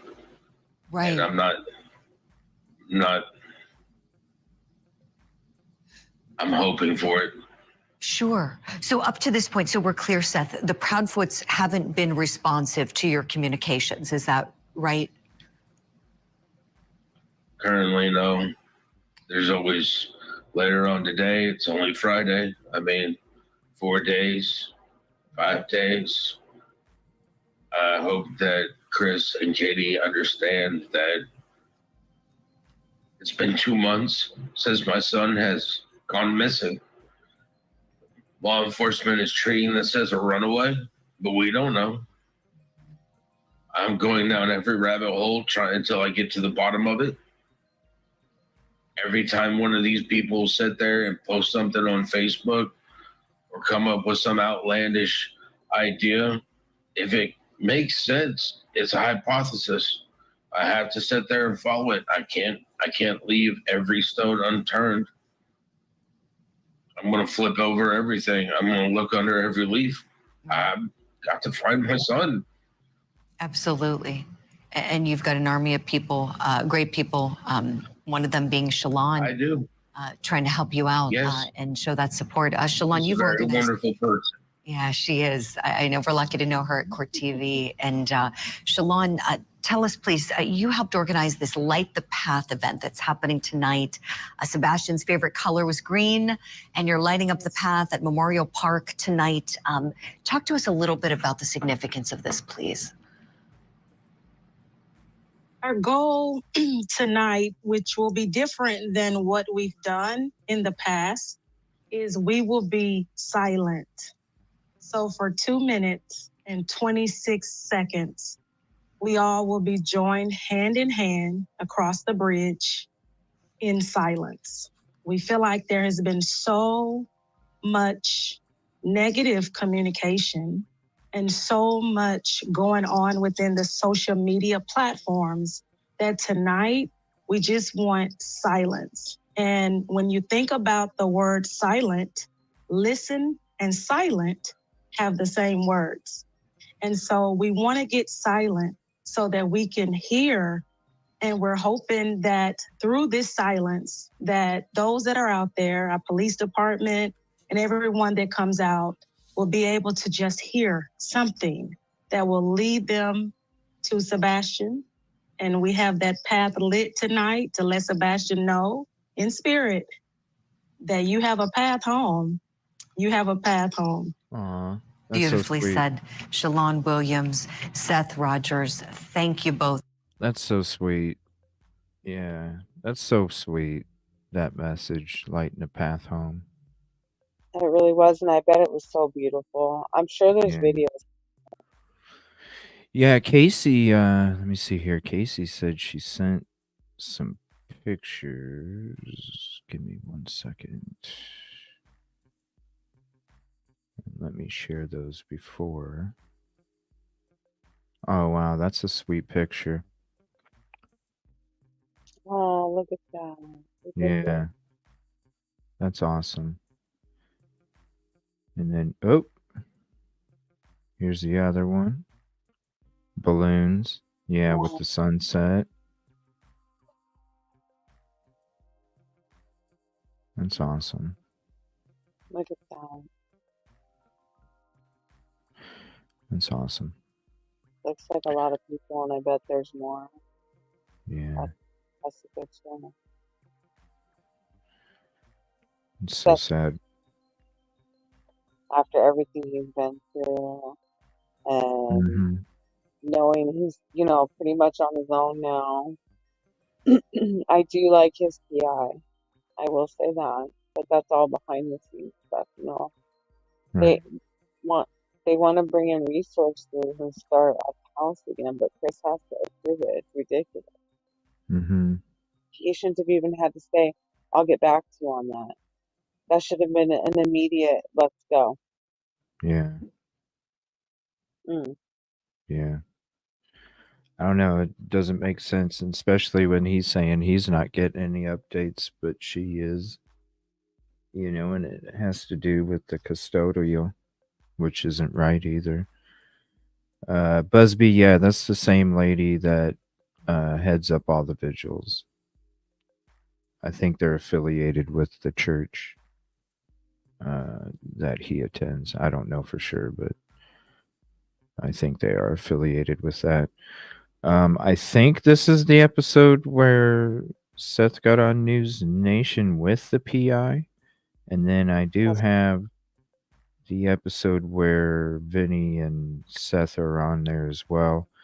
And then on the next show that we do, part 2, all this stuff, we'll go into, because we'll be listening to the rest of that Pascal interview with Riley Strain's family. And then Seth joined Pascal's show a few days ago talking about the alliance or whatever. So we'll be going into that too. So I think this is the one with Seth and the PI. Let me double check. Hopefully. And then we'll be going to the Court TV next, and then we'll be ending the show here. Joining me now is Seth Rogers, Sebastian's father, and Heather Cohen, a private investigator who is now working with him on the case. Thank you both for joining us. Seth, I have to start with you. First of all, I can't imagine being in your shoes. I'm so sorry that you're experiencing this, and I'm grateful that you're joining us tonight. I think our viewers need to understand Sebastian was not physically in the home with you. You are no longer married to his mother, but I just want to check in with you, see how you're doing, and if you know anything tonight that you can share with us. Just know that he's still missing.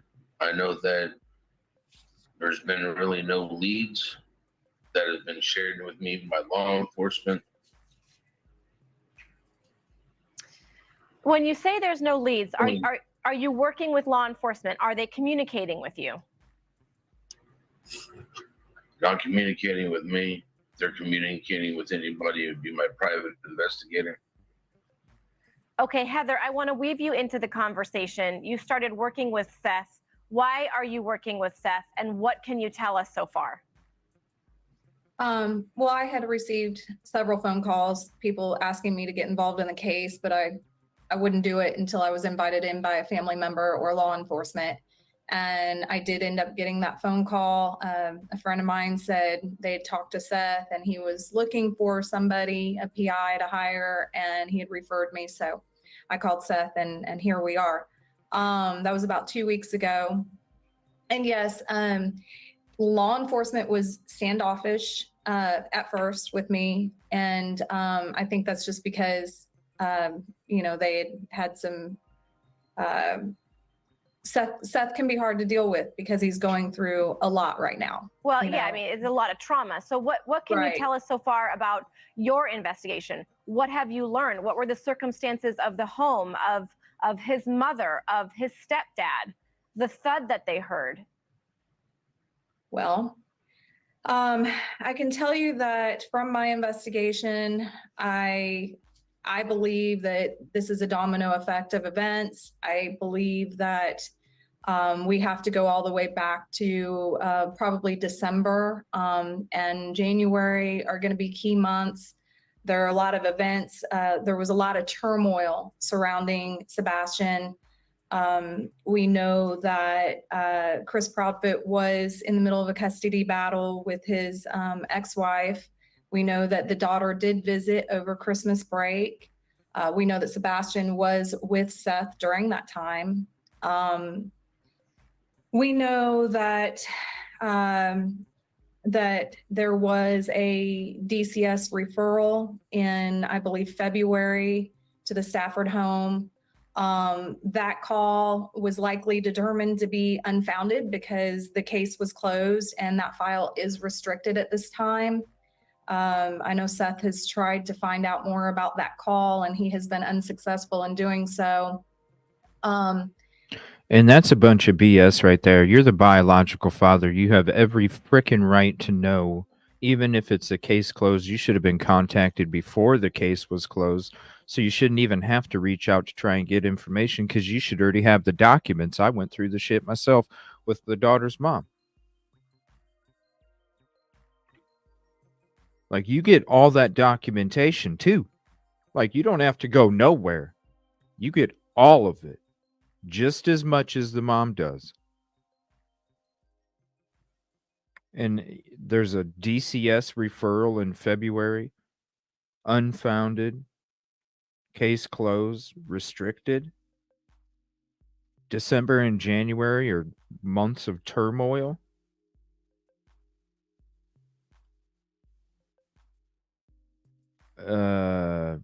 It doesn't make any damn sense.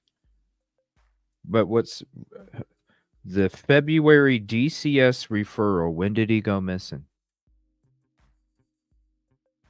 February.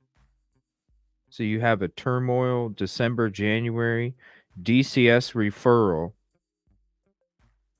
unfounded, dad's not contacted, case closed, restricted, can't find any information, and he goes missing in February? Yep, it's sealed. Even the PI can't get it. Insane. And the sad part is they even said, this is an old interview, they're saying right now that they're not out there searching because there's no leads. Right. Ain't it a shame what people can do with the power of misinformation? Yep. They just ruined the only search effort that was actually going on, even when there wasn't leads. That's right. YouTube. It's ridiculous what people can do with misinformation and no facts. And even when they know the truth, they continue to spread it like it is the truth after knowing that they know the truth. Yep. It's very sad. Congratulations. You just ruined an opportunity. Every moment that I was out there searching was another moment closer to him being found, and I can't even do it because of my safety. That's right. Somehow Congratulations. it's You not being you found. won, right? You won. Because I They can't get even trust some to go to, community out there. that's what, never mind what I said. Sorry. You're good. It is. It's very frustrating. Because And really, it's what if sad, you know? any community out there based off of that misinformation, any community member can sit there and think that I promote or support SOs based off of the false information, and my safety is already in jeopardy. It's already in jeopardy when I go to these communities.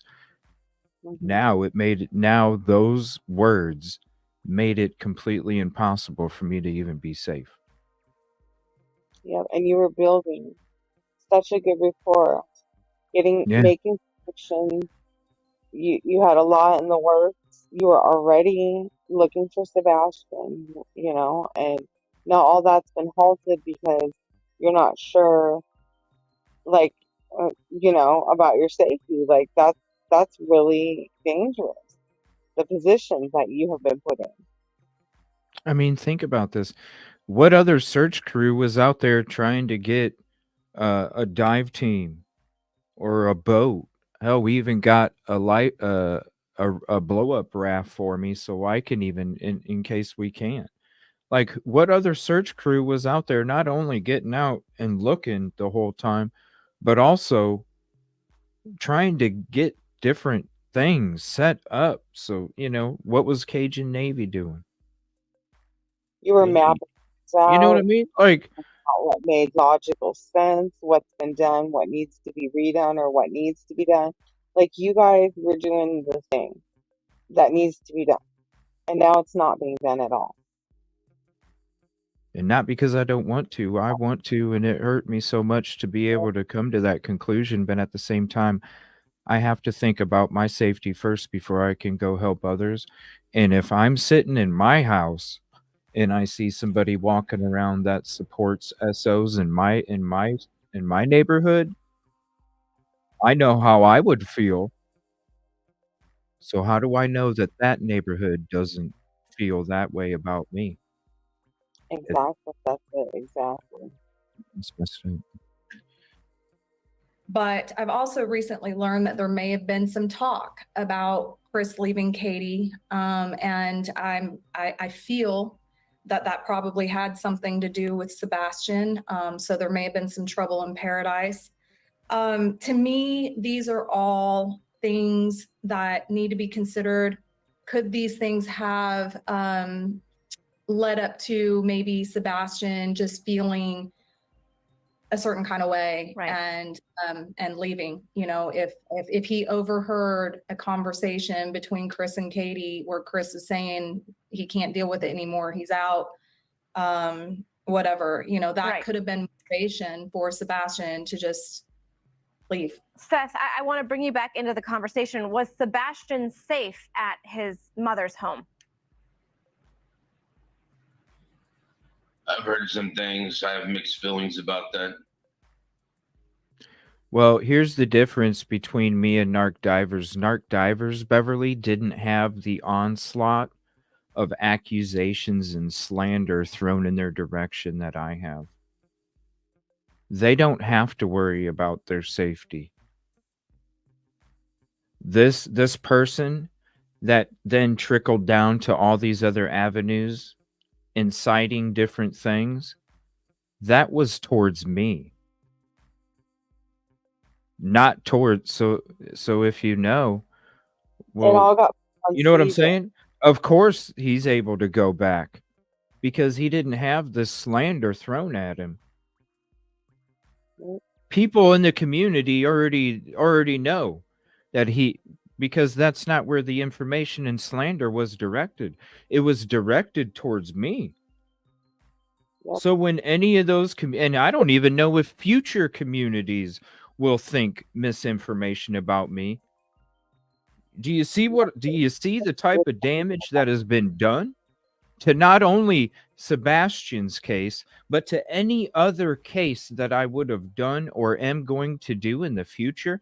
Do you all understand the damage that was done based off this misinformation, these lies with no basis, lies that already were known lies, but then continue to be promoted as truth?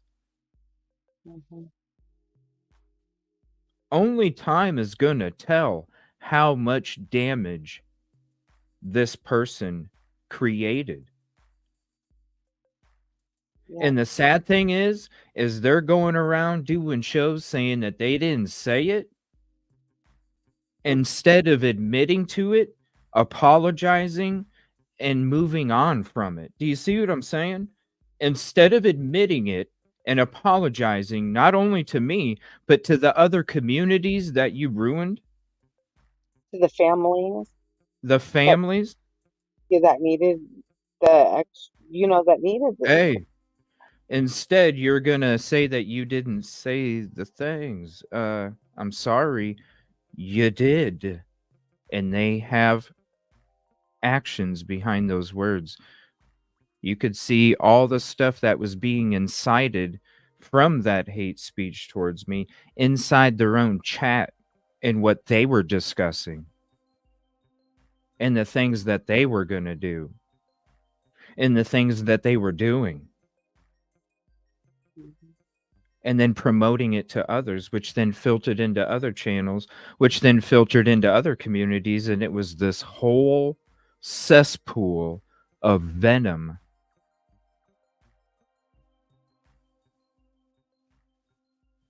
I'm still going to go out there and do what I'm doing. Did they ruin everything in Hendersonville? Yes. Because there's no way. Because I know how I would feel if there was somebody that supported an SO walking in my neighborhood, so I can imagine what they would feel. And if they sit there and want to talk about how it's normal to shoot off guns next to a church, in a middle school, and a high school, well, then isn't it normal for somebody to do the same damn thing when it comes to what you were accusing and promoting about me? Think about if you had that person walking in your neighborhood, how you would feel. And imagine that community member feeling the same way about me when all I've done was try to help other people, especially families that are going through hard times and they just need an answer. Mm-hmm. This person doesn't even deserve to talk about true crime because you've just done the worst thing that you could have ever done to any community or victim or family member of a victim. You just did the worst thing that you could ever do. You falsely accused somebody of a crime or supporting crimes that are so horrific with no basis. And the people that suffer the most are the communities that deserve the help the most. Yeah. It's unfair to the communities and whoever other community I might go to or I will in the future, because I don't know. The only thing is if I know, the only thing I'm going to know is if I'm still here or not. Yeah, that's true. Because that slander was really harsh, and that hopefully doesn't stick. It's I worse mean, than that's, murder. It's I, worse I, than murderer. oh, it was horrid. Worse than a murderer. It's the kind of stuff that can get you, you know, murdered. Just, it's I not don't okay. know. I don't This know person could have ruined my whole career. where does YouTube come in and stop where the line crosses? You know, where do they take this and help on the legality end? Like, this is not okay and needs to be shut down. Oh, you So just that have is, to have recordings and screenshots because that's all admissible. yeah, but I'm just saying that YouTube needs to do better to protect the other creators from other creators. Hmm. And even the hate that was incited from the speeches that were being talked. Oh, you're inciting hate. You're inciting hate speech, and then you're Yeah. inciting your community. So you are responsible for everything that was being typed and talked about and discussed, because it wouldn't have been if you wouldn't have said your words. Yeah. That trickle down effect is huge, especially when there's other content creators out there that ain't willing to fact check what this person was saying and then continued on the same narrative. And guess what? They wouldn't have done what they did if you didn't do what you did either. Oh, the trickle down effect is huge. What part of that was helping any community? In fact, you're a disgrace and a disservice to any community out there covering any of these cases because of what you committed.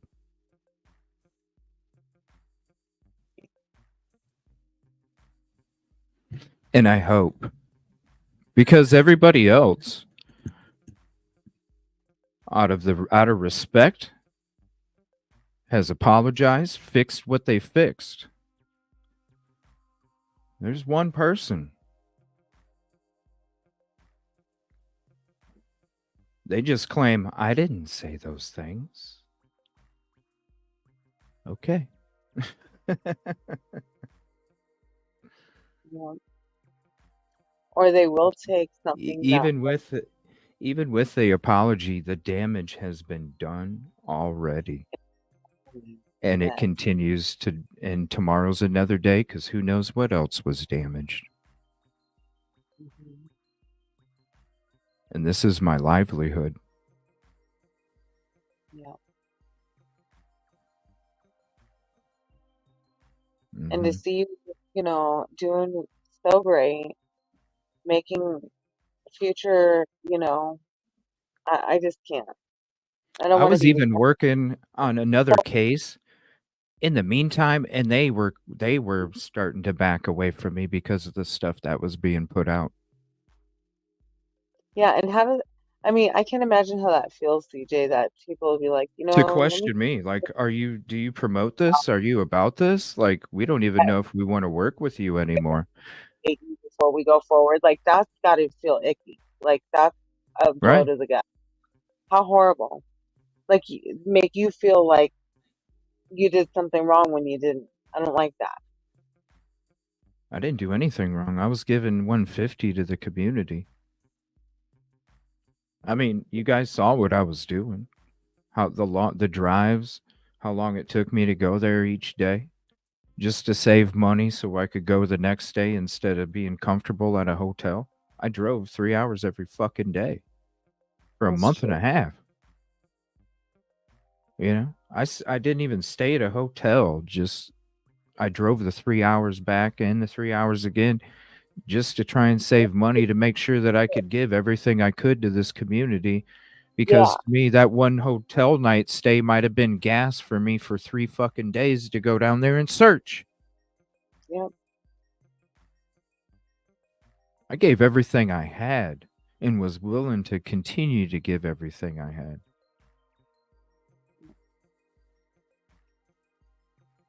You know, I'm sorry, Seth, and I'm sorry, Sebastian, and I'm sorry, community. At least everybody got to see what I was willing to offer when my safety wasn't at risk like it is. Wasn't put over your head, yes. Now you got to work really hard to get that stigma cleared up. Oh, it's going to take a while, trust me. When I had contacts that I was already working with for over 2 months, Yeah. and some of them have backed out because of this, it affected a lot. It not only affected this community, it affected work that I was doing for other communities too. Yeah. Yeah. Yep, it's a lot of work for you to rebuild and prove and show, and you know,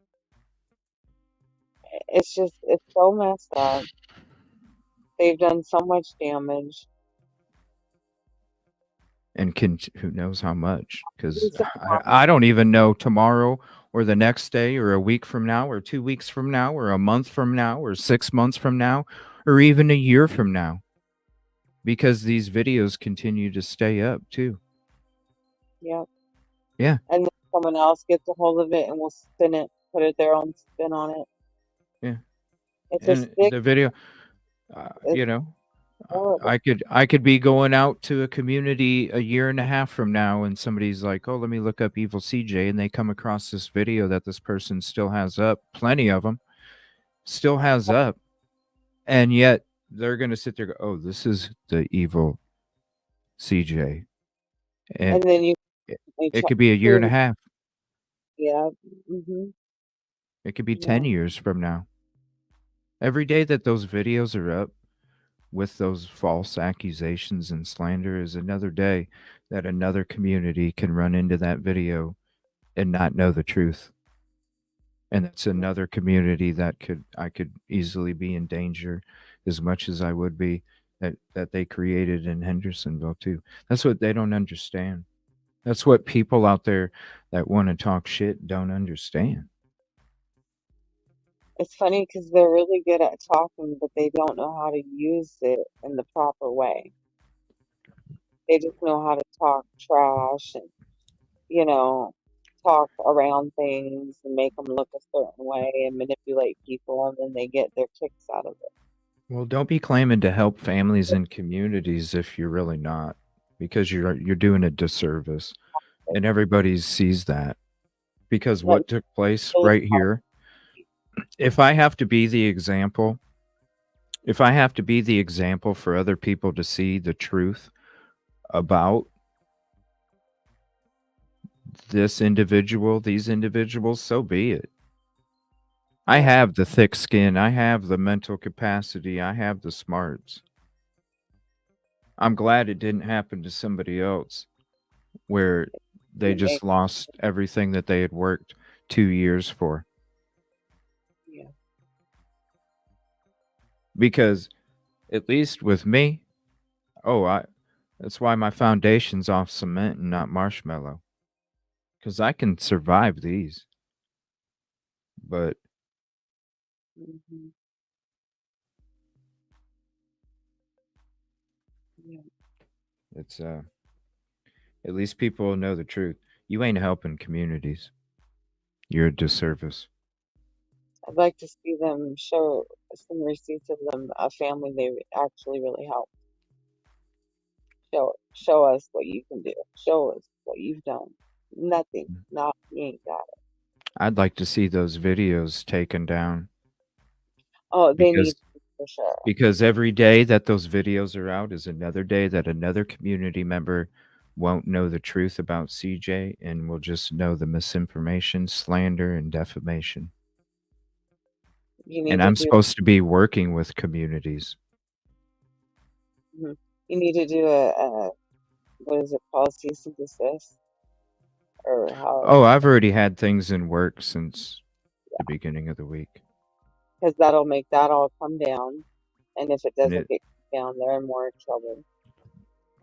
Oh, no. I'm doing it a different way. Yeah, I'm doing it a different way. Should have known. Yeah. we'll see what happens. But Yeah. each day, it just continues. So, but I'm going to go ahead and end the show. Oh, wait, hold on. We got to get to the Vinny one. Hold on 1 second. Let's play this. I'm going to play the rest of this just a minute. Then we'll get to the Vinny one and then we'll hop off. And then I will be back tomorrow doing something special for you. Were you addressing it with your former wife?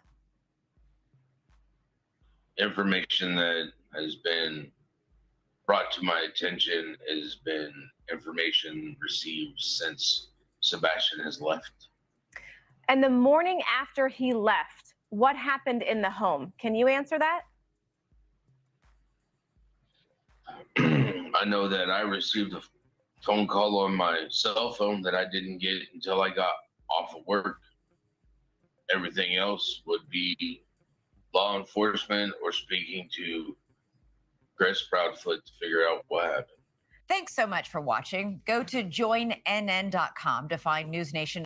All right, and I'll pause that. And by the way, if you're just joining the show, if you see that message popping up there, my statement to all of it, the intro is part 2. So if you're just joining the show, go to the beginning when we're done tonight and check out what I have to say as well in the beginning of tonight's show. And that's all I'm going to be discussing it. Like I said what I had to say. I don't need to say anymore. And I don't need to do shit except for sit back and wait to see how much damage was actually done. And time's only going to tell that. All right, let me get to this Court TV episode. It's real short, maybe 10 minutes, I think, where he joins on Court FTV, breaking all of this news. Thank you so much. Judge Belvin Perry, America's Judge, great to catch up with you. And Gray Hughes, true crime live streamer. Gray Hughes investigates on YouTube on top of this story and all the other big ones. Make sure you check him out after the show. Got to keep him here, Gray, for just a little while longer. Thanks so much, everyone. We'll see you again. So February 26th is when Madeline was reported missing. That same day, February 26th, another child was reported missing. Sebastian Rogers out of Tennessee. You've seen all the developments in the Madeline Soto case. They're not great developments, but there are developments. But as we sit here tonight, the search for Sebastian Rogers continues. He has not been found. His dad will join us live next.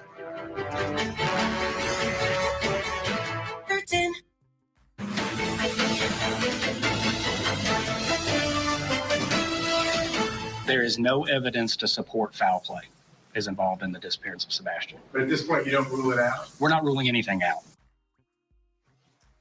Okay. Same date that Madeline Soto went missing, February 26th, Sebastian Rogers was reported missing. He's a 15-year-old. Take a look at his picture, please, folks. That's the important part here. A 15-year-old with autism, last seen at home in Hendersonville, Tennessee. That's near Nashville. His mother, Katie Proudfoot, discovered he was missing from his room. Around 6 o'clock in the morning is when she says he went missing. There's like no evidence of anything here. So please take a look at the picture. Go on your social media and find a picture of him and share it, because we've got to share this everywhere.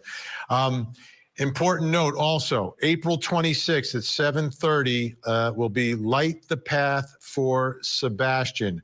Memorial Park in Hendersonville. It's on Main Street. The bridge will be lit up in Sebastian's favorite color, which is green. And joining us right now, special guest, Sebastian's dad, Seth Rogers, is back with us. Seth, thanks for coming on tonight. Let's start with what we're looking at here, Light the Path. Give us a little more information about it, what it's about, and I want to know why green was or is Sebastian's favorite color. He just likes green.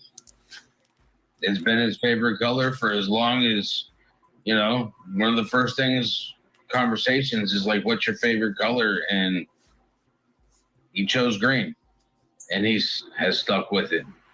So for the last, 12 years, It's always been green with him. So hopefully we can light the path in green, and they wouldn't let me get a Batman signal. So we'll just go ahead and use glow sticks and light bags, and it'll be 2 months. 2 months. That's 2 months is too long. I mean, two hours is too long to have a child missing. Another announcement that I saw you made is that you are now working with Chris and Katie. Chris, his stepfather, and Katie, his mom. So all of you are now putting aside your differences and working together? Chris approached me at the vigil last weekend and asked if, we could drop our egos and work together to find Sebastian. And I told him as long as he's willing to help, I'll take any of the help I can get. My ego is not enough to stop me from accepting help to try to find my son. And how is that developed? Is the help there from Chris and Katie? I've been sending Chris and Katie emails for things that I've already have in the works. I'm currently waiting on Chris to approve what I've sent to him. If he doesn't approve it, then, What type of things are we talking about? I've got a canine handler that is extremely overqualified, has several different background clearances, classifications. Their dogs are everything from cadaver to narcotics to live tracking, bomb sniffing. The dogs are exquisitely trained. I've got them to come in to see if we can actually find anything that maybe Sumner County Sheriff's Office wasn't able to get. I've got a couple different organizations that are search and rescue qualified that are 501c out of Texas. I've actually spoken to an individual who wants to be our spokesperson for all three of us, so that way there's no quote unquote mudslinging or anything like that that will speak for us as a unified front. I think that's a great development. I think that's all this stuff that I've been working on, and I've sent it to him. I'm just waiting on him to get back with me and be on the same plan with me to find Sebastian. Now, I also saw Katie spoke on a program over the weekend, and one thing that stuck out to me is she said she's getting daily updates from law enforcement. Are you getting daily updates from law enforcement? No, sir. His face says it all. And is there a reason? Are they not they don't want to communicate with you, or is there? They are communicating with my private investigators. That way there is no longer me having to take time out of my day while I'm sitting there searching, trying to gather resources and planning on the next action to take. My private investigators are speaking with them. And how many PIs do you have on the case? Currently, I have 2. And I'm hearing you talk about private investigators, search teams, canines trained. Is this something that is going to have to be financed some way? I'm using the GoFundMe. I've been using everything that's coming in so that I can finance what I can. And at this point, because it's been 2 months, do you feel like the support is still out there from the public?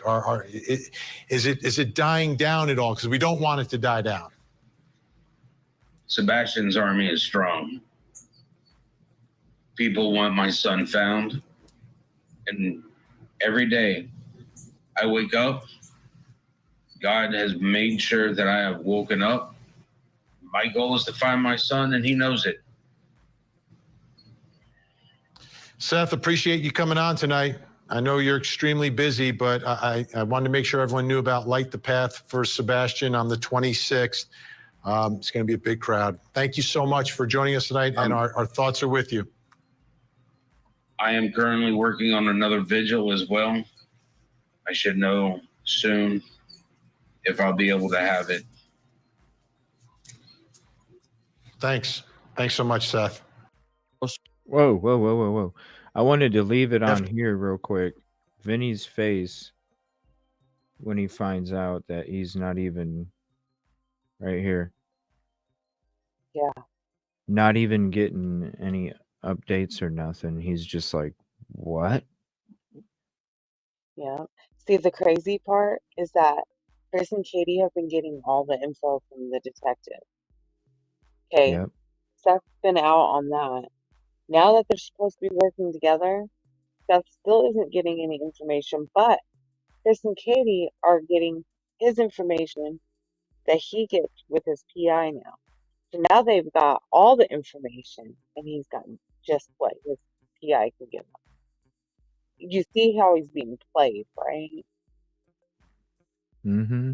Feel so bad It's about it. unfortunate too.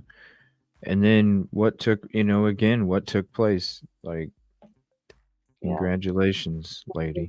Figure it out, and if everyone would stop trying to throw a wrench in it for him, Yep. just mind your own and not, scare people off or get people threatened and stuff to where they have to leave. Like, this could be going so much different. And Seth might, like, for a minute there, he was kind of chilled out. Mm-hmm. You noticed, remember? Because, he Yeah. knew you were doing your thing, you guys.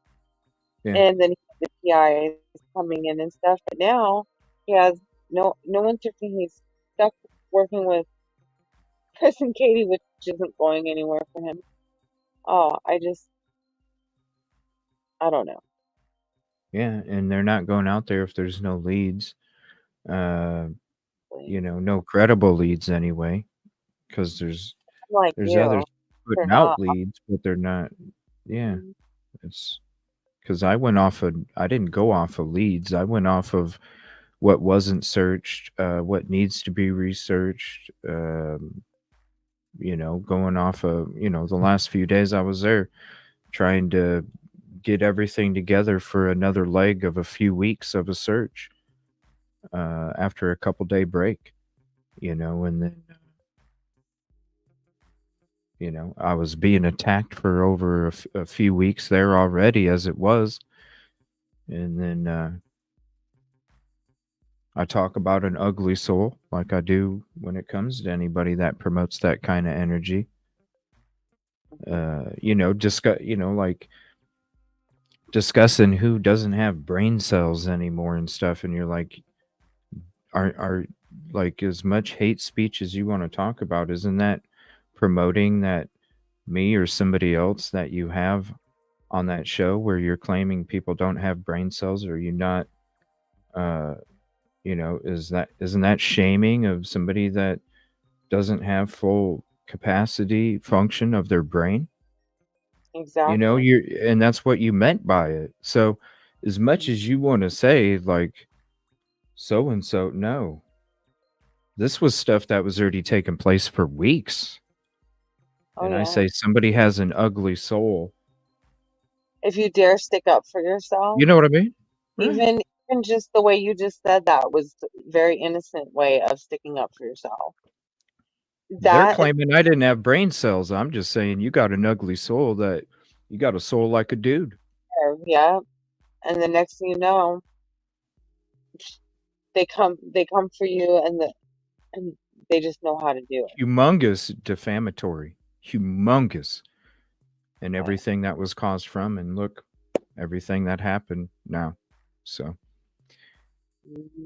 Well, can't wait to those, see it bite them in the ass. oh, It'll be about damn time. they claim that they didn't see these things, but there's other things that prove otherwise. So all you have to do is go to their tapes and go look in their chats, and you can see it for yourself because the videos are still up as well. Yeah, it's a shame they don't realize people screen record and screenshot everything so they can delete it too if they want. It's still And always each day that they're up is another day where another community member might not know the truth. It's very damaging. Very damaging when you're out there trying to work with communities, not even asking them for anything and giving them everything that you can give. Yeah. And in all fairness, you just want the defamatory one taken down, not the one where they're just talking crap, right? They're wrong. And They're go wrong. get your But own that screenshots, one's Majestic. messed up part. You can get your own screenshots. Yeah. Unless the people that, because you can, people do go back and delete comments off of videos they already put, but this is from when they were live, so it's everything, and you can go see them for yourself. And other than that, there's no reason to give the display to any of them because it's all misinformation, defamation, and slander. So there's no reason. You can go look for it yourself. Yeah, but it goes both ways. The video that was made about you has probably been screen recorded, screenshotted. So even if all the originals get taken down, someone's always going to have it somewhere and pull it out when they want it. Yeah, Like, the originals are there. Mm-hmm. The originals are there. Taken down. And all the people that said other stuff too that the host incited the community to discuss and talk about and continue to push a narrative. So we'll see. But I have welcome back. plenty, but I I appreciate it. Hey, you've been working really hard. You needed it. it was a lot. It was a lot to take in with what took place and what happened. Livelihood and everything, and the stuff that all the work that I've done go to nothing based off of somebody else's words and actions, and my livelihood in the future. So it's pretty big. So we'll see. But I'm back. I had to take a break. It was a lot to take in, a lot to think about. It did affect me. It affected my mental health as well. So I needed to take a break and get right. And even though I'm going through all this damage, and I will continue to go through the damage as each day goes on, I'm going to try and do the best that I can do and continue to do what I'm doing. But at the same time, it's about helping communities. And if you're really truly about helping communities, then you'll really truly help communities. And I hope people see that, see the difference. Some people are about words and not actions. And some people are about actions over words, like we are over here. So thank you so much, Sarah. Thank you, Christina. Thank you, Yoli. Thank you, Nana, for hopping up on panel this evening. I appreciate you guys coming to hang out. Thank you all for hanging out in the show this evening and chat and having the beautiful conversation as we have another show. Thank you for your understanding and your patience as I've gone through all this stuff the last week. And thank you for your patience since I've been gone and not able to do my normal schedule broadcast because of the mental health issues that I was having to deal with because of somebody else's actions. So I want to say thank you, thank you, thank you. We'll be back tomorrow. Got something special for you. And we'll continue to keep pushing for all these communities out here. Thank you so much. Thank you, Sarah. And we'll see you tomorrow. Peaceful and positive evening. And please tell everybody that you know you love them, because you never know. Somebody might actually need to hear that, because you might not know what they're going through in real life. Exactly. That's it right there. Always be kind because you don't know what people could really be going through, Right. you know? You really Yeah, don't. love about We all you. have real life, and Have a uh, good soul, you I know? mean, I have my own stuff I had to deal with real life and with what I'm doing out in these cases, and then you add that on top of it. Yeah, yeah. There's a lot of damage there, and there will continue to be until somebody wants to fix it. Appreciate you. Thank you so much. And even after they fix it, there's still going to be some. We'll see you tomorrow. Appreciate you. Okay, good Good night. night. Good night, everybody.